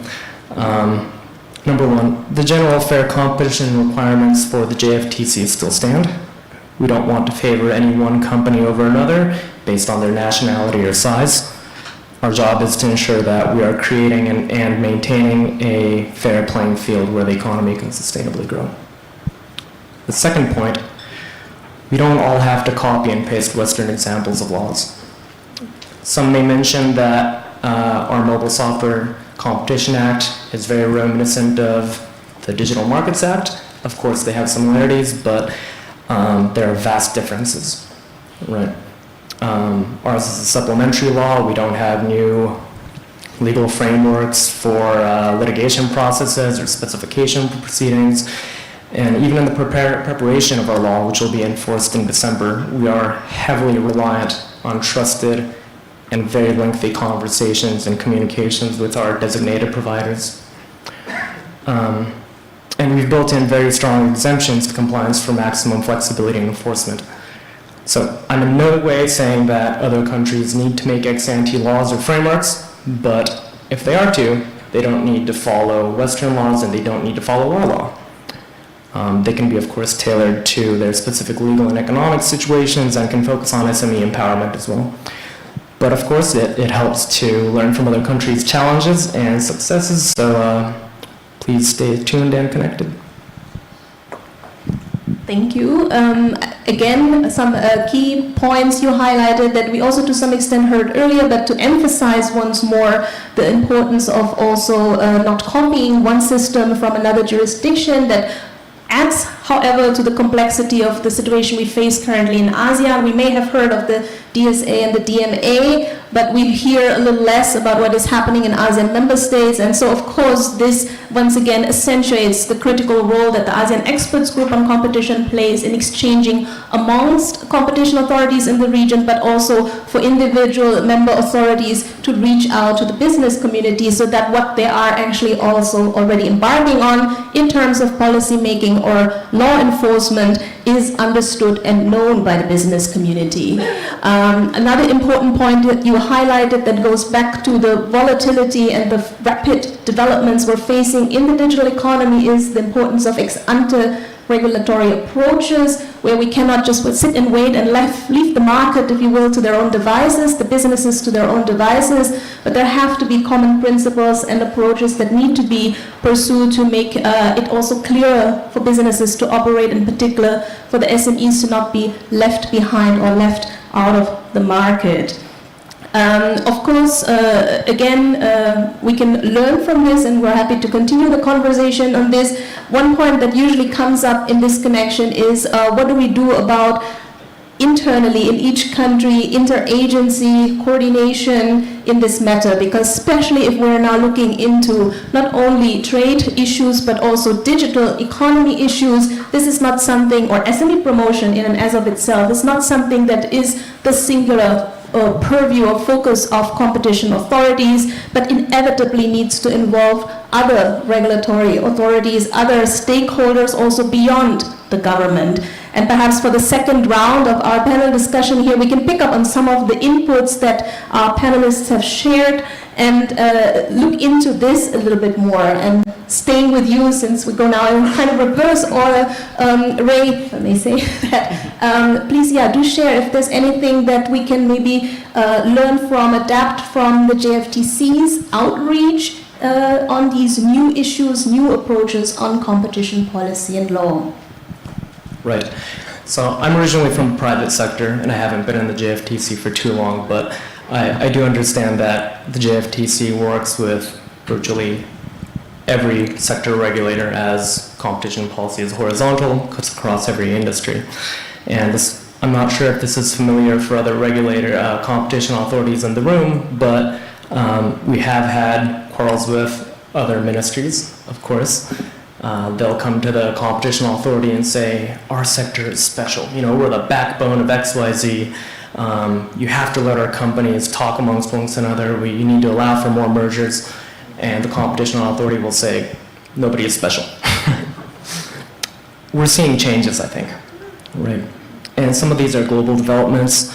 Some of these might be mindsets, but two examples I'll take are economic security and sustainability. So we've heard some of this in the previous panel, of course, but Japan now has a mandate to supply critical supply chains. We need to work on that from a competition policy perspective. And sustainability issues, of course, we came out with green guidelines that offer clarity on what companies can and can't do in this space amongst one another. is very important, I believe, for industry to understand and have that type of clarity. And you can't do that unilaterally within government. For our ex-ante framework that I was just ranting about for 2 minutes earlier, there is a specific clause that allows us to request information from relevant ministries. And this is a very powerful tool, I believe, to actually have within the law itself. So any types of regulation on digital comes with risks, right? And these are very serious risks of cybersecurity, privacy, youth protection, and we're actually able to officially request information from, for example, the Ministry of Internal Affairs and Communications, which is leading the charge for policy on cybersecurity, for example, or work with the Personal Information Protection Commission and receive their inputs, and we make decisions from there based on their expertise. And that is crucial for us. More in the space of SMEs. We have what is called the Subcontract Act, which is going through a makeover and will be enforced in 3 months. But it's a law designed to ensure fair transactions between the ordering company and the subcontracting company to protect the interests of subcontractors, to prevent the ordering company from abusing stronger positions like deferring payments or making unreasonable requests that aren't in their contracts, right? And SMEs are very important in Japan, like many other countries, right? They account for 99.7% of all enterprises. They employ 70% of the private sector and turn over more than half the economic output. So we all know the Japanese national champions, the household brands, but underneath that tip of the iceberg is a very complex web of supply chains. And without that, the Japanese economy just wouldn't be able to function, right? And one of the updates that's happening to the Subcontract Act, other than it being renamed to the Small and Medium Enterprises Transactions Act, is that the competent ministry is overseeing the specific businesses in scope, such as the Small and Medium Enterprise Agency of Japan, will now have authority to directly provide guidance and advice to businesses that are violating the Act's provisions. So that means they no longer have to rely solely on the JFTC to initiate action. And I think that just shows how important this space is, especially from a competition perspective, right? And there are 2 more examples of laws where we work closely in tandem with fellow ministries, but I'll leave that for later. I think the gist is things are starting to change, especially in the JFTC as well. I'm not sure about other competition authorities, but we're not very popular at networking events or parties. We do have the image that JFTC officials just raid your office, not very friendly to talk to. But in the digital space, we have to reach out to the smaller companies to let them know about our new law, right? You can't just make a law and expect it to be enforced and followed for smaller companies to innovate. They need to know that. So we're working with other ministries on PR issues as well. So I'm very excited for the JFTC's future, and maybe in some way it can serve as an example for other countries, but we'd love to hear about other examples from other countries as well for ourselves. Thank you. Thank you for being so frank as well. I think this is generally a sentiment that I observe in this conference, that we're now more open about talking also our limitations rather than just glossing over challenges and constraints that we're facing on a day-to-day basis, whether as competition authorities, as businesses, or otherwise. And it would be curious to see what comes out of this subcontract or SME, what was it, SME Transaction Act. Perhaps also something that would be interesting for ASEAN to look into. I know that some of the competition authorities are following closely what the JFTC is doing, and Indonesia has also some particular efforts, for example, on vis-a-vis the SMEs. But perhaps we can hear also about Vietnam, the context, and how you are dealing with the business community more broadly, perhaps also specifically the SMEs.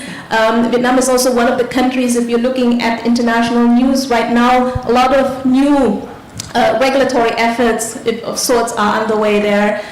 Resolutions, as we call them in Vietnam, that want to propel the country to a more advanced economy and strengthen the competitiveness of the country and different industries. And of course, there the private sector plays a crucial role. And my question to you, Ms. Nga, would be, what do you in VCC do to also engage the businesses? Yes, so for Vietnam, the majority of the business community is SME. So SME is very important for us, but unfortunately we found that many SME are not fully aware of the competition law.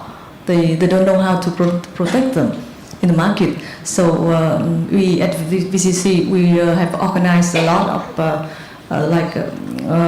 competition training to the SME to make them understand the importance of the competition law, and also we guide them on how to struggle with unfair and anti-competitive behaviors.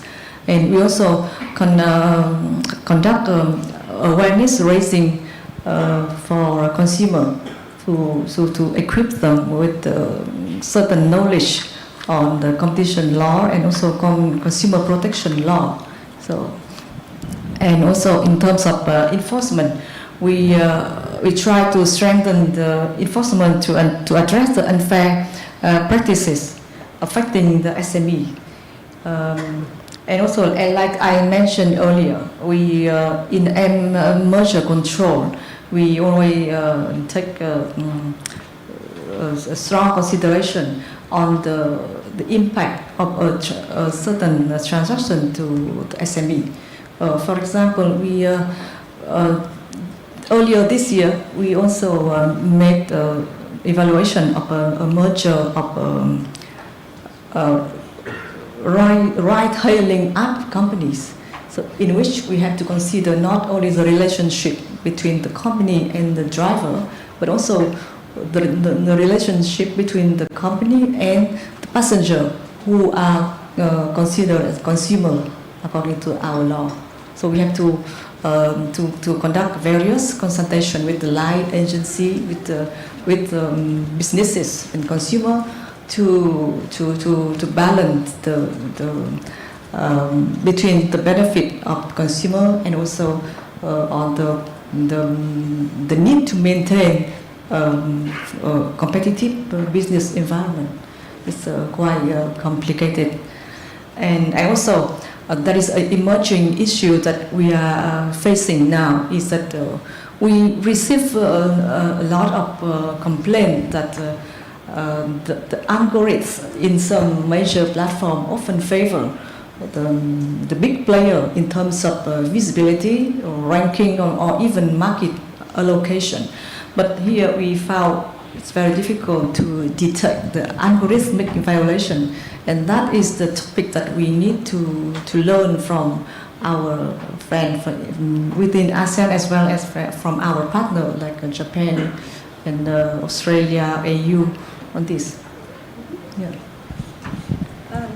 Thank you. I think it is an ongoing issue. We have heard earlier that the ASEAN Experts Group on Competition also has a compliance toolkit for businesses. So of course this is something that would need to continuously be applied, perhaps even updated, because when we say we want to strengthen SMEs, usually we tell that to the private sector, we tell that to the policy makers, they would say yes, we want to do that. But when we talk about competition policy, it's sometimes also they're a little bit in and over their head with this. And so continuous engagement, industry dialogue perhaps is also something that should be intensified moving forward, given that there's just so much that is happening that also for the competition authorities might be hard to understand what is happening on the ground. And perhaps, Kurt, you could share a little bit, or Mr. Wee, you could share a little bit from your perspective, having heard all of this, is this something that makes you feel optimistic, or do you see some promising light at the end of the tunnel, if you will, when it comes to having also competition authorities like the one in Japan, but also here within ASEAN, perhaps listen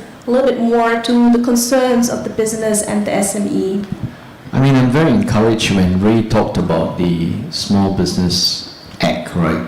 Transactions Act, because one of the things we see also on the ground is the power play between large dominant companies and small companies. We see it more from the perspective of fair contracts. And kind of aligned to this, I remember I spoke up about fair tenancies. So, landlords versus SME tenants. Spoke up about this in 2014, I think, 2014 or earlier. And it took us many years, and then through COVID, the landlords had a very arrogant face of behavior. Government also got pissed off, I think. And then we managed to push through the Code of Conduct for fair tenancy laws in Singapore. That took more than 10 years for us, continual pushing. And now we are seeing, actually for the last couple of years, this need for fair contracts. And it's actually very encouraging when Ray talked about that they have this small SME Transactions Act. That kind of mirrors what we are seeing on some of the needs on the ground. Big customers, small contractors, or large main con and subcons, and there's a lot of power play and silent trade practices that's unfair to small companies, and small companies sometimes have to just suck it up and go ahead and but relative in the ASEAN terrain, ASEAN play, I think there's a lot of complexities in there, right? So there are a lot of other initiatives that are quite key and going to be quite useful. There is a harmonization of the UEN code, which is the business registration code that's oncoming. I don't know if it's done, but I know it was discussed to be pushed through. Harmonization of the UEN code. So and then there's also the harmonization of payments, right, through the UEN code. So in Singapore context, we have this Pay Now. You can pay directly to a mobile phone or business registration. So things like that structurally is going to facilitate a lot more trade flows and cut through a lot more, reduce paperwork, reduce transaction burdens for businesses in general. Just now I talked about for example, the ASEAN Cosmetic Directive. I'll give a very specific example. So in the ASEAN Cosmetic Directive, it says that in ASEAN, you cannot use human-derived ingredients for skincare products. Okay? So we're subjected to that in Singapore. But we're seeing in some ASEAN countries, there are large pharma companies actually producing human-derived ingredients for over-the-counter products. How do we compete, right? And then when we talk to some of their in-country regulators, they don't even know that there's this directive that's in play. So there's a lot of updating, there's a lot of getting up to speed with actually what's at play, and then all the countries should try as fast as possible to try and rationalize. But actually, yet, if you look at this cosmetic directive, it's actually way outdated. In Korea, in Japan, in US, they already allow human-derived ingredients in there. So trade policy and competition policy and enforcement, actually they really need to go hand in hand. But trade policy have a responsibility to make sure that you are updated to the latest industry practices and trends, so that your own companies can be at the frontier of innovation. Otherwise, you may know the science, you may have the technology, but you're bound by, archaic regulations that unfairly bind you down. And then, of course, you've got the uneven implementation at the ASEAN level as well. So, without even going to trade policy, maybe what we should do is some of the simpler ones, fair contracts, so that will balance between the payments, transactions between large and small companies. This way overdue harmonization of UEN. Actually, if you leave it to a private company, they'll do it within months, right? And of course, this instantaneous payment between ASEAN countries as well. So some of these big macro structural things by itself already would facilitate a lot more transactions within ASEAN, and then thereby allowing ASEAN as a bloc to be a more powerful player within the global value chain. Indeed, I think you again made a call for legal certainty, also making sure that there's more consistency, more up-to-date legal and regulatory provisions in place, particularly at the regional level. Of course, again, we are all aware that particularly when it comes to intra-ASEAN trade, a lot of untapped potential still continues to exist. And we would need to do more to actually increase that share. And one way would be to really look into those different provisions and actions that commitments that ASEAN has, and to see to which extent they can actually bridge the implementation gap and reach also the business community so that they can be utilized. But that is always something that... And it's a big gap, I must emphasize. And I speak frankly, I must emphasize. There's a big gap between what is discussed and structured at the ASEAN level and then what's implemented at each country level. This creates really a guerrilla landscape for businesses. You go to Europe, okay, and you do business in Europe, there's already given expectations on certain ethos, provision of services and products with consideration for sustainability, right? And everybody is latching on eagerly and stringently to EU directives, European Markets Act, so on and so forth, right? So here we have in ASEAN, we have ASEAN directive, we have country laws and directives, and it's all disjointed. That's the reality that SMEs are facing in ASEAN. And hopefully it will change. However, again, it took a long time to get where we are right now, but because there are so many rapid developments, I think perhaps we can pick up the pace even here in ASEAN. And that would be actually my question to you, Dr. Hugh, since you have observed also developments in the region for such a long time, for decades, I would say, right? Not at all. Well, for me it's already more than 10 years, so I would assume.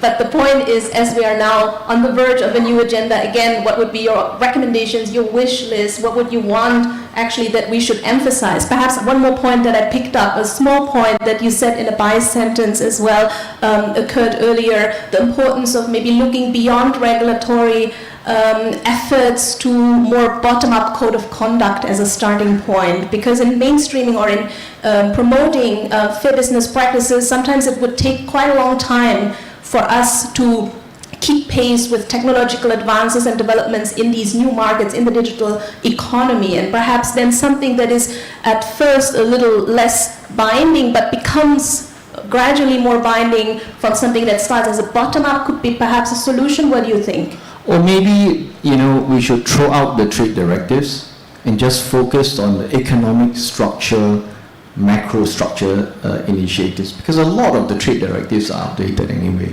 right? So it's not about that you should try and do everything that we've discussed, is that we should throw everything out and then look at, okay, what are the key structural drivers that are going to reduce friction and increase transaction flow, reduce compliance, and maybe that is the way to go. Because if you go at the way it's going, you are going to continue to lag behind in implementation.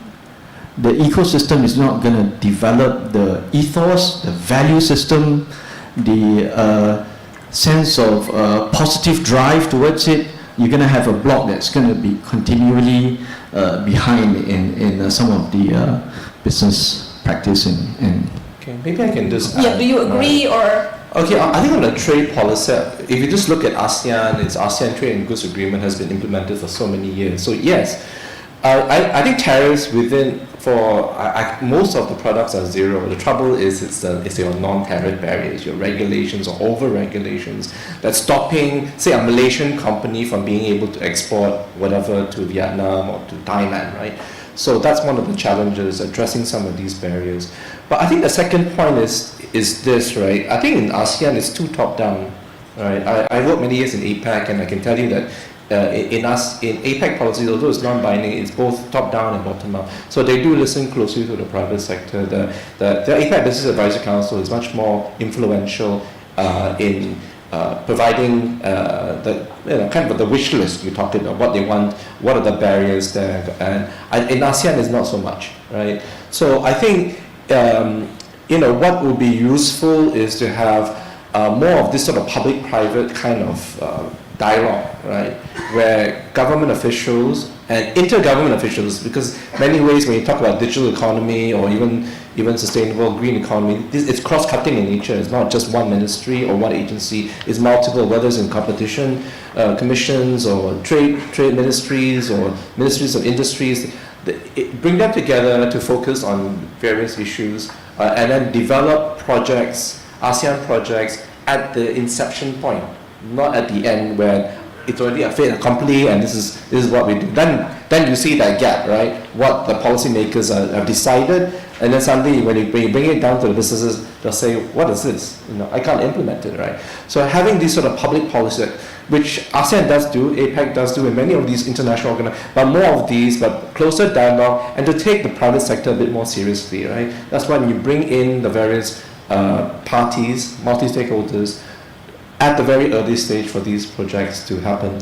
The other thing maybe to bring up is, I think Kurt brought it up too, is that, it's a perennial, I've heard this all the time, right? SMEs are a great provider of jobs, 90% of employment in so many countries, but yet I think governments are addicted to the kind of the economic growth model of the 1980s, where yet they are picking winners, right? And these winners, with whichever sectors, tend to be very large enterprises. So it's easier to work with large enterprises because they have access to capital, expertise, right? So, but the world has changed. It's not business as usual anymore. Whether we like it or not, the whole economic system has changed a lot, right? More and more people are also getting displaced by technology. I know some of you from the tech firms, but there's also a dark side to rapid digital transformation. There is more and more people are getting displaced from jobs, and some of them are getting younger, some of them in the services sector. But yet, services sector is a growth area. This is where SMEs are dominant in the services sector. So there are ASEAN agreements that they are being upgraded. For example, the negative list for trade and services, ATISA, right, which is more liberalizing because basically everything is also except the list, right? So apply that for some of the new services industries, whether it's in renewable energy, waste management, or even in some of the digital trade sectors. So this is where I think ASEAN can come in, but they need to listen. I think that's it. They need to listen to the private sector, and ASEAN officials need to facilitate that, create that platform for them to come together. Right. That is my 2 cents worth. That is not necessarily a new message, but again, something that we always keep in mind to come down as government entities from the ivory tower, if you will, and discuss a little bit more with industry. And I think you triggered perhaps some food for thought for many of us in the audience, and I would like to ask the organizers to share the Slido link, or QR code rather, so that you could pose some questions to our esteemed panelists here. I don't know where we will see later if any question comes.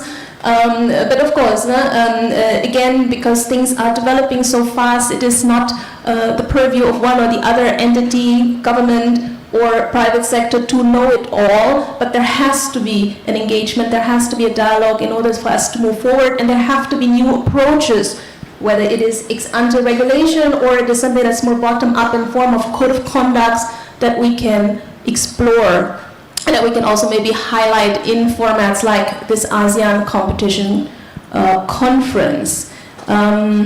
Did anyone pose questions or not?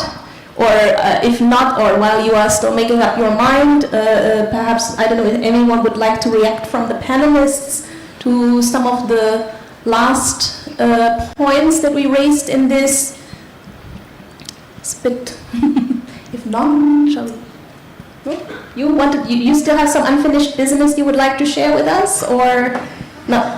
You said earlier there was something you reserved for later, but I don't know when later is. No. Okay. Otherwise, if anybody, Ms. Nga? No. This is also, or okay. Some questions. Okay, finally. Okay, now I should have brought glasses. No, but I can read it. The panelists view that a bottom-up this approach is preferable to is spot on. Okay, that is just a comment, but of course, the proof of the pudding is in the eating, and I would love to see more bottom-up approaches in ASEAN where this is perhaps not quite yet so common as in other parts of the world.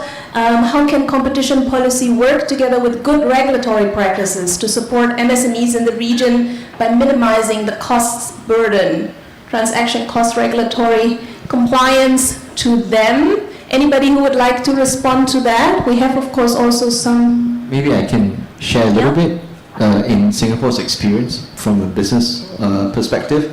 Whenever there is a new implementation of policy that is a penalty in nature, there's always early announcement. And then there is typically 12 months or 18 months of a light touch approach where, it's just a step on the wrist. And then after this honeymoon period, then typically if there's penalty related sort of a thing, then they'll hang a few out there and flock, let everybody see. And that's typically how it works. It works very well for Singapore, for business to have the room to adjust. So you're told about the policy beforehand, and then there's a period of soft compliance implementation. Then after that, the hard tools comes in. So that actually is really helpful for Singapore companies. And I think there is also within ASEAN now, at least the efforts are underway for regulatory sandboxes and that sort of thing, where we gradually get into implementation rather than wait until everything is perfect and then it might be already outdated by the time. Let's see, are there further questions there? Or would anyone, maybe, I don't know, from Dennis or from... Would you like to respond to any of the questions here, or emphasize once again what could it look like to have more of a bottom rather than top-down approach? Well, it should be both top and bottom. I mean, it has to be both, obviously. Because whether you like it or not, it's the governments that need to come up with these frameworks. But sometimes, in certain cases, right, sometimes you leave them alone and let the private sector work on certain initiatives. Because I remember there was a case study looking at, there's this mutual recognition of professional services, right? It's very limited right now. It's about 7 or 8 services. But, it should be expanded, but the process is very slow. But sometimes, just leave it to the private sector. Companies will find a way so that they can get engineers to come to fix something in one ASEAN country and bring them over from another. They have ways to do it.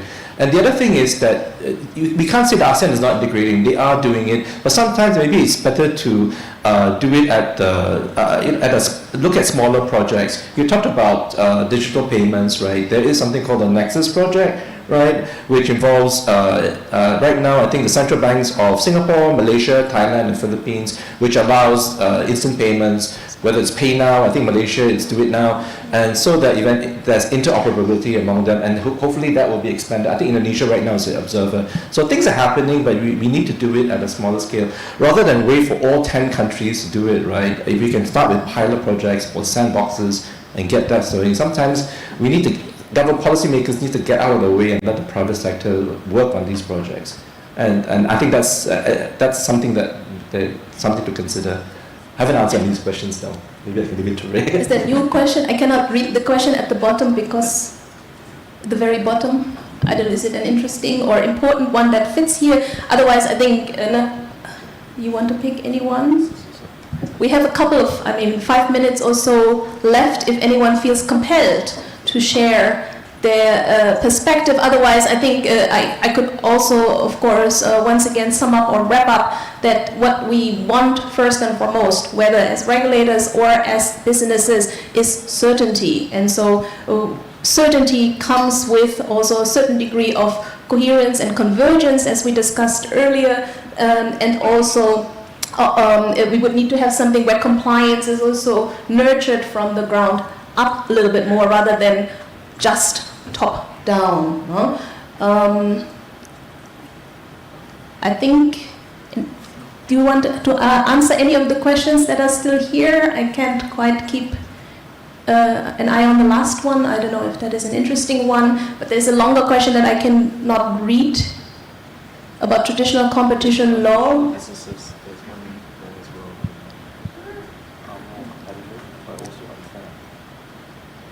Yeah, there's a discussion that digital businesses tend to be more competitive, but also perhaps more intensively engaging in unfair trade practices or anti-competitive conduct, particularly, of course, the large platforms. Then there's a note here, there seems to be a misunderstanding that traditional competition law frameworks also regulate one-sided contracts that disfavor SMEs. Okay, there's also maybe some discussion to continue a little bit more specifically later on. Maybe one more we can read.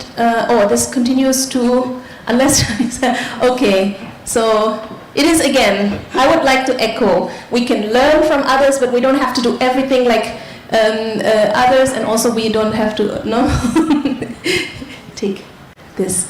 But, okay, I don't know how to,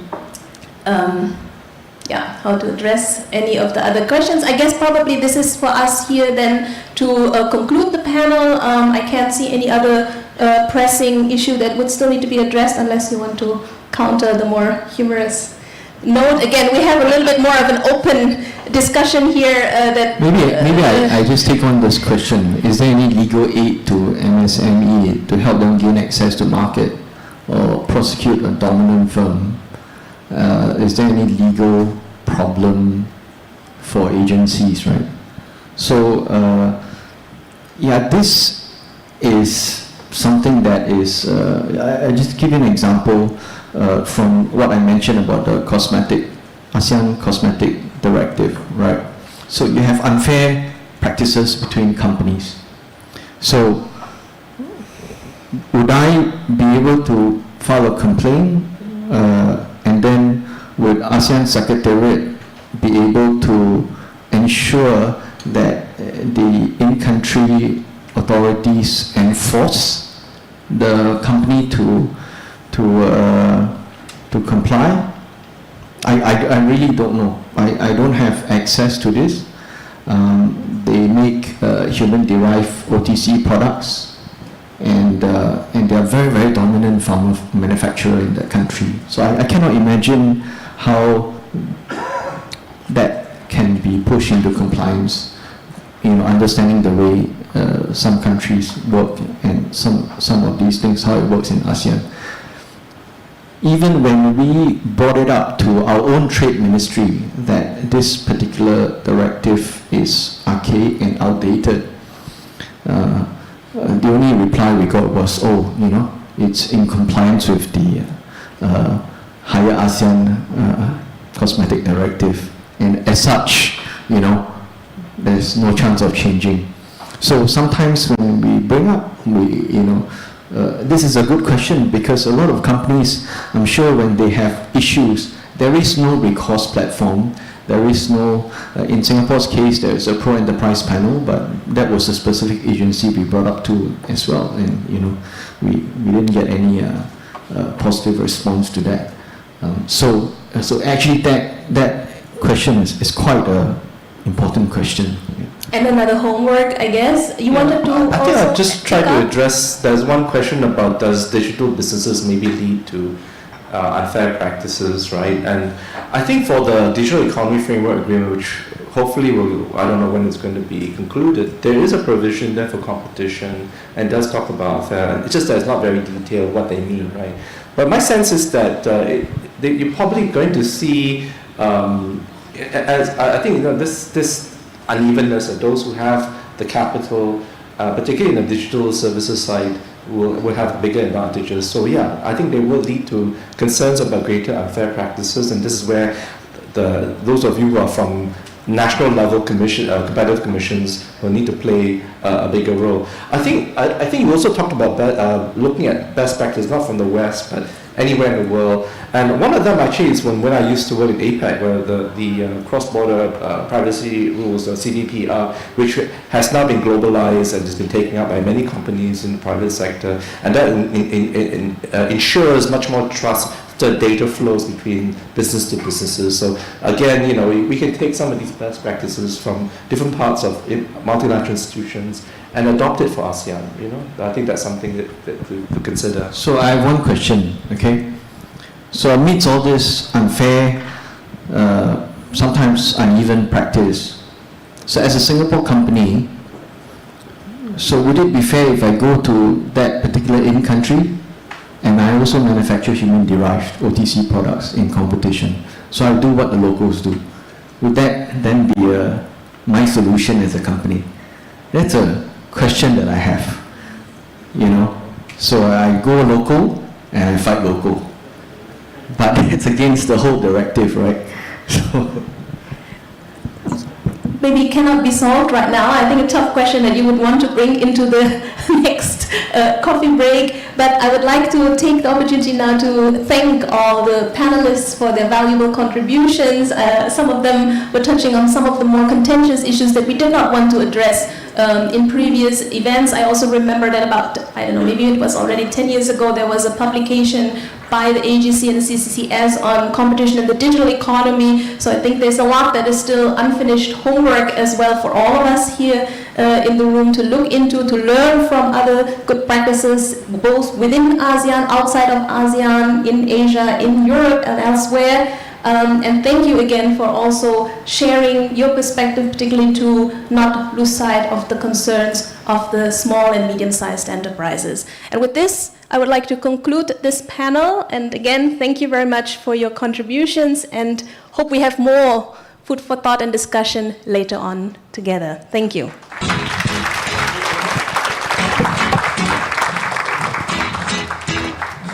Thank you once again to the moderator and panelists for a very interesting discussion.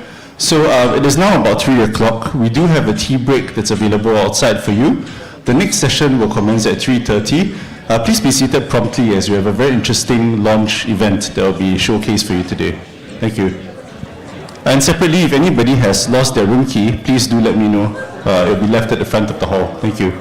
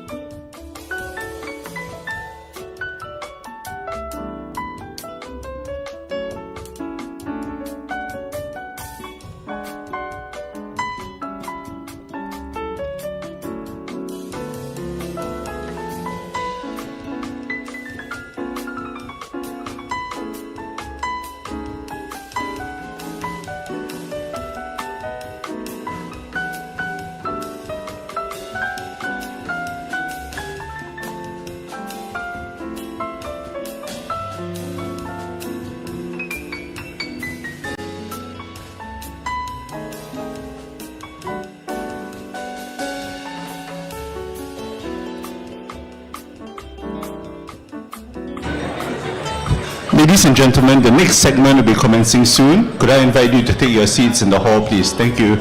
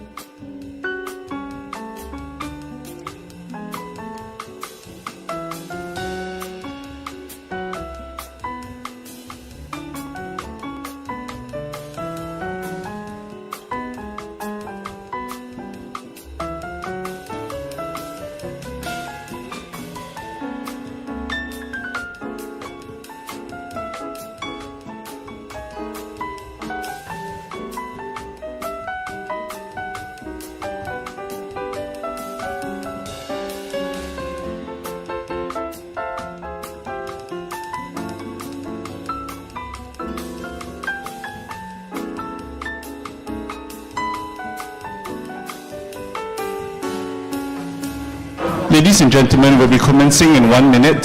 So if I could trouble you to take your seats as soon as possible, please. Thank you.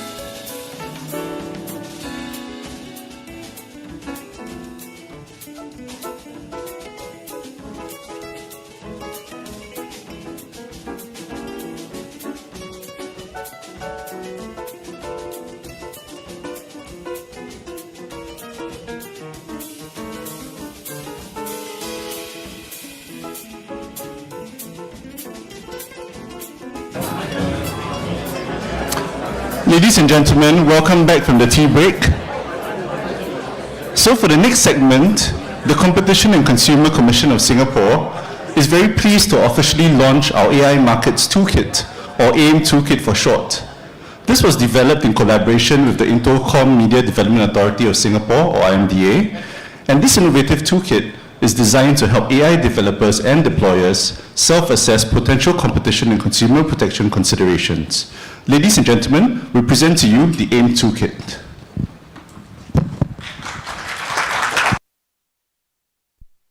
Do you realize the omnipresence of AI in our daily lives? The clothes we buy online are recommended by AI. The car ride we call is priced by AI. In a nutshell, AI is in the market. How do we harness the incredible potential of AI while ensuring its responsible use? That's why the AIM Toolkit is developed. The toolkit aims to modernize our voluntary compliance program for AI businesses. offering a structured yet flexible framework for self-assessment. Developers and deployers can easily evaluate whether their AI business practices comply with competition and consumer protection rules. This helps businesses stay one step ahead, minimizing risks of engaging in anti-competitive or unfair trade practices. Consumers benefit too, as AIM promotes wider and more informed choices of AI products and services so that the AI market environment is fair, safe, and competitive for all. So what's inside? AIM integrates a process checklist with technical tests to check whether AI models and business practices are compatible with competition and consumer protection rules. A customized report is then generated with actionable recommendations to guide businesses in developing AI models responsibly while pushing innovation so that Singapore's AI ecosystem remains vibrant and functions well. By providing a voluntary framework for responsible AI development, the toolkit balances innovation and regulatory compliance for sustainable AI growth. And this is our aim.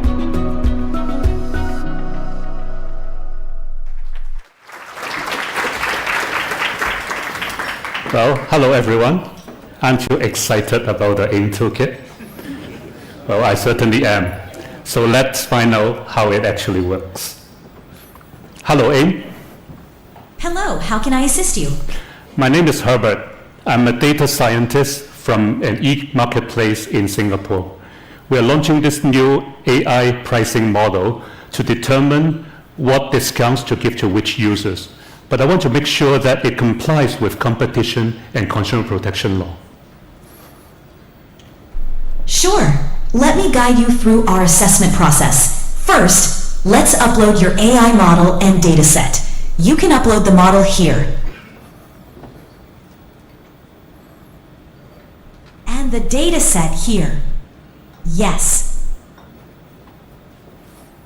I am ready to analyze your AI model with our technical tests now.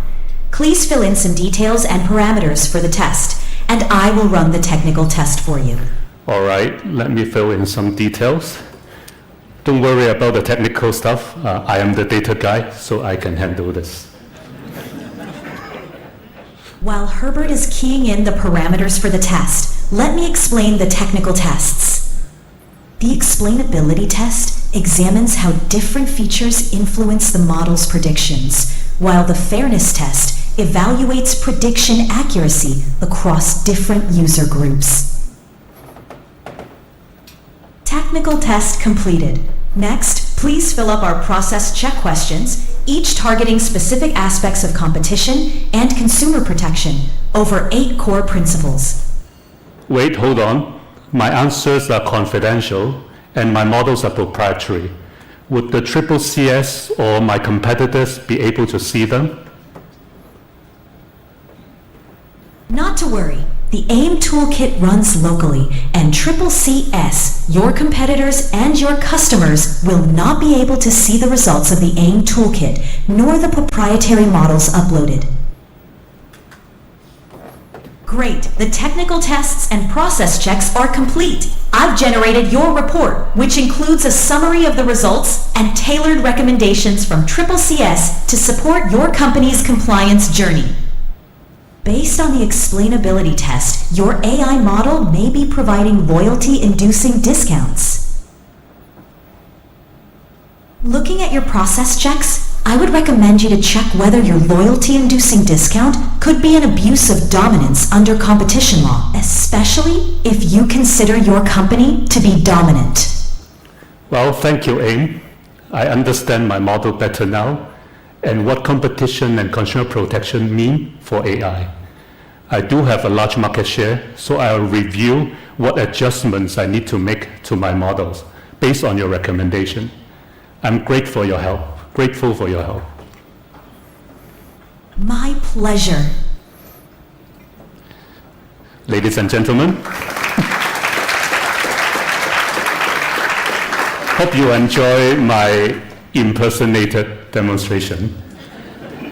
It is true that my name is Herbert, but I'm actually from the CCCS. So on behalf of our development team in-house, let me summarize the 3 key value propositions of the AIM toolkit. First, it is preventive. By detecting competition and consumer issues early on, before your AI model causes real problems, businesses can save significant costs and implement timely remedial actions. Second, it is defensive. The AIM toolkit is part of CCCS's modernized voluntary compliance program. So by running the tool, running your models past the test, you can enjoy mitigating discounts on financial penalties in the unfortunate event that your model still runs afoul of competition and consumer rules. Third, it is standardized. The AIM toolkit is one of the sectoral verticals derived from the general purpose AI Verify toolkit of Singapore. So no matter you're dealing with competition, consumer protection, financial, or infocom regulations in Singapore, the user interfaces are similar. So you can tackle regulatory compliance and implement AI governance holistically.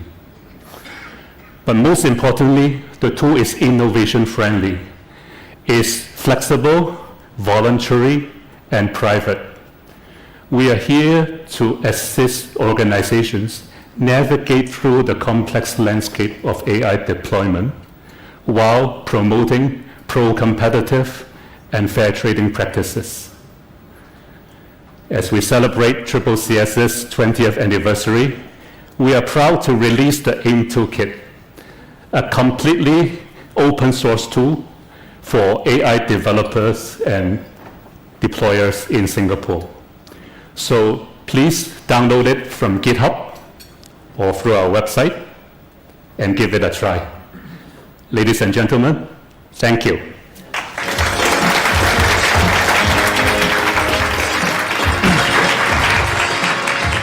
Now, thank you very much to Herbert and the team for the very interesting presentation. So before we move on to the next panel session, do give us some time to turn around the stage. We'll be right back shortly. Thank you.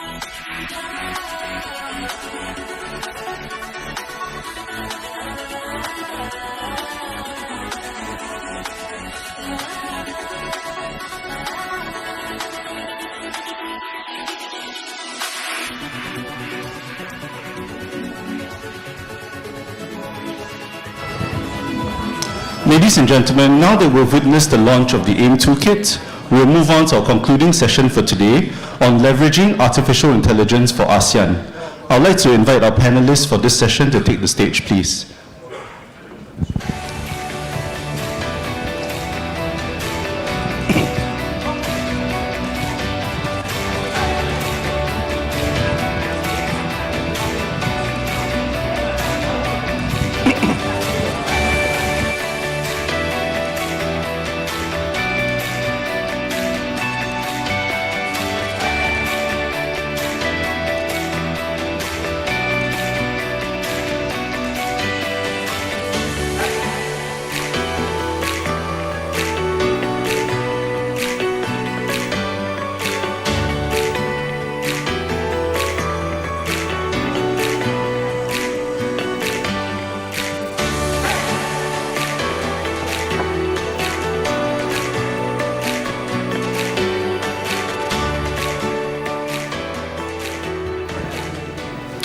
Now, ladies and gentlemen, for our final session, AI presents both opportunities and challenges for competition policy, from data dominance and algorithmic bias to new forms of collusion, while also offering tools for enhanced market monitoring and consumer empowerment. This session will examine the complex competition issues that artificial intelligence introduces, including winner-takes-all dynamics, barriers to entry, and new forms of algorithmic coordination. Conversely, we'll explore how AI can be leveraged to promote fair markets through enhanced surveillance, improved transparency, and greater access to market information. The discussion will focus on how AI requires proactive policy responses to foster innovation while addressing ethical considerations and safeguarding against potential risks. Mr. Herbert Feng, who is Senior Director of the Data and Digital Division at CCCS, will moderate this forward-looking discussion on AI's role in shaping competitive markets. Mr. Feng, please.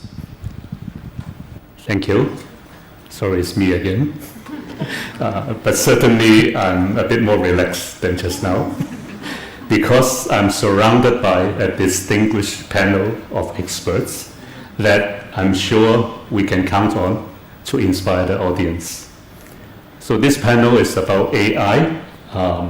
As we see from the toolkit launched just now, we need to strike a balance between regulation and innovation with respect to AI in order to reap the benefits while manage the risks involved. And certainly we want to explore that in this panel. So we're very grateful for our panelists to join us today. I won't read out all their long and illustrious careers. It's in the program. But suffice to say that we have a very broad range and balanced expertise between private and public sector, Singapore as well as the region and overseas, competition experts and AI experts, technology specialists, as well as policymakers and technologists. So it's a very collaboratory environment, if I may say. So an administrative note, if I may, can we please flash the QR code for Q&A now? Please scan the QR code now, even if you don't immediately have questions, because later, as you listen to our speakers and you think of a question, maybe the QR code won't be available and you can still ask questions. So let's kickstart the panel. When you attend a regulators conference, very often you will see we ask the regulator to speak first about the law, about the regulatory framework, and then we ask the business speaker, how do you respond to that? But for this topic, AI, I believe it should be the opposite. We should first ask our business speakers what the business is like, what is the technology like, and then later I'll ask the regulators, how do we respond? So if I may first turn to Ms. Joy Fuyuno, Asia Competition and Market Regulation Lead from Microsoft. So Ms. Fuyuno, Can you summarize the key industry developments in AI that are game-changing? And what do these mean for the ASEAN region? And how are technology providers thinking about these new opportunities? Please. Well, thanks for letting me set the backdrop here. I first have to give the disclaimer that my views are my own and not those of Microsoft. But I will start by saying I think, game-changing is the right term for the time that we're in and this particular technology, which is Gen AI. I do want to start by asking everyone in the room, how many of you have used Gen AI in the last 2 days? Work or personal?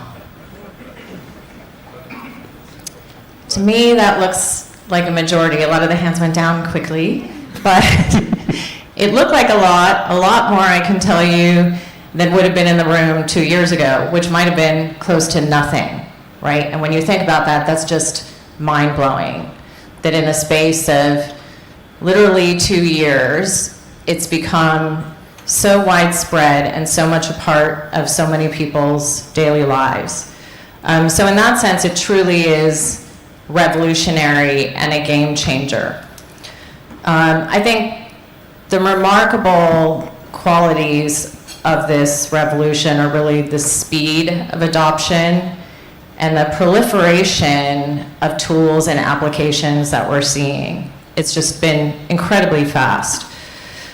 I think the next wave of what we're going to see is really in agentic AI, and I think you've seen a little flavor of that with the AI market toolkit. Is that what we're calling it? Agentic AI is really going to change the way that people interact with applications, right? You may not even see an application. So the agent will be your interface, and behind it, there could be a multitude of SaaS services behind it. So that really is a game changer in terms of both maybe how you define a market, but certainly the user experience, right? And how they accomplish the things they want to accomplish and access the information that they want to access. Our CEO, Satya Nadella, compares this shift to the birth of relational databases and the rise of the web. And he thinks that this will be a complete game changer in terms of how we even think about software and applications. And I think, again, we're starting to see that in people's day-to-day use. I think you can also see it in the way people are using technology generally, right? Go back to, 15, 20 years ago, and buying software and installing it and kind of being stuck with your application that you selected on your device. And now it is not only very easy to multi-home, but I think it's the standard, right? Most of us use multiple types of, ChatGPT, Copilot, Gemini type, Gen AI tools or applications. We use multiple video conferencing, lots of different applications that were traditionally hard to multi-home between are now very easy to multi-home between. And I think that's a huge difference in how we do things. Also, I think, as we all know, how many of us use our phone so much more than we used to access all these apps? So the world has changed dramatically, even in the last 10 years, but certainly in the last 2 with the advent of Gen AI. I think in ASEAN, we're seeing that ASEAN is really embracing AI very rapidly. Some stats on adoption are that 85% of businesses report using AI in some capacity. Over 50% of the region's leaders are already using agents to automate business processes, and that's well above the global average. And so I think you could say that ASEAN seems to be a bit ahead in terms of adoption. There are a number of factors that could contribute to that. I think the relative youth of the population is really, it really works in ASEAN's favor here. This is a born in the cloud /AI/mobile era. There is an ability to leapfrog where, for example, there is not previous established infrastructure that needs to be overcome. And I think there's opportunities that come from really the diversity in ASEAN, right? The fact that there are, there's such a diversity of language and culture across the regions that creates a lot of opportunity for language models that are very specific for the region. And I think it's evident that there are a lot of ASEAN companies taking advantage of that. And even governments, where we've seen, for example, Merlion and Malam, if I'm pronouncing them correctly, which are like the Malaysian and Singaporean large language models that were developed specifically for these markets. The AI app economy is thriving. I did a quick Copilot search on new AI apps. This may or may not be correct. I did not do my human check on it, but here's just a sampling of some names, right? And again, some of us may not even know these. These are a lot of new entrants. So for example, in Singapore, we have Trax, Bioformis, AI Palette, Blue Sheets, Enigma Health. Some of these are agentic, some of these are monitoring of trends, helping with financial data for SMEs. In Thailand, TrueCorp, chatbots, Social Plus for customer engagement. Philippines, Sprout Solutions. Indonesia, Una Insurance. Vietnam, AI Hey. Right, there are lots of other companies transforming their existing businesses. So you have Grab, DBS, Petronas, Vietnam International Bank, right? Lots of businesses incorporating it into their own practices to enhance productivity. So that's just, again, a list that has not been fact-checked by me. But as a sampling, I mean, to be honest, I didn't know how I would know about all these new apps that are coming into the market. There are just so many out there. From the perspective of a technology provider, AI is an opportunity for all sectors.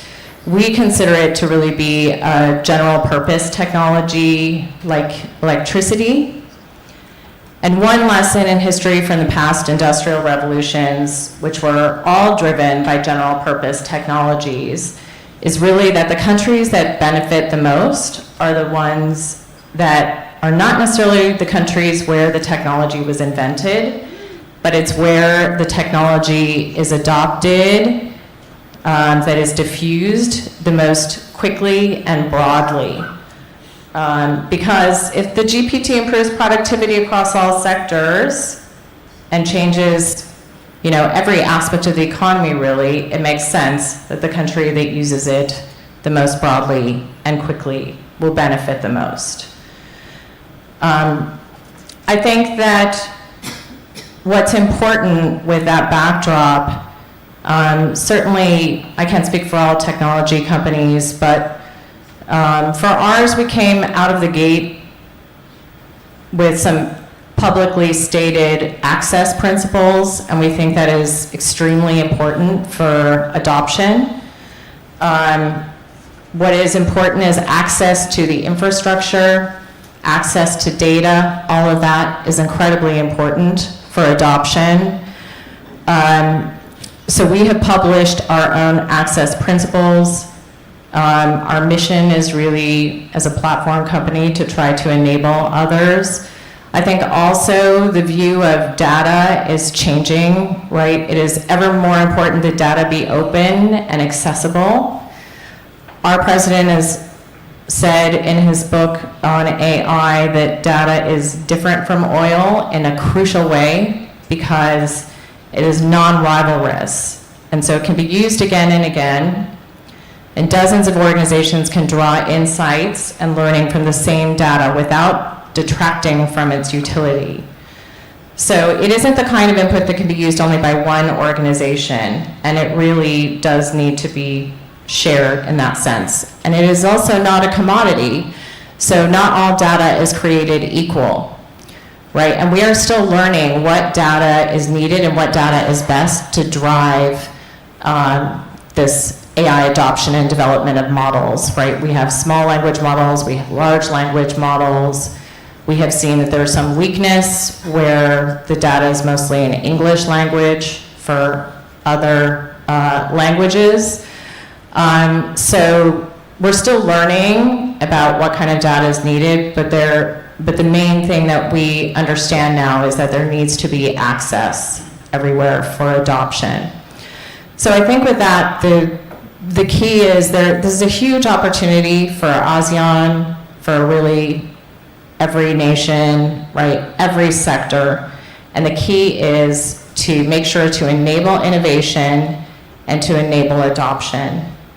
And, you know, we're all kind of in the same, we're all at this, not too far from the start line on this, and we're all in it together. Oh, thank you, Joy. The question was game changer.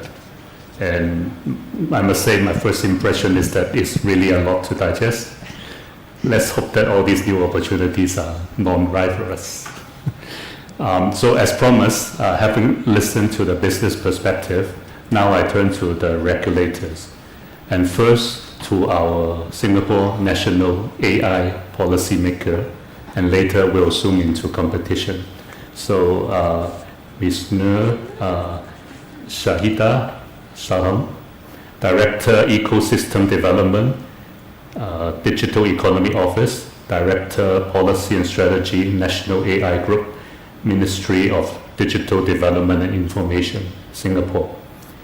So having heard the industry's perspective, how should governments respond to AI developments in order to reap the benefits and mitigate risks? What is Singapore's national strategy on AI? Thanks very much, Herbert. And perhaps I'll start by maybe sharing a bit about how Singapore sees AI and our approach towards our national AI strategy, and then I'll talk a bit about how we try to achieve this fine balance between opportunities and risks. So I think Joy mentioned this earlier, that generative AI was really kind of a game-changing technology. And when it came to the forefront about 2 years ago, I think that was what really prompted us to have to rethink and refresh our strategy. Back in 2019, we had already launched a National AI Strategy version 1, and it was focused on kind of key specific use cases, and it was meant to kind of inspire and demonstrate its transformative potential of traditional AI in some of these key key specific use cases through what we call national flagship projects. But then when generative AI, what happened was that, as I think Joy mentioned earlier, it really made it into a general purpose technology, widely accessible, and in order to really reap its full transformative potential, I think we undertook a fundamental shift and moved from seeing it as just AI as a technology of opportunity, but starting to recognize it as actually a technology of necessity. I think what this means is that we didn't just see AI as, that promising tool that, we should experiment and play with, but really to see it as something that's critical to our competitiveness. And this means that, every citizen, every business must be able to know the technology and be able to use it so that or we risk being left behind. So our refreshed National AI Strategy 2.0 sought to achieve two objectives. On one end, we wanted to kind of pursue what we call peaks of excellence, right? So through our AI centers of excellence, we hope to kind of raise that level of ambition within industry, crowd in kind of the leading developers as well as sophisticated end users to propagate frontier applications and be able to kind of, serve as that domain expertise to propagate the expertise as well as the use cases across the wider industry and economy. But at the same time, we also wanted to push for what we call empowerment, which is broad-based adoption of AI. And this means helping your small and medium enterprises adopt AI, upskilling your workforce, as well as ensuring its pervasiveness within society. And this includes segments of the population, such as seniors or vulnerable segments, to also be able to kind of reap the benefits of AI. But I think we also recognize quite early on that if you want to push for excellence and empowerment, I think a key critical enabler to do so is actually trust, right? If you want to attract firms and talent to undertake innovative AI activities in Singapore, you must instill sufficient guardrails so that they are able to pursue innovative activities, but at the same time do so in a manner without undermining kind of public confidence. And citizens and businesses, we want them to adopt AI, they must be able to feel that the technology is safe and fair. Because if they have confidence in the technology, then they are more likely to be able to adopt it and adopt it widely. So in order to kind of build this ecosystem, a trusted ecosystem around AI development in Singapore, it's not something that is very simple to do, and requires kind of this delicate, fine balance between, pushing to maximize the benefits of and opportunities of AI, but at the same time doing it in a manner that you are able to manage the risks. And this is like a very fine balance, right? So on the one hand, I think we're very clear-eyed that with opportunities, there are harms and there are risks, and you want to do something about them. But at the same time, you also need to guard against what I call misuse of AI, which is when if your interventions become too heavy-handed, you may inadvertently stifle innovation before it can even have an opportunity to do public good. So how do you draw this fine balance between the two is something that's challenging. And to add to the complication is that just the fact that AI moves so quickly, I think as Joy mentioned earlier as well. And as fast as AI moves, I think the risks also evolve just as quickly, and more often than not, we don't fully understand the scope of this risk, how this risk manifests in certain use cases, and how to fully address them. So then the conundrum for governments is then how do we act, right? How do we seek to kind of maximize the opportunities, manage the risk, but do so in also this dynamic environment where things are constantly moving and the risk landscape is constantly evolving. So then what do we do? So I guess Singapore's approach has always been to be quite pragmatic about it. So I think our President Tharman Shanmugaratnam had described this in one of his earlier speeches. He characterized regulating AI as the art of the possible, the attainable, and the next best. And I think this accurately quite captures it, right? In order to kind of regulate this technology, you cannot strive for perfection, but you kind of, seek to do so in a very pragmatic and incremental way. In the meantime, crowding other experience and other perspectives as well.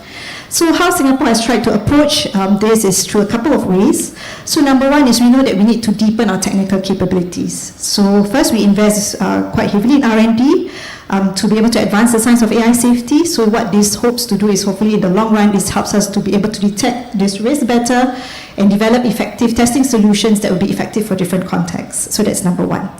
Number two, we also recognize that no single guardrail or no single safeguard would be perfect. So what we do is we kind of develop this incremental, adaptive, layered approach, or what we call Swiss cheese approach, right? Where, at the baseline you have guidelines and frameworks that we've launched to help provide guidance to industries on how, what are the principles they need to be and risks they need to be careful of and how to test for this risk. So we've launched the Model AI Governance Framework as well as the accompaniment of to accompany the practical testing toolkit, which is the AI Verify toolkit. Which the AIM toolkit was had built upon as well, to provide actually practical guidance to companies who can just pick this up and then undergo this test for their respective AI deployment. We also have the generative AI versions of these frameworks and toolkits. But at the same time also, I think we closely monitor the harms and where existing laws, there may be gaps in our existing laws to address some of these harms, I don't think we've shied away from enacting new laws as well. So for example, I think the last elections in Singapore was the first in which the Iliona Act was in place. The Iliona Act serves to kind of safeguard the integrity of Singapore's elections against malicious AI-generated deepfakes that serve to misrepresent a political candidate's speech or actions. So that's kind of like this layering approach that we have tried to deal with the various range of risks and harms that AI could bring. And then I think lastly is the recognition that governments cannot do it alone, so we work in close partnership with our local ecosystem as well as our regional and international collaborators to to see how best to achieve this. So when we launched the AI Verify, I think we also created the AI Verify Foundation that has, I think, more than 100 member companies now, including Microsoft. And what it serves to do is to kind of bring in the industry perspective to help refine our frameworks, as well as contribute to this open source AI Verify testing toolkit that can then be promulgated across the wider industry. More recently, I think IMDA has embarked on what we call a global AI assurance pilot, which serves to kind of matchmake companies with AI use cases, business use cases with third-party testing and assurance providers. And then by working on their use cases, I think the aim is basically to distill some of these lessons and best practices on testing for Gen AI applications and systems that can then be promulgated to the wider industry. So I think kind of in a nutshell how we've approached achieve this fine balance between pushing for innovation and adoption, as well as managing its risk is really number one. I think being informed by going at it from the perspective that it is something that we definitely need to harness. And in order to harness its potential both for innovation as well as broad-based adoption, building that ecosystem of trust through kind of an incremental adaptive approach, as well as crowding in industry, as well as other perspectives from our local ecosystem. Thank you, Shahida. It's a very comprehensive national strategy indeed. For me to digest, I heard that we have to do things practically, then make sure things happen first, and then when AI happens, then make sure it do good things to benefit people, then make sure everybody benefits from it. So, thank you. May I now turn to the competition regulators' perspective. Mr. Ben Woonsung, Director, Special Type Trade Policy Division, Korea Fair Trade Commission. So, Mr. Ben, from an antitrust perspective, what challenges are brought about by AI? How is it different? How should competition authorities respond, be it regulation or otherwise? What is KFTC's approach? First of all, thank you for inviting me, but it's a quite difficult question. From the perspective of a competition authority, AI brings major opportunities for innovation, but also challenges for competition enforcement. The question is not whether AI should be regulated, but how we can strike the right balance between promoting innovation and safeguarding fair competition. First, the risk in AI and data markets. AI industry depend heavily on a combination of semiconductors, large-scale cloud computing, high-quality data sets, and human capital, and also energy. Because of these economies of scale and network effects, there is a strong tendency towards concentration in a small number of players. At the KFTC, we have been actively studying these issues since 2024. We have conducted a market study on AI markets, and in 2025, we completed a specific study on data collection and usage practices.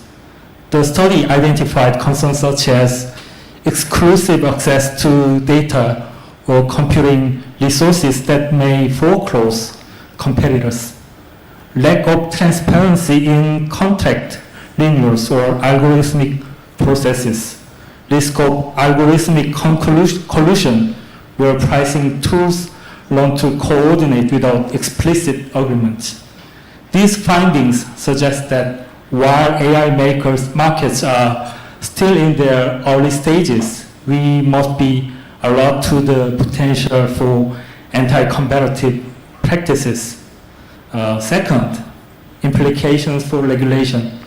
Ex post enforcement is becoming more difficult in AI-driven market because market definition is harder when products and services evolve quickly.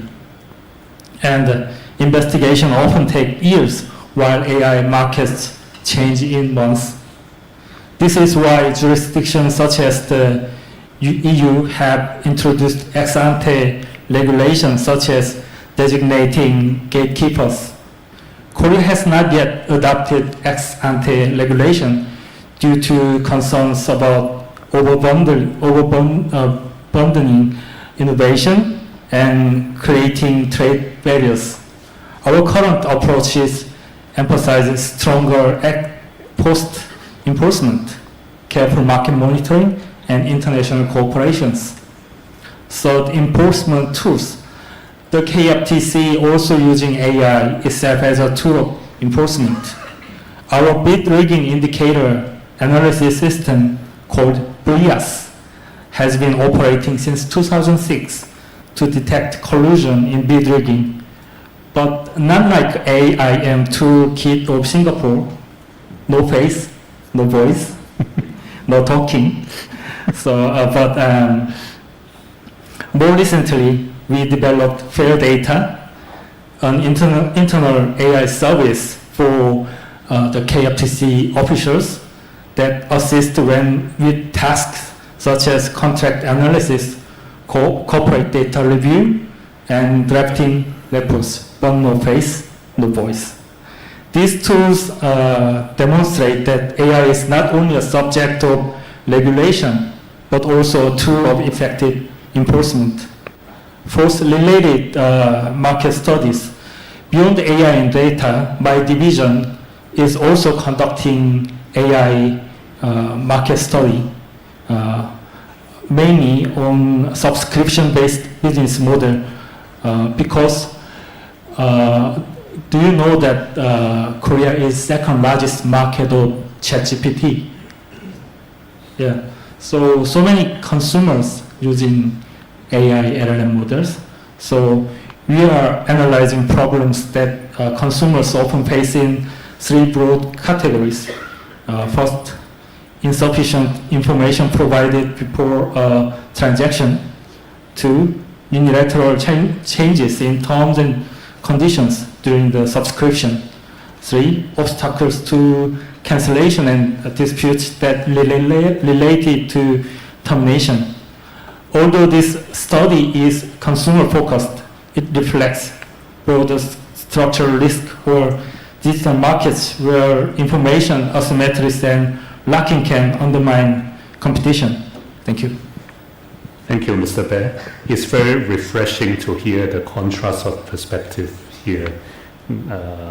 Just now, Shahida giving a very broad macro picture of AI, and then Mr. Bear zoomed into very precise factors of AI affecting competition, be it network effect, economies of scale, semiconductors, cloud, data, even energy.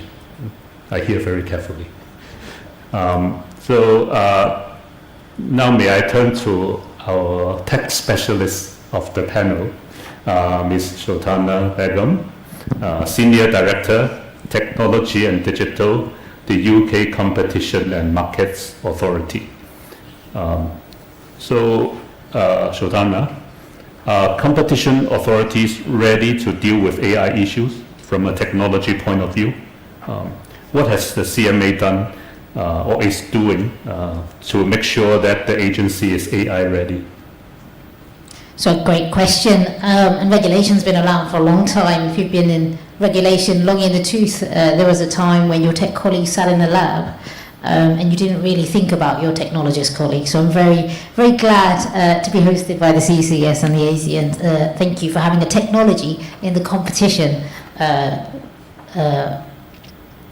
So one of the things I think about is if you're all sat here, you're all aided, I can see digital devices galore. And your technology colleagues have made it possible for you to be cross-border ready. And you've crossed countries and you're ready and you're putting notes. You're probably having interactive conversations with your colleagues back in your jurisdictions immediately. And that word immediately is really important because, as Joy alluded to, the pace of change is immediate. I don't need to talk about how long it took for 64 million people to go on a plane for the first time ever in their life versus how long it took for 64 million users to join ChatGPT. Let's go for decades versus weeks. just want to kind of highlight that it's a change and the pace of change, and we as regulators have to deal with that change. And I'm going to focus on actually what do we do inside our proverbial house to deal with that pace of change. And that's all about actually remaining agile. What does agile mean? Well, it just doesn't mean we're small and nimble, and I'm sure we'd all love more resources. But we work in challenging times, and so therefore technology is a key enabler to us remaining agile as competition agencies, and how we adapt to emerging technologies in both our enforcement work and our own internal processes. I'm a real technologist, so I was doing a mental sentiment analysis of how many times I heard the word compliance this morning versus how many times I heard the word competition for growth, innovation. It's a real mood music changer, and I don't have an impartial seat, but as a technologist, I tend to think of things more broadly. But what I do see is a real change in the dynamic of what we talk about when we say regulation now versus before. So as technology advances, I think it's really important that we can, one, understand the developments, both in terms of technology development and adoption, but also observing the market changes. What are the implications for consumers? What are the opportunities for competition, innovation, and I'm going to say it, productivity growth. And then secondly, how do we as organizations leverage that same efficiency internally to drive effectiveness, to drive our own productivity in the work and our operations? I'm going to dive into a few practical examples because as true technology delivery folk, that's what we do. So firstly, this requires investment in digital data and technology, including AI. So I was very enamored to watch Herbert showcase his AIM tool. You all weren't ready for that in-moment, immediate demonstration, but I think it really does take technology from under the waterline to driving your regulators' work. We've been building this out of the CMA for quite some time, from 2019, and that's 5 years ago we set up our original thoughts around data and technology, and that's been really pivotal in helping us meet the challenges of complex investigations, including all our major digital cases, as well as driving proactive work, so moving from reactive regulation to proactive work. And in areas like AI, where that's emerging and super fast, it's quite important for us to be proactive. So most recently, we've established a whole new executive directorate called Data Technology and Insights, which consolidates around 150 staff. That consolidates capabilities and expertise actually across all of our regulator. And that's not just technology, it includes behavioral science, data engineering, core technology, digital forensics, intelligence gathering, e-discovery, and financial strategic and business analysis. By putting all of these different skills together, we create not only our Centre of Excellence for AI, but a real cross-regulator community to support every type of case. And you might think, why put a bunch of architects with a bunch of engineers, with a bunch of scientists? Well, actually, once you do that, you create something incredibly special. One way we've been utilising this expertise is in our work on horizon scanning to identify emerging technology, market trends that are likely to shape the future of markets. So back in 2024, we automated our horizon scanning process completely using natural language processing just before the Gen AI popped out. And that created our long list of emerging technologies. We conducted this alongside our manual scan and actually found that the automated scan of our work found around 85% of those technologies were detected were also in our manual scan. So the accuracy level was good. So this did suggest that there are efficiencies to be made in the future for us. And that particular piece of work, to give you I love a KPI. Again, I'm a techie. So if you can't get the ROI on it, we often think about it. So that saved around 9 days of manual work with the same level of accuracy as manual labour. And I think, if we were doing productivity by output, that's an example. Another way in which we've been utilising advanced analytics has been on public procurement. This is a very notable topic, I think, for competition regulators globally. And I know my peer mentioned the bid rigging as well. But for the UK, it represents a third of UK public expenditure. So it's big bucks, around £330 billion a year in terms of public procurement. And at the CMA, we have a sharp focus on public procurement as the government pursues essential programmes to improve public services, and invest in economic infrastructure. How we know that the value of public investments can be severely compromised by anti-competitive behaviour, such as bid rigging, with evidence suggests that prices may be inflated by 20% or more. It's significant. So with our deep expertise in data science, AI and cartels, we've been combining these skills together to enhance our bid rigging detection capability. And we're now working with other government departments to roll that out. Through this combined expertise, we've been supporting public sector organisations, both nationally and regionally, to identify and investigate suspicious activity and anomalies in this data, marrying intelligence insights with data-driven detection, the strongest kind of output. So our tool combines statistical analysis of bid rigging data with cartels domain knowledge that we have to highlight suspicious behaviour and detect anomalous patterns. To further enhance our bid rigging detection capabilities, we're also developing the further use of AI to extract further insights from unstructured documentation that can also be pertinent to bids. We're also proactively considering more general changes in the industry and how that could impact the patterns we see across data sets. Another important thematic area of focus for algorithms is AI. And there too, we have developed a deep understanding and insight which we use to inform and shape the CMI's frontline work. This builds on influential CMA publications, which you may or may not have had an opportunity to read, which is around the impact of algorithms on consumers and our review into AI foundation models. We've been considering algorithms for many years and recognise their benefits, such as cost saving for businesses, price reduction for consumers.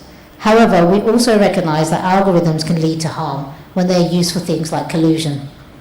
This is why we've been identifying opportunities to deploy cutting-edge technologies and AI ourselves to detect that collusion. And this is a rapidly evolving space. There are interlinkages with online choice architecture, and in some cases, consumer faces agentic AI, which I know has been mentioned.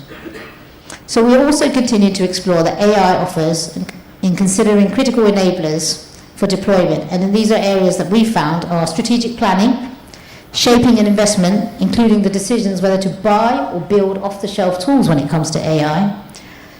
We're really investing in data foundations. You've heard already how important it is to get the right data, the representative data, deploying the right legal and ethical obligations when building.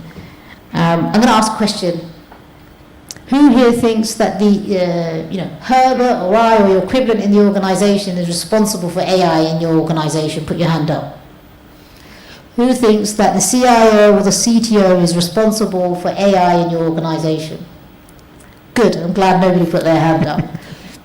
Who thinks that your general legal counsel is responsible for AI use in your regulator or organisation? Chief Risk Officer? What about if I said your CTO, your CEO, your CDIO, your executive team, and everybody is responsible for the use of AI in your regulator?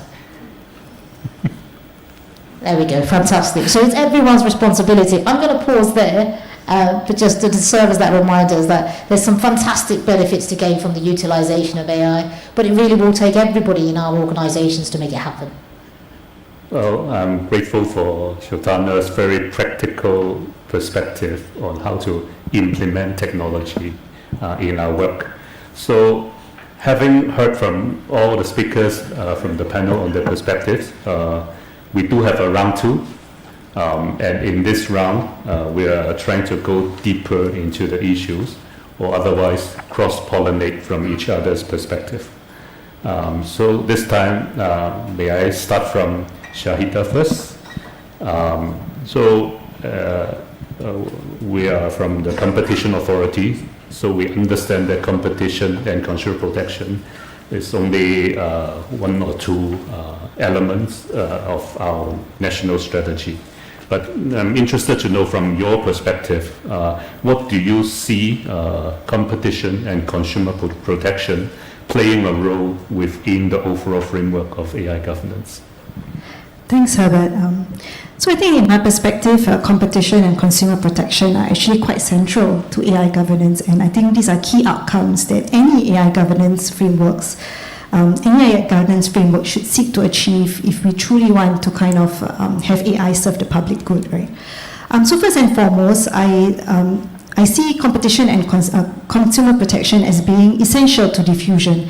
And I talked about this earlier, right? That in order to encourage and facilitate broad-based adoption of AI, you really need to have trust. So citizens and businesses, if they were to see that AI, entrenches monopolies, enables exploitative practices or harms consumers, then we're going to see adoption stall.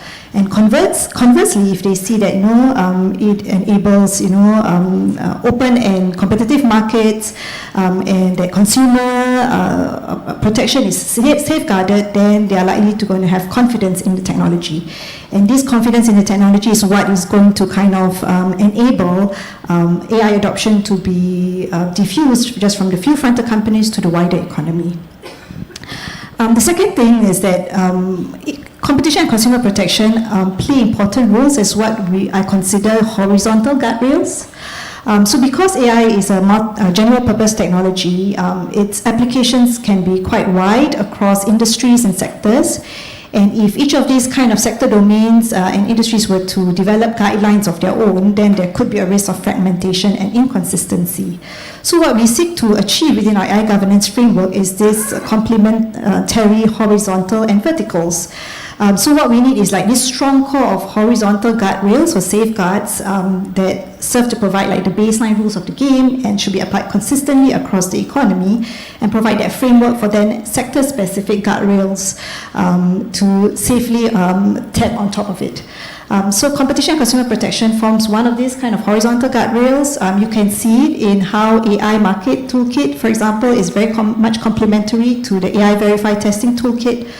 And really serve to kind of ensure that even as the various sectors, AI is being adopted and diffused across the different sectors, certain things like competition and consumer protection are safeguarded. And lastly, I think the last point to make was that competition and consumer protection, I think, do need to adapt to take into consideration the unique characteristics of AI. I think it was mentioned earlier in the panel that I think traditional approaches towards competition and consumer protection may not necessarily be able to capture some of these new risks. I think I heard about algorithmic pricing leading to kind of tacit collusion, and then new forms of dominance emerging through concentration of compute powers, data sets, and even like opacity of decision makings to consumers, right?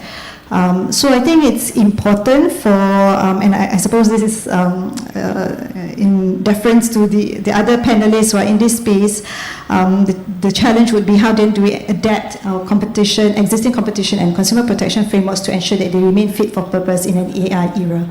I think that's something that we need to think about. And I think I just wanted to say that I think I was very impressed by the AI markets toolkit that you demonstrated earlier. And I thought the real value of the toolkit was really that it made it so accessible. I mean, it was so easy to use, so intuitive. It made it so accessible, even for smaller firms, right? And SMEs who may not have like in-house legal counsels or huge compliance teams, to be able to ensure that as they deploy and use AI, they do it in a way that's compliant with our competition and consumer protection laws, and it also sends a signal that it is really like what Shotana mentioned, the responsibility of everyone to make sure that AI is adopted responsibly. Thank you, Shahida. So we are very used to antitrust. Now we heard that trust is very important for the crossover between AI and competition. May I now turn to Mr. Bae? So regulation of AI is often seen as being unfriendly to investment and innovation. Do you agree or not, and why? What is Korea's position on the tension between free trade and fair trade with respect to AI? And I must say, because KFTC bears the term of fair trade in this agency name, so I'm very interested to hear from Korea's perspective. What do you think about this free trade versus fair trade debate?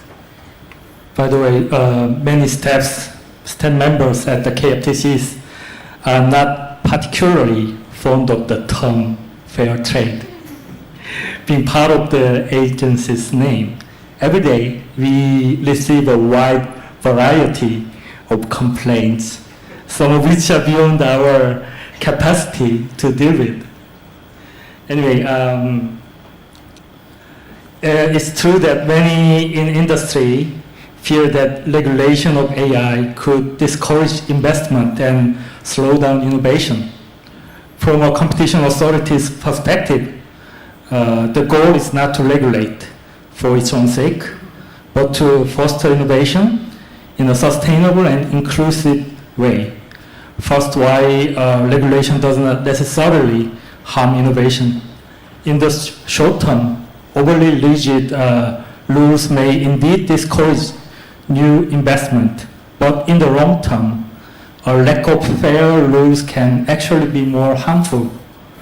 When dominant firms are able to exploit their market position by blocking rivals' access to essential inputs, by imposing unfair contract terms, or by engaging in misleading AI washing, this discourages entry and reduces consumer welfare or consumer trust. In such cases, innovation becomes concentrated in a few hands, while new and smaller players are excluded. This is not sustainable innovation. Properly designed, proportionate regulation actually helps by keeping markets open, ensuring fair access, and building trust, all of which are essential for genuine long-term innovation. Second, Korea's position and experience. Korea places a very high value on innovation, particularly because of our demographic challenges and slowing growth. Productivity gains through digitalization and AI are essential to sustaining our economy. Major Korean firms such as Naver, Samsung, and SK Hynix are key players in global AI development and supporting their capacity to innovate a national priority. At the same time, Korea has a long history of enforcing competition rules against unfair practices by global technologies firms. Cases against Microsoft, for bundling, Qualcomm for licensing abuses with surcharges over 1 billion Singapore dollar, and Applied Materials for its attempted merger of Tokyo Electron. These interventions were not intended to restrain innovation, but to preserve fair opportunities for all players to innovate.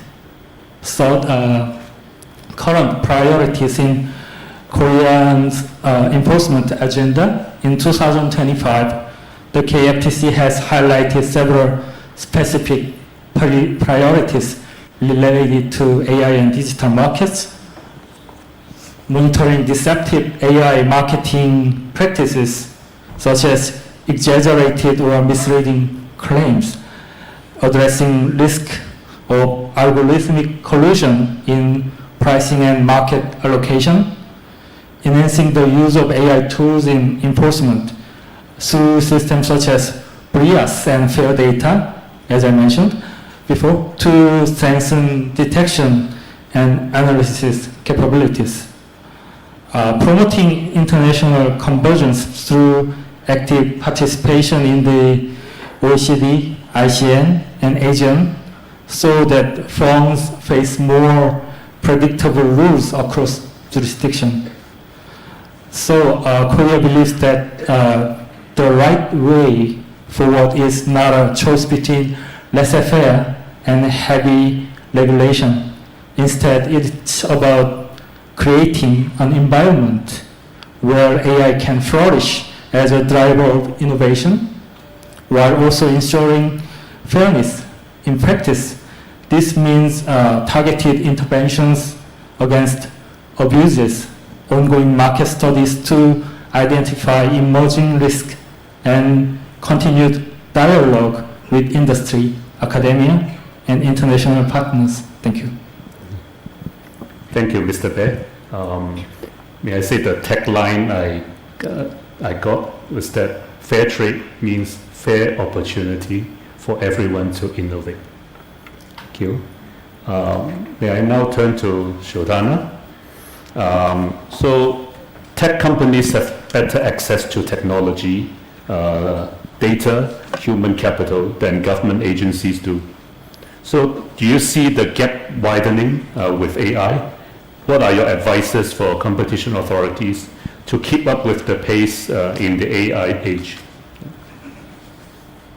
I feel like I'm getting the hard questions because everything else is a core competence of a regulator, but it's a really good question. I mean, there's a couple of framing points, and then I can take you a little bit more through the CMA's journey in terms of advice. So I think it's important to know that we, the CMA in the UK, are an independent body, so we're a non-ministerial UK government department, and we're responsible for both promoting fair competition, but also protecting consumer interests. Our remit is obviously driven by Parliament via legislation, and we take our steer from government in terms of our recent steers, and you can see that online. And that reinforces our fundamentals to be independent in terms of competition and consumer protection, while setting out how we support growth. So if you're asking me, whether the CMA has plans to regulate AI, what a big question. Certainly not my remit. But what I can say is that, as a technologist, heavy-handed, sweeping regulation in this space can stimulate innovation and stunt growth. So seizing the opportunities of AI and the benefits it can yield for the UK requires a clear and proportionate regulatory environment. And to that effect, we have published a set of principles for powerful AI foundation models, helping to guide these markets towards the benefit that they could generate. In terms of the gap that's widening, there's a long answer I prepared and a short one, so I'm going to go for the short one because it's a long topic and it's hard. But essentially, I think we're at an important crossroads with regulator investment, the challenges that we all face in kind of budgetary constraints, investment and adoption of technologies in AI as public organizations, there for the good. Our risk appetite will always be somewhat different to technology companies. There is probably going to be a gap between technology firms and us in the amount of capital, the amount of infrastructure, and potentially even talent that they can attract. And if we don't collectively seize that opportunities, then I do think there is a gap that could widen. And we should avoid that. So what's my advice? Well, tech companies will always be ahead because they make the tech and their first-hand views of the technology. And I'm sure Joy will tell us some more about that. But regulators and governments can't match those financial might of those firms. So therefore, Reg AI adoption lag comes from unique factors like the security that we may want. I know as the person responsible for cybersecurity of my organization, of data protection through our systems, infiltration, workflows, that I'm always thinking about security. Equally, my peers who want to analyze and utilize AI as quick as possible, as fast as possible, that creates a natural tension. But I call that a healthy tension. So I would encourage organizations to have that healthy tension so that there is always a reason to innovate. There is always a reason to push. One way that could be done is through sandboxes, to test a lot more before they adopt and scale technologies, to give themselves that sense of risk aversion, however, an opportunity to innovate. The other thing I would say about innovation in general is people always akin it to destruction or disruption. Innovation in its purest sense is a carefully created set of projects or programs that could change the way you work. Mostly what's required is a cultural shift from the way you work. I used to work for a regulator in the UK, won't say the name, but I used to say I could take the regulatory handbook and it would be the size of a double-decker bus in terms of height if I was to print it out. Now, who is working in that way? We're all digital. So really thinking about that mindset shift in actually how we're regulating and what we're doing. Thinking about our organisations, I mentioned to you earlier, we created a whole new directorate to bring that. That was a top-down strategic decision to bring those areas closer together. So you have to decide for your organisation, are you going to take a top-down approach to the way you use technology and AI and how you invest in it, or are you going to let 1,000 flowers bloom? Either way, you have to create the space for that to happen. I would encourage continuous use of agile test cases of pilots, not only utilizing internal capability, but I've heard from Singapore those private-public partnerships are really important. Those cross-governmental partnerships are really important. In the UK, we have the Incubator for AI, which is in our central government, and they've developed a range of AI tools such as Redbox or Consult, and you can see those online. But what they do is they then give an opportunity for us to adopt AI as non-ministerial government departments really quickly through the use of GitHub and other appropriate features. But that speeds up your ability to accelerate. There's a saying that says, alone you can go far, together you can go even further. So think about who are your strategic partners in this space. This very day is an example of way of collaborating and creating that innovative space. The other thing is we hold a lot of data that not necessarily the private sector has. So that's a win for us, right? We have a treasure trove of vast data against our organization that we can utilize to train and improve performance of our own AI deployments. And with access to regulatory history, think about the corporate knowledge sitting inside your brains and your colleagues' brains, and how can you get that out and into something that can be repeatable? Well, AI is a really good opportunity for that. I won't say too many more, but what I will say in the end is think about your structure. Do you need a digital transformation strategy or a cloud strategy? I think it's no surprise to say that, Microsoft mentioned it before, software as a service, SaaS, becoming agile. I'm very proud to say that the UK CMA has a multi-cloud infrastructure, so it's very easy for me to adopt and test things that my colleagues really want to try out. There's also, I'm good Microsoft, there is no disclaimer of endorsement, but we're also doing co-pilot trials to see what general productivity we can create. So there's productivity in our day-to-day work, and then there is productivity in our casework and outputs, and we are looking at both of those. We've also looked into unlocking foundation models, so much more stronger, powerful models in the agentic space, and collaboration with your legal colleagues, your risk colleagues, your DPO, all of these people are super important to create new internal relationships that may not have been culturally the norm within a competition regulator, but in the age of AI, super important. So I'll leave you with three things. Are you structurally set up to make the most of AI?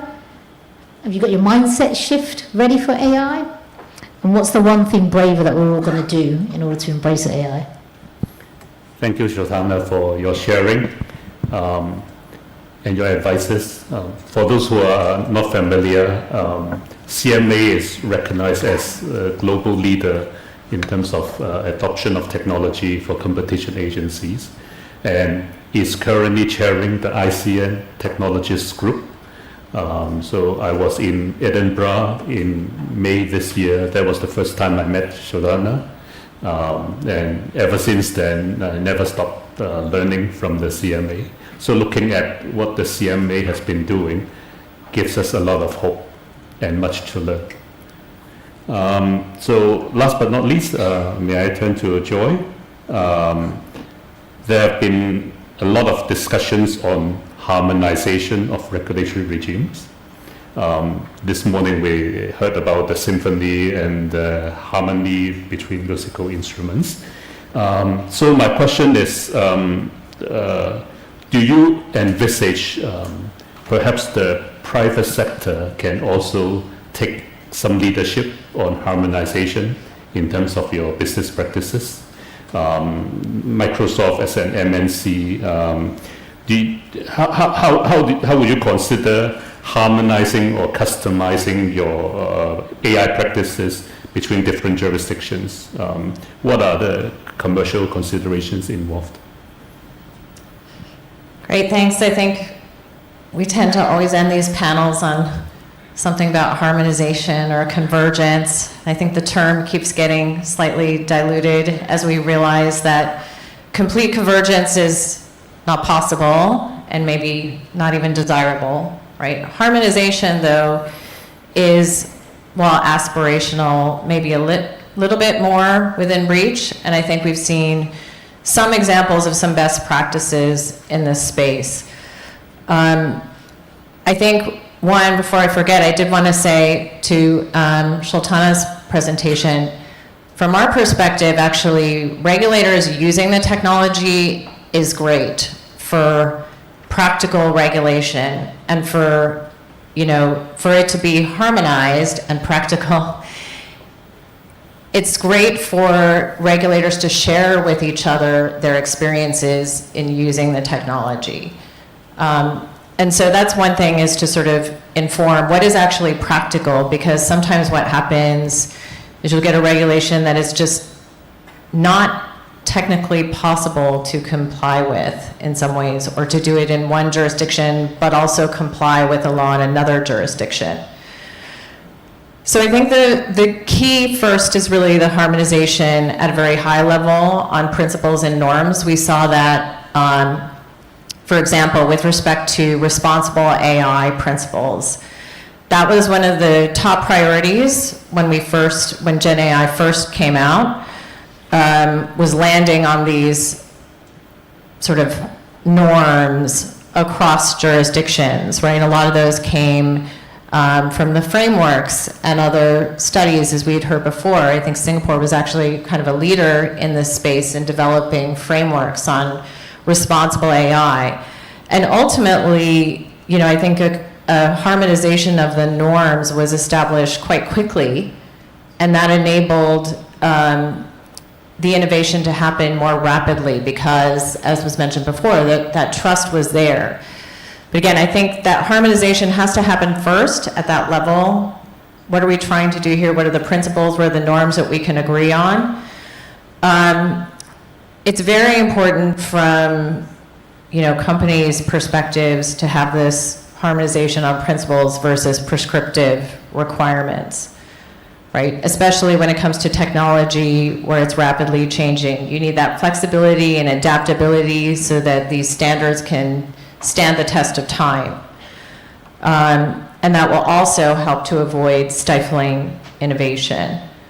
I think one thing to consider is that most multinational companies, and I would say especially hyperscale technology providers, cannot easily or quickly customize the way that a service is delivered in a jurisdiction. And it's not easy to sort of make changes once sort of a compliant system or framework is developed. We usually, I think many companies will try to look at sort of a high water mark, but sometimes we have to guess where that's going to be. And it's very tricky when that high water mark is shifting, right? So in that sense, it's very important to sort of stay at a certain level and be flexible. I think about sometimes the cybersecurity incident reporting and the importance of harmonization. When you have something like that, where you have very concrete compliance requirements on cybersecurity incident reporting, and if they're different, what happens is you get a company that has to expend an enormous amount of resources and time in a crisis situation in just determining how to comply and what order and what content reporting needs to be done in, right? We don't see that, of course, in the AI space, but it's just an example of the importance of sort of understanding that the compliance burden can be real, right? Especially if there are conflicts. The other point is that where you have these startups and sort of a nascent sector, obviously the compliance burden is going to weigh very heavily on a small and medium-sized company or a startup in terms of resources. So I think we can all agree, right, that harmonization is an ideal. The closer we can get to it, the better. Of course, we do have to acknowledge that there are differences, especially in the competition space, that there are very real and important distinctions between jurisdictions in terms of the market conditions. But if there is any way to sort of land on some shared principles, I think that is sort of the best we can hope for in terms of harmonization. And the other is to ensure, especially for competition regulators, that within a jurisdiction, that the competition regulators are also harmonizing with their other regulators that may have overlapping, really overlapping remits, such as areas as cybersecurity or responsible AI and the like, your digital or technology agencies, right? And that all of those regulators within a given market are acting in harmony. Thank you, Joy. After listening to you, maybe I can refine the music analogy a bit. Based on my limited knowledge, harmony is not about everybody singing the same note. If everybody's singing the same note, it's called unison, but not harmony. But what is important is that we can sing do, mi, so, but make sure we keep in harmony. It's not the same, but not dissonant either. Then we can achieve the harmony. Thank you for all the speakers' contributions. We have slightly over 6 minutes left. So may I now invite our panelists to address some of the questions from Slido. First one with 6 volts in toolkit is very innovative tool, so there's AI market regulation. Just curious, does the toolkit also come with AI avatar? We will work hard on it, but until then, and please bear with us. If your business has a data guy, then he or she will be able to handle it.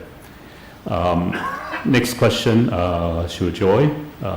What are the incentives and trust building mechanisms that enforcement agencies can offer for companies like Microsoft to voluntarily use the AIM toolkit? Yeah. I think I'll have to play around with it and see what it looks like. But I think, the principles of sort of prior consultation that exist with various agencies should apply, right? There should be not too punitive consequences for using such a toolkit, or some way of keeping it where the consultation is not used against the company, I think would be one of the key elements to instill trust and encourage companies to use it. Right. So maybe just to respond, just now during the launch, we emphasized that it is private to the companies using it. You download it to your local server space, so that outsiders, CCCs or other companies will not be able to see them. You run the toolkit and you get some results, maybe suggesting potentially this is an abuse of dominance or whatever. It's private to you. You can take preventive action to prevent your company from getting into trouble, but is in no way used in a punitive sense that you're worried about. So just to re-emphasize. Okay, the QR code we can provide later. There was a question for CMA, isn't it? Yes, the bid rigging tool leading to prosecutions or other methods like leniency, whistleblowing, still catching most of these. Yeah. I can say something, but not too much of something, just because it's operationally sensitive, as you will all allude to if you are utilising the tool, so forgive me on how much I say here. But what I can say is bid rigging, which the CMA regards as the key risk in public sector, representing about 330 billion of spending. Last year we fined 10 construction firms 60 million across multiple contracts. The tools themselves are constantly being tested and reiterated and utilised in various different ways. Because of what the tools are used for, it's an operational sensitive one. But for those who are competition regulators here, I'm sure we can arrange some sort of bilateral conversation that's appropriate. Yeah, I see a question for KFTC. What are KFTC's views on working with industry players engaged in constructive dialogue about potential concerns in lieu of investigation and enforcement?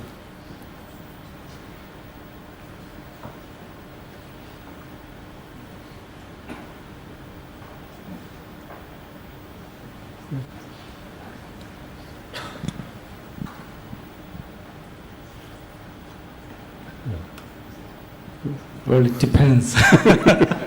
It's very hard to say.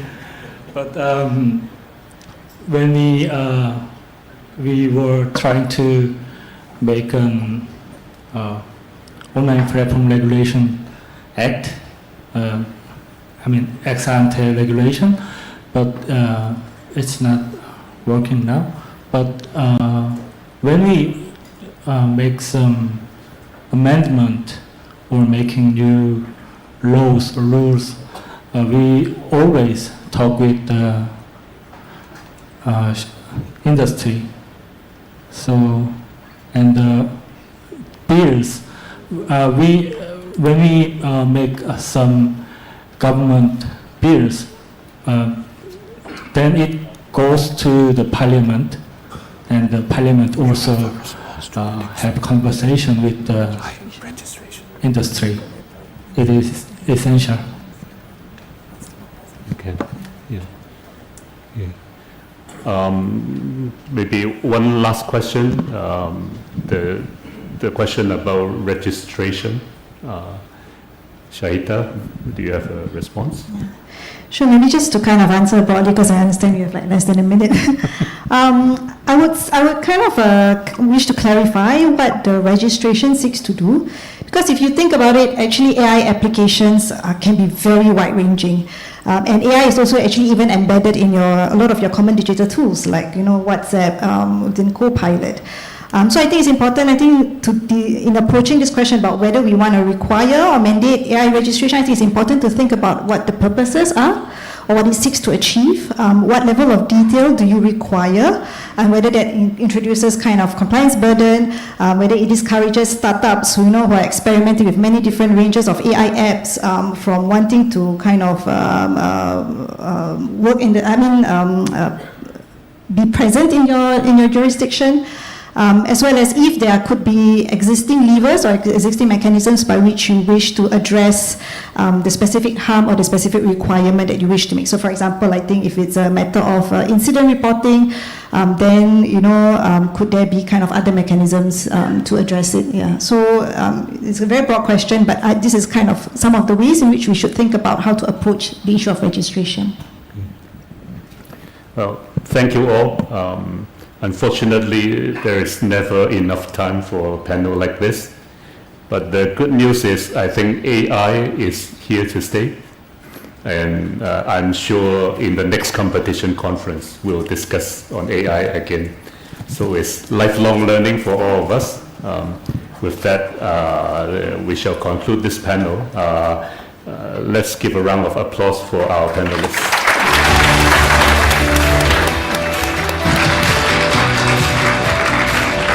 Well, thank you once again to the moderator and the panelists for the very in-depth discussion on the uses and potential abuses of AI. So, ladies and gentlemen, this brings us to the close of our first day of discussions on the 11th ASEAN Competition Conference. The conversations today have demonstrated the collective commitment across ASEAN to build a more resilient and inclusive regional economy through robust competition policy.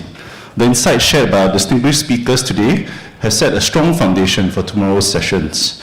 Before we adjourn for the day, I'm delighted to invite you to join us for a welcome reception, which will take place just outside in about 15 minutes. So thank you once again for your active participation today. Please remember to remove your personal belongings when you exit the hall today, as the room will be refreshed for tomorrow's session. We look forward to seeing you tomorrow morning for day 2 of our conference. Registration will commence at 8:30 a.m. and the sessions will begin at 9 a.m. Have a pleasant evening, everyone. Thank you.